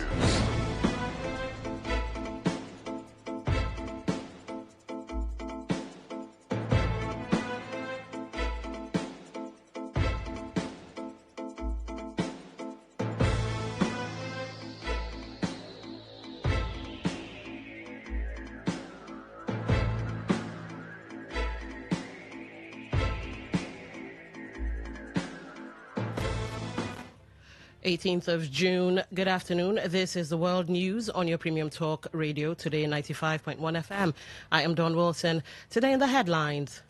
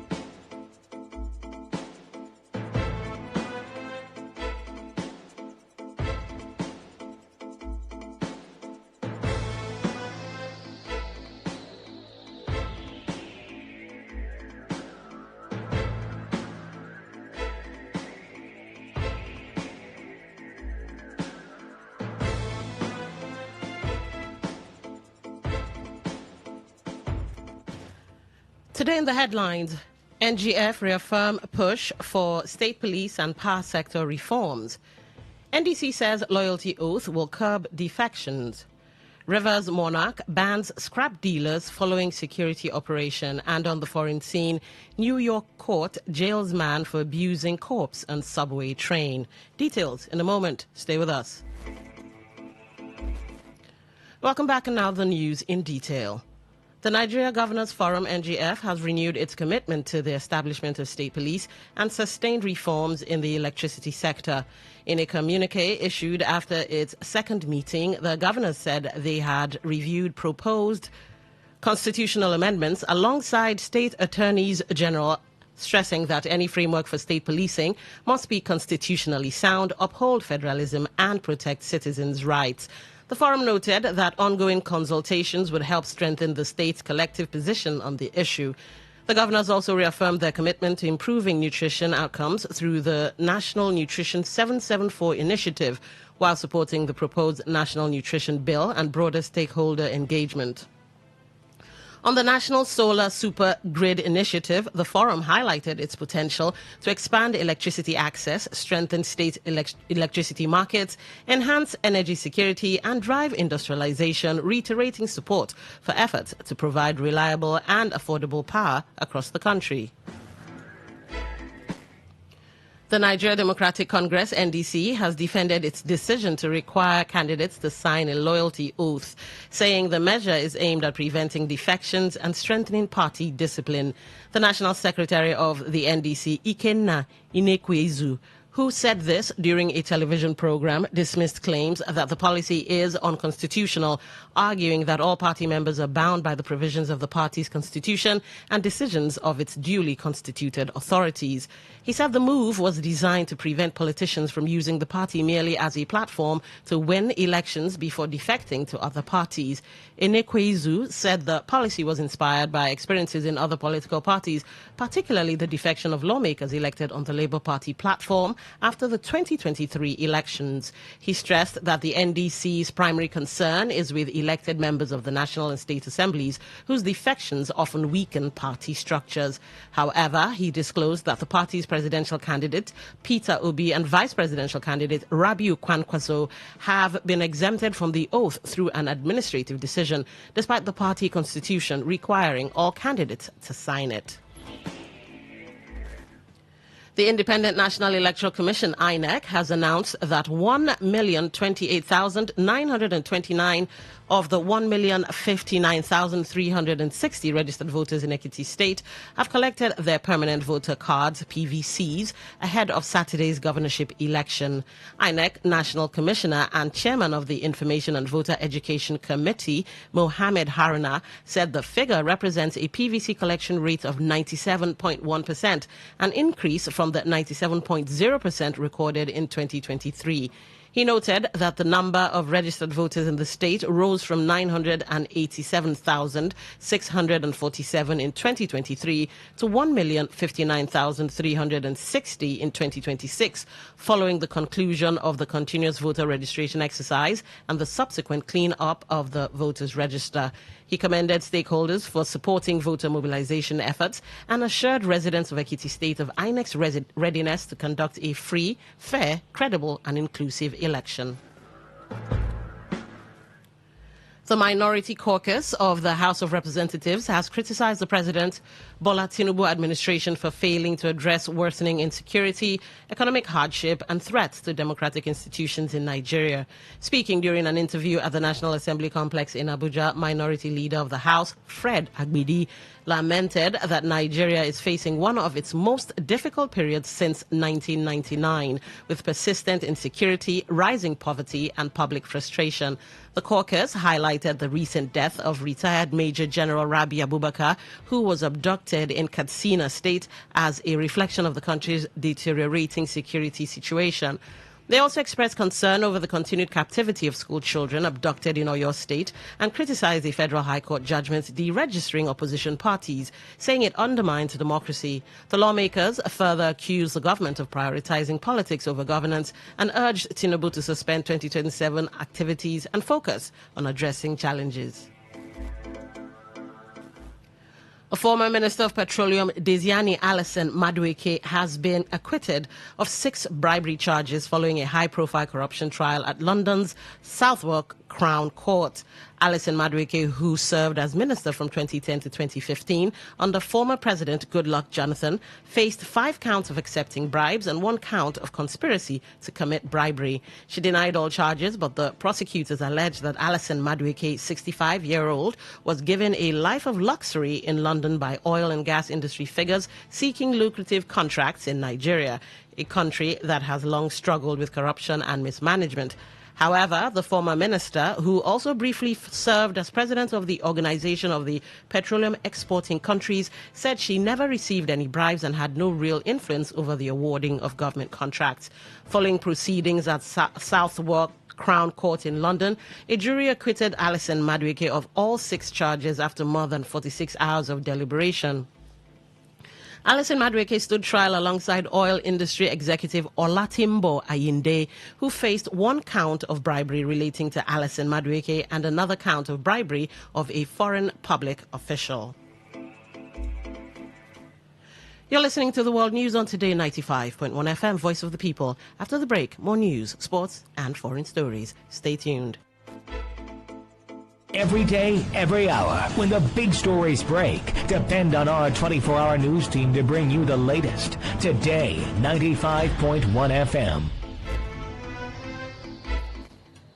Welcome back.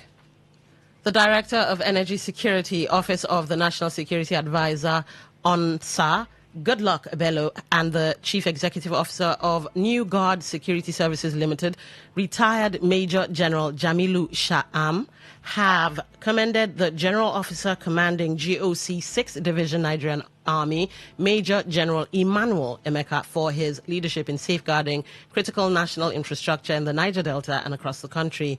The commendation was made during a courtesy visit to headquarters 6th Division Nigerian Army, Port Harcourt Barracks, Rivers State. Speaking during the visit, Ebello noted that Nigeria's crude oil production has recorded significant growth over the past 2 years, boosting government revenue and strengthening the national economy.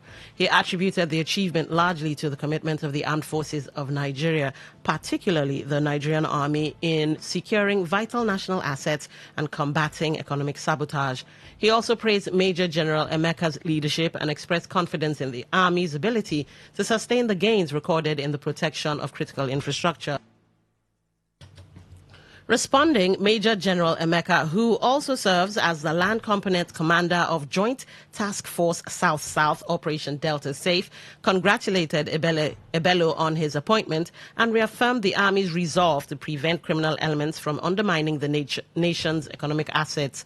He identified the failure of some oil companies to fully implement memoranda of understanding with host communities as a major source of tension in the Niger Delta and urged greater stakeholder engagement to ensure compliance, while assuring that 6th Division would continue to intensify efforts to secure national assets and support peace and stability in the region. The king of Upata Kingdom in Ahoda East local government area of Rivers State, His Majesty Felix Otuwarikpo, has banned the activities of scrap dealers and scavengers across communities in the kingdom following a major security operation aimed at tackling criminal activities in the area. The ban, which took effect on June 17, was announced after a coordinated operation to flush out what the monarch described as miscreants operating within Upata communities. The traditional ruler said the measure became necessary to curb rising cases of theft, vandalism, and other unlawful activities linked to scavengers. In a statement issued by his special advisor on media and publicity, Oyagri, Monday, the Nyodu Upata warned that anyone found violating the directive would face decisive sanctions, while lamenting that several properties, including sacred artifacts of cultural significance, had been looted by scavengers operating in the kingdom. The monarch disclosed that 5 suspects were arrested during the operation, while stolen items and other property worth millions of naira were recovered. According to the statement, the suspects and recovered exhibits have been handed over to the Ahoda Divisional Headquarters of the Nigeria Police Force for further investigation and possible prosecution.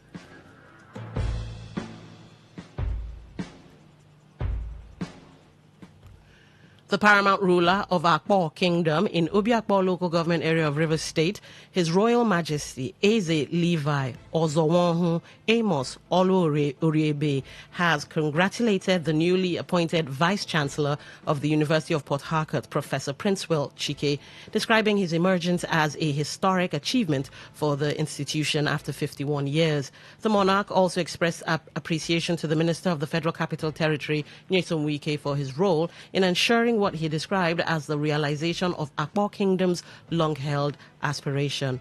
Eze Amos Olu Oriebe urged the FCT minister to sustain his efforts in promoting the interest of the Ikwere ethnic nationality and supporting initiatives that would advance the development of the people. Let's listen in to what was said. I'm very, very happy to see that our brother Bindiko Ezebadisewa Omema Malikwere to support and bring out what Ikwere have been requesting for a long, long time ago, almost 51 years, to appoint one of our son, Professor Princewill Chike, to become the Vice Chancellor in the University of Port Harcourt. I urge him, let him continue doing good work in the Ikwere land. Anywhere you go, the door will be open. Let the Ikwere people follow the step of Dikok One, Doctor and the Barrister, FCT Minister Nyesom Wike have done a very good work in Ikwere land. Let God bless him. The Akpo monarch further charged the new vice-chancellor to use his tenure to create opportunities for qualified sons and daughters of Akpo Kingdom, particularly in the area of employment. He expressed confidence in Professor Princewill Chike. He expressed confidence in Professor Princewill Chike's ability to provide purposeful leadership and contribute to the continued growth and development of the University of Port Harcourt. I urge him to look Ikwere cry. Ikwere have been crying too much concerning job opportunity. Yes, if you look other areas, the people have taken the position of a prop in that university. If you cannot enter there as a prop, you will get food there. If you over food in the takeover, you will buy food there. But the university is a university of federal government that owns. But the way we are seeing, once someone has been appointed as a vice chancellor in that area in Uniport, he becomes his own property of their own communities. So I urge Princewill Chike to look into Ikwere and solve Ikwere. Anywhere that comes, to answer them. Director of Research at the Nigerian Institute for Oceanography and Marine Research, Ojo Akinrotimi, has called on government at all levels to designate more marine protected areas to conserve aquatic life and boost fish reduction in the country. Akinrotimi spoke during a 3-day investigative media training workshop on reporting the 30 times 30 marine conservation target in Nigeria. He stated setting aside portions of the nation's coastal and marine ecosystems as protected sites would help replenish aquatic species such as fish, prawns, and periwinkles, thereby improving the livelihoods of fishing communities over time. According to him, conserving marine ecosystems is essential to ensuring effective and sustainable fishing activities for future generations. He also urged fishermen to embrace responsible fishing practices, stressing that indiscriminate exploitation of marine resources threatens the sustainability of aquatic life. The government is enforcing marine protection, marine conservation. We as journalists, we need to wake up and begin to advocate. We have a lot of abundance of resources, so that instead of bringing it from Norway and all this country, let them come and establish industry here, extracting the oil and selling the byproduct, which is panda. If the government can enforce some areas, designate some areas as a no-go area for so number of people, they will see the results. On the foreign scene, a New York court has sentenced a 44-year-old Felix Rojas to 5 years in prison for sexually abusing the body of a deceased passenger aboard a Manhattan subway train. Rojas, a Brooklyn resident, pleaded guilty to the offense, which occurred in April 2025 after 37-year-old Jorge Gonzalez lost consciousness and died while riding an R train. Prosecutors said surveillance footage showed Rojas targeting the victim after noticing he was unresponsive and searching his pockets during the incident. In addition to the prison term, the court ordered that Rojas be placed under 15 years of supervised release upon completion of his sentence. The case attracted widespread attention across the United States due to its disturbing nature and concerns about safety within New York's city transit system. To end the news, here's a summary of the major stories. Nigeria Governors Forum, NGF, has reaffirmed its push for the creation of state police and power sector reforms. The NDC has said its loyalty oath will curb defections. We told you that a Rivers monarch has banned scrap dealers in his kingdom following security concerns. And on the foreign scene, you also heard that a New York court has jailed a man for abusing a corpse on the subway train. That was the news, as edited by Stella Sasangu Okore. I'm Don Wilson. Thank you for listening. Good afternoon.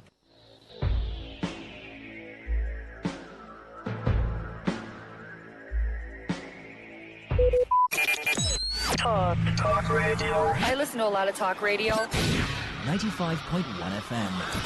Bentoni Bags Limited. We produce polypropylene branded nylon bags for companies and market use. Oh yes, are you into rice production and packaging of all kinds? Our PP polypropylene bags is specially made for you. Bentoni Bags Limited. We produce top-notch branded bags, nylon for companies' use. Whatever business you are doing, you need our bags for packaging and easy movement. Our products are shopping sacks, agro sacks, nylon, twine, nail sacks, and general PP woven sacks. Locate us at plot in 23 Harbour Industrial Layout, Atani Road, Onisha, behind the former Paul Mike Sports Stadium, Onisha. Our contact phone numbers are 0913-966-3639 or 0813-928-4850. Bentoni Bags Limited. Bentoni Bags Limited. Originality is our name. Talk radio. I listen to a lot of talk radio. 95.1 FM.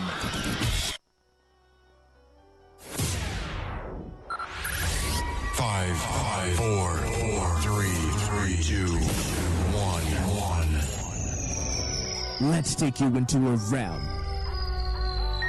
another dimension, a reality of higher intelligence, discovery, and quantum possibility.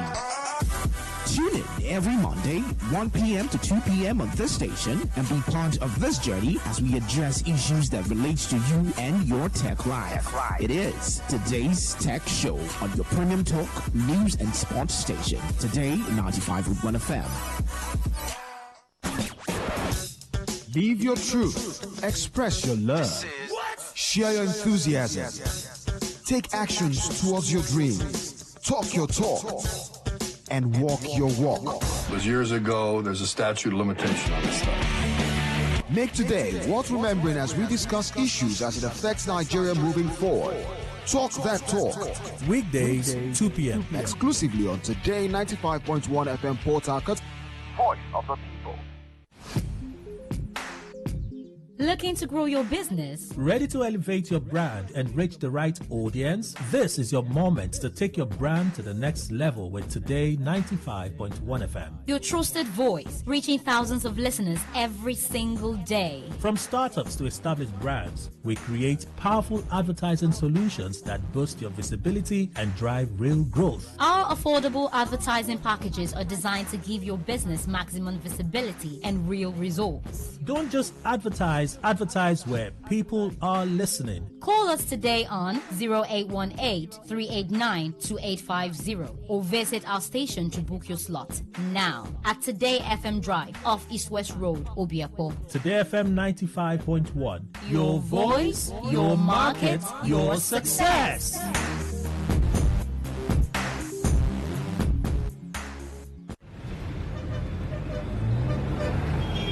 Live from the Garden City of Port Harcourt, Nigeria. This is Today 95.1 FM.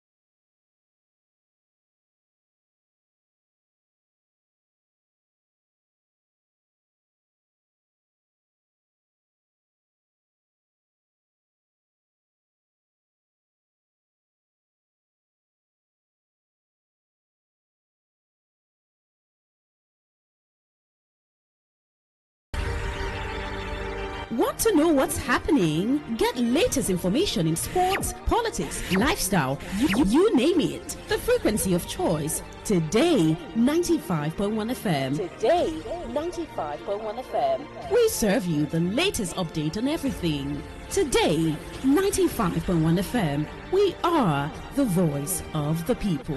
The voice of the people.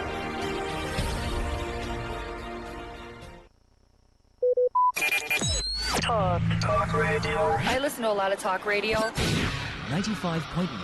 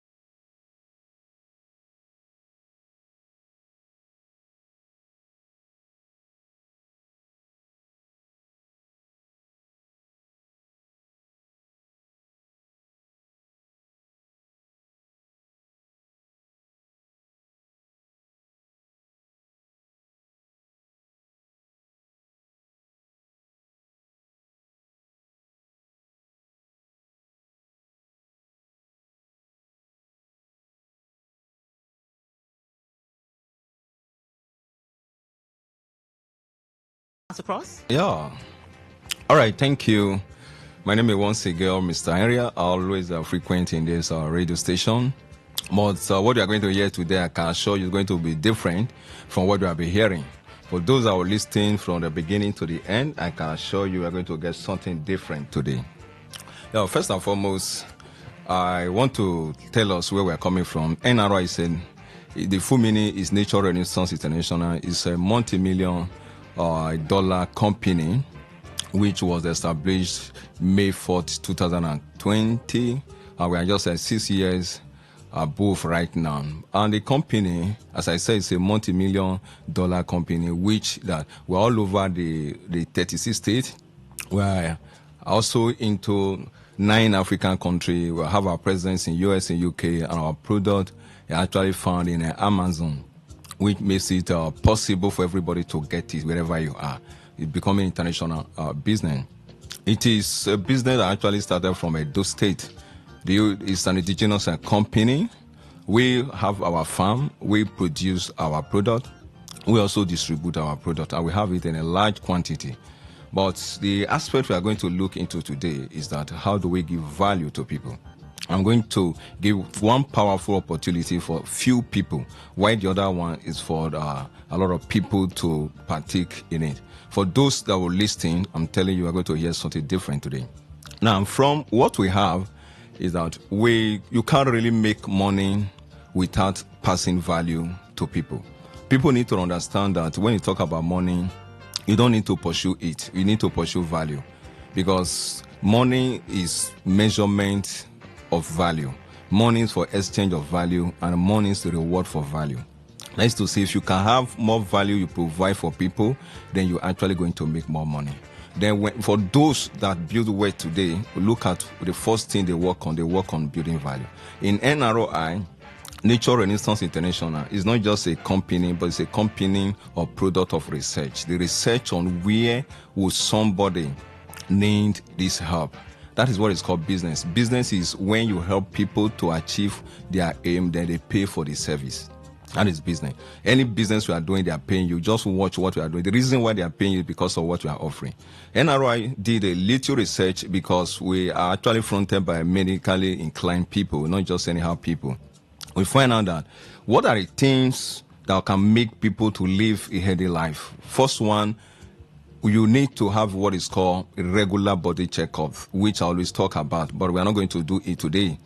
What is the one thing? Because if you are to prevent disease, then you really need to know whether you are preventing or not. You need to know what you have first. While the second one is the level of immunity. We have heard this word before, immunity, but I must be sincere with you, most of us, we're not really conscious about it, that the good health, the divine health that we enjoy, when people are telling you that I don't sick, I hardly fall sick for more than 5 years, 10 years, it's true, not that they are lying, they have not taken drugs, but the truth is that they have a high level of immunity. Immunity is the body's security, the body defense security that help you to fight against diseases. It's a body mechanism that help you to fight against diseases. It is so important that just like the way Nigeria is now, before we were not really conscious about the role of government to provide security and save life and property. We were not really conscious because we have not experienced kidnapping, banditry, and all that. But today, now, that is the major thing that everybody is telling government to do. Now, when you understand the level of immunity, it's your body defense mechanism. Immediately your immunity is low. It's a gateway for you to fall sick every time. It's a gateway. When your immunity is also high, then you hardly fall sick, because what it means is that you have empowered, or your body has empowered to fight for itself. The way God created us is for we to fight for ourselves. Yeah, we can get assistance, but your body, most of us, we are human beings, just like sometimes like animal in the bush. They don't have hospital. They have similar organs like us. Blood also flow in their blood vessels. But what is keeping them healthy are those natural things they are doing that boost their body immunity. Mosquitoes also found in the bush as well. But their bodies will be able to fight all these things based on what they are taking. These are the things that NRO actually work on. They came up with a powerful product, combined herbal extract, which you can find anywhere, including US. You can find it anywhere through Amazon, which is one of the largest e-commerce in the world. For such a reputable company to market your product, that shows that not just approved by CAC, not just approved by NAFDAC, and other body also approve it before you can market in such a reputable platform. Now, the combined herbal extract was born out of research to find out that what can help somebody to live a healthy life, just like those days, how our forefathers lived long life. They were able to marry more than one wife, do a lot of things. I'm going to talk about that. Then that is the area where we research on. We now find out that one of the keys to live a healthy life is just immunity. You must not have a hospital around you before you live a healthy life. You must not have a medical doctor as your friend before you live a healthy life. If your body, your immunity is high, what it means is that your body is empowered to defend itself. Now, what is the function of high level of immunity? One, they fight infection, including malaria and typhoid fever. At least I'm a practical example of this. I'll be treating malaria and typhoid fever every 2 weeks. Every 2 weeks, to the extent that I started using injection. Because I'm a health professional, I even started injecting myself because people were wasting my time to give me injection. I have to develop the boldness. Would you believe me? Since April 11, 2022, precisely till now, I've not taken anything like that. Why? Because this is what really made me to discover this. I was the one that find this. I was the one that searched for it, and I saw it. I said, I need something to boost my body immunity. Since that time, including other aspects, I'm functioning optimally, very well. Now, I've not taken any drugs. I've not fallen sick. I was always strong. Why? Because when your immunity is high, what it means is that you have empowered your body to take action. Look at the HIV virus. What it does is to destroy body immunity. When it's done, then anything can crawl into your life. Ordinary cold and catarrh malaria can kill the person. Immunity is to fight infection, both typhoid fever, malaria, even COVID-19, to destroy that. That's why in Africa, COVID-19 did not kill more people compared to other Asian countries and other Western countries. Some people did not even know those things exist. They think that it is a scam. It wasn't a scam, it exists. But most of us, because of the nature, our environment, God able to help us to escape through. Now, immunity can also help you to destroy some cells that can become a tumor, whether it's breast tumor, fibroid tumor, prostate tumor, and other. As that time is coming, because it is designed to actually checkmate your head. That is the reason why you need to understand that concept. That living a healthy life, we see people, they tell you that they don't sick, they live a divine life. This is where it's tied to. Then immunity, at the same time, can also help you for speedy recovery. If you have high level of immunity, your rate at which you recover is very high. Then when you also have a high level of immunity, It also serves as antioxidant, particularly the product that we have. There are a lot of antioxidants that also they work in conjunction to ensure that they protect yourself from dangerous radicals like excess free radicals that can harm yourself. Because these are areas that can expose you to a kind of a chronic disease that you never bargained for, even no family history. Because a high level of a free radical can cause inflammation that can initiate a problem in your head. Now, NROI came up with a product, combined herbal extract, to actually help humans to build all these things. Then lastly, about this immunity, is also help for energy and vitality, our product. Energy and vitality, is there is a difference between power and strength. You can carry something up, another person carry the same thing up, that is power. But for a person that can carry it up for a long period of time, have more strength than others. Now, strength, it is what really measures the things you do, how long you can do it. You must have strength. Just like those days, you see our people, we travel for a long period of time, go farm, come back, cook, the next day go back because they have strength. Today, if we do such a trekking now, we will even be hospitalized. Now, organically, if you look at the agric fowl and you look at the native fowl, they are not the same thing. In terms of strength, in terms of taste and everything. But when you understand nature actually prepare you to live independently, but you need assistance. Yeah, not for you to depend on one another. That is how God designed us. Now, NRO actually did a lot of research and they find out that we now came up with a product that's made up of several ingredients, well blended, come with measurement for daily consumption that could actually put you in a good health.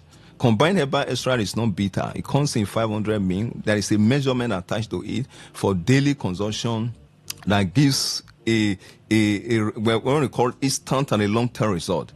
Then, based on what we're seeing, we also find out that detoxification is one aspect about life. If you eat white rice today, when you go to the toilet tomorrow, your physics will not be white. That shows that a lot of things are happening to you. Then how do you really detoxify yourself and support your detoxifying organs? You already have these things that are doing it. Now, that is where they now came up with the same product that can assist to detoxify, that can build energy and strength. Combined herbal extract is well known, recognized for when you want to live a healthy life, enjoy your life, then you really need to know what about this. And the good news is that it's not bitter. You can use it as a gift to people. People call it life in the bottle because after using it, you want to use it again because good thing sell itself. You want to use it again. Some people call it life in bottle. You can use it to empower your people. You can use it, package it to a gift to someone that on a high profile for a gift. You can also share it on occasion. Then you can actually use it on a daily basis for other things. There are a lot of things it does, which because we have about 11 varieties of product. The area where like the sugar as well, like the cardiovascular, like the reproductive health, we have different products, but I'm just trying to settle on this. We have about 11 products to just talk on one to know this is a product of research. It was not done just because we want to have a supplement, but it's a product and gives when you take it, gives the value. I told people when you're a business person, the value you give should be more than the money they are giving to you. If you look at, you buy 800 naira, if you look at the call you will make and the people you will call where they are, if they ask you to go and meet them, you find out that you can spend 3 days, you won't get there. Now, what we are giving to you should be more than what you are giving to us because that is what we preserve the value for a long period of time. Now, because we know we have value and the business is done on value, the first opportunity and the privilege I'm giving to people is what I'm going to mention today. Is what I'm going to mention. Please listen. This is the area where you can make business. For you to become successful, you must have value that you give. You must learn and mingle and know how to do these things. Now, the value first is that I'm giving opportunity to some people to become an investor. To become an investor simply means you have between 288,000 to 10 million naira. What it means is that, one, we have the product in abundance and the products are giving result. And at the same time, you'll be the only person in your community, the only and the first person that will grab this opportunity. Just like when POS came, for people that really started it, they really made a huge amount of money from it. Now, be the first person, and they also have the privilege in that to take this opportunity. Then which area do we support you when you are the fourth doorstep? Maybe you need one doorstep, maybe you need 1, 2, 3. We can always deliver to you. But when you are in a place where I mentioned, maybe you are in Degema, you are far from me, you don't need to come and meet me. You should let somebody be a representative of the company. They be the first person, honestly. And anytime we're on air like this, throughout this year, just know that we're going to be mentioning your name, your phone number, people can meet you. Then, if you're also buying more than 1 carton, then it's free delivery for now. It's like, I call it promo, free delivery, deliver it to you. Then again, each of the carton comes with 1 sample, meaning 1 bottle will also be given to you. If you are buying 24, but if you are buying 24 cartons, that simply means you have already have a 1 carton, because our carton is 24. Then at the same time, also give you some samples of a package that you are going to use to give it another beautiful shape as well.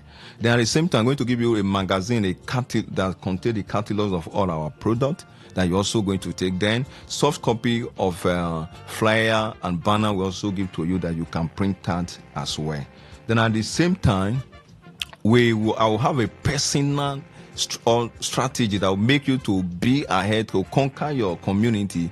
I'm going to discuss that one with you tomorrow in office.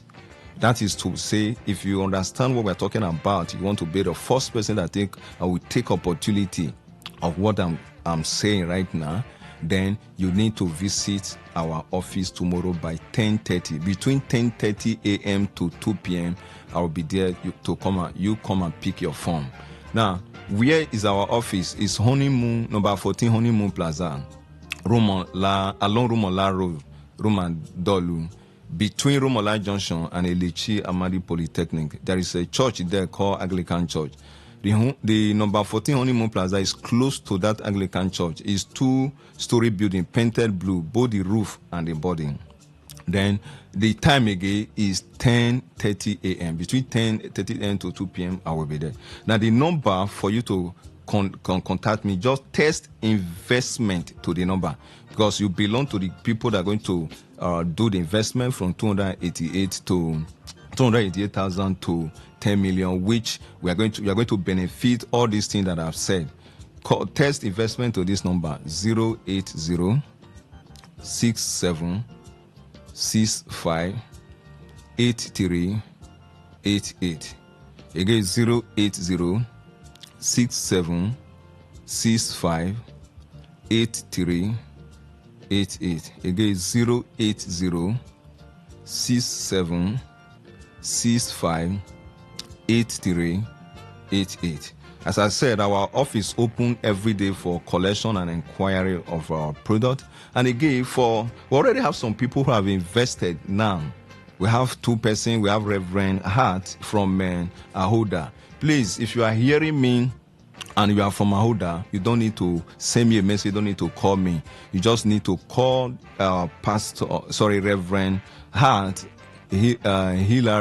Harry, that the person that you are going to meet there in Ahoda. If you are from Ahoda, you need this product, then you want to get it, don't need to call me. 290 38 74 3369.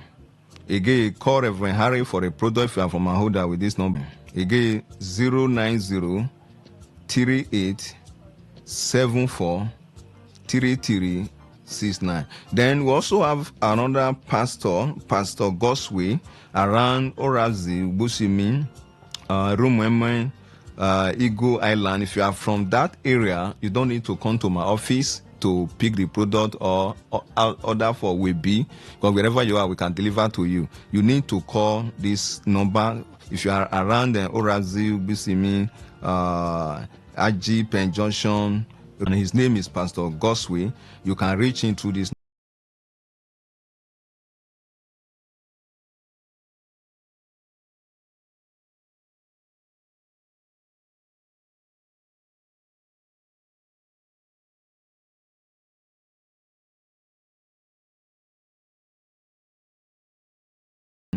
Four 098 1763.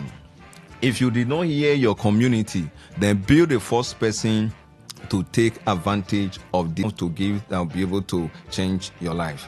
Now, there's another opportunity I'm going to share with you, which on Saturday, you will test Saturday to the number I'm going to call. Maybe you don't have enough money for the investment we just discussed. Then you also want to really change your life. I started this business with 6,000 naira, but today, even the car I'm driving the low is over 15 million naira. Just within a 4 years interval. I came to understand that when your heart is prepared to do business, then you can actually succeed in whatever you are doing. Now, for the Saturday by 10:30 a.m. Now, that is going to be a training where you will be able to become like independent. You will become well understood when it comes to business, how you can.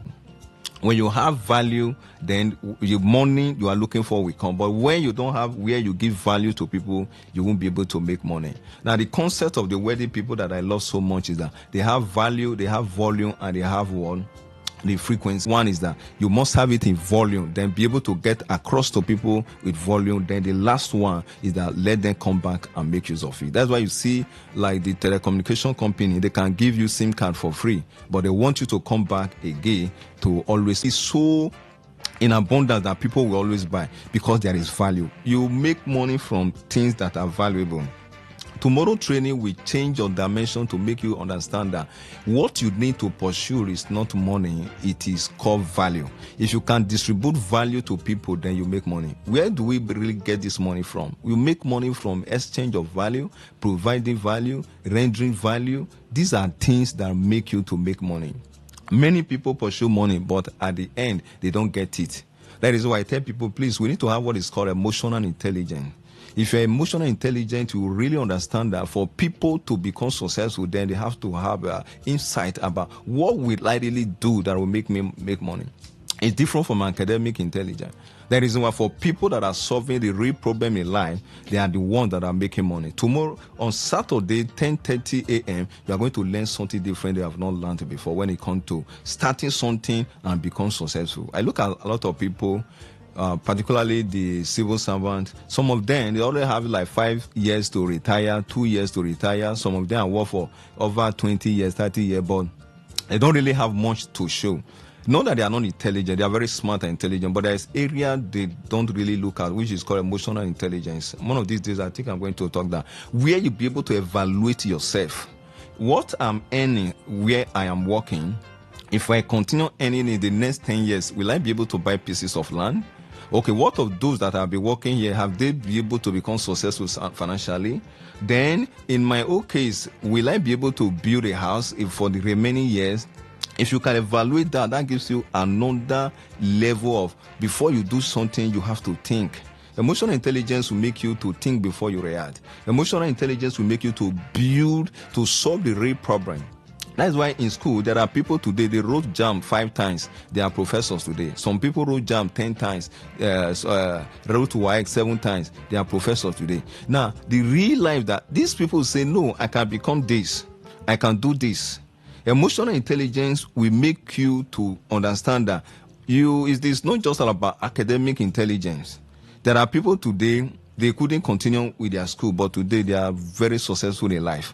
We call it reposition your financial life that you can succeed. What you need to do, what you need is for somebody to empower you. There's a place in the Bible says talent is like a water in the well, but a man of understanding will draw it out. You need somebody that can help you to make you recognize that you can become successful. You need to understand yourself. You're almost 60 years, no house, 50 years, no house. You have not been able to do something tangible. Time is not waiting for you. Nobody will do it for you until you realize that, one, you have the potential, just that you have not done it. There is a little story of Indian elephant chain. When you chain elephant for just for a few hours and trying to move, they could not move. They will remain like that even when you remove the chain. Most people feel that because they have looked for something 2 to 3 times, they have not gotten, they can't get it again. Now, this is the who can elevate you. Have mentor, have people who can work with you. On Saturday, trading is going to be exceptional. I can tell you when you get back home, you tell your spouse that, yeah, there is hope. I can make it back again because I'm going to show you a system. I'm going to show you an opportunity tangible to show in your life. You build a real business, you build to impact in the life of people from just being somebody that people look down on now. Today, they'll be looking up to you. That is the business. Now, for you to reach out to us for the Saturday training call, remember the address still remains the same. Number 14 Honeymoon Plaza along Rumola Road, Romandolu, is between Rumola Junction and Elechi Amadi Polytechnic. That is where you find Anglican Church. It's behind the Anglican Church.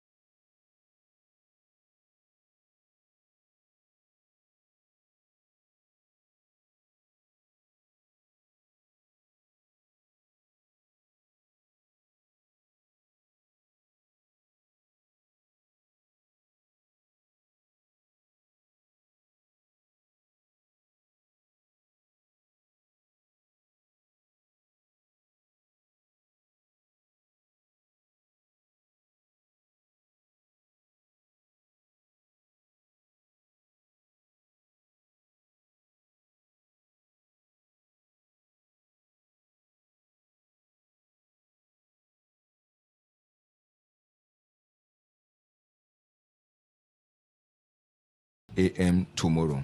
Text Friday to the number I'm going to call 080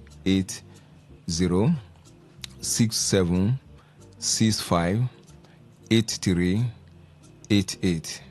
080 67 65 83 88. Again, 080 67 65 83 88. Remember, the address remains number 14 Honeymoon Plaza, along Rumola Road, Romandolu, between Rumola Junction and Elechi Amadi Polytechnics. You find Anglican Church, roof and the body. Remember, the investors for tomorrow, the other business, other people will look at it on Saturday. Remember the advantage. Imagine you are the first person in your community. As we are talking, I hear these things, your number, your community. Just know that you're going to have crowd. A lot of people have started it. Be the first person in your village. Then don't joke with your heart. Be there tomorrow. Be there next tomorrow. I can assure you, you are going to benefit. For those that know me, when it comes to integrity, I think that is my second name. All right, thank you. God bless you. All right, so that's been Mr. Henry, who is a medical professional, NRI River State Coordinator, business coach, and also NRI consultant.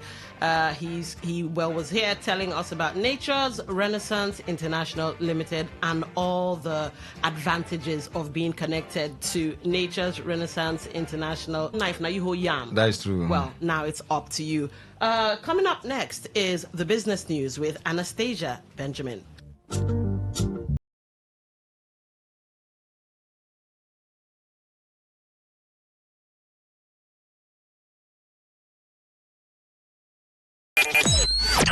Talk radio. I listen to a lot of talk radio. 95.1 FM.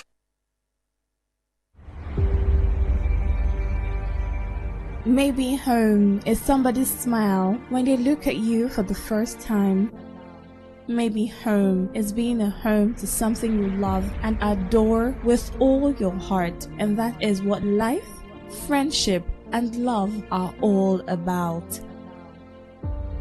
Maybe home is listening to all of your favorite shows on Today 95.1 FM. We create memories. We inspire comfort. We are the voice of the people, and we are home away from home. Whether it's happening in Port Harcourt, South South, Nigeria, or around the world, we've got you covered. On air, online, delivering balanced news and unbiased analysis. Today, 95.1 FM. Today, 95.1 FM, Port Harcourt. News and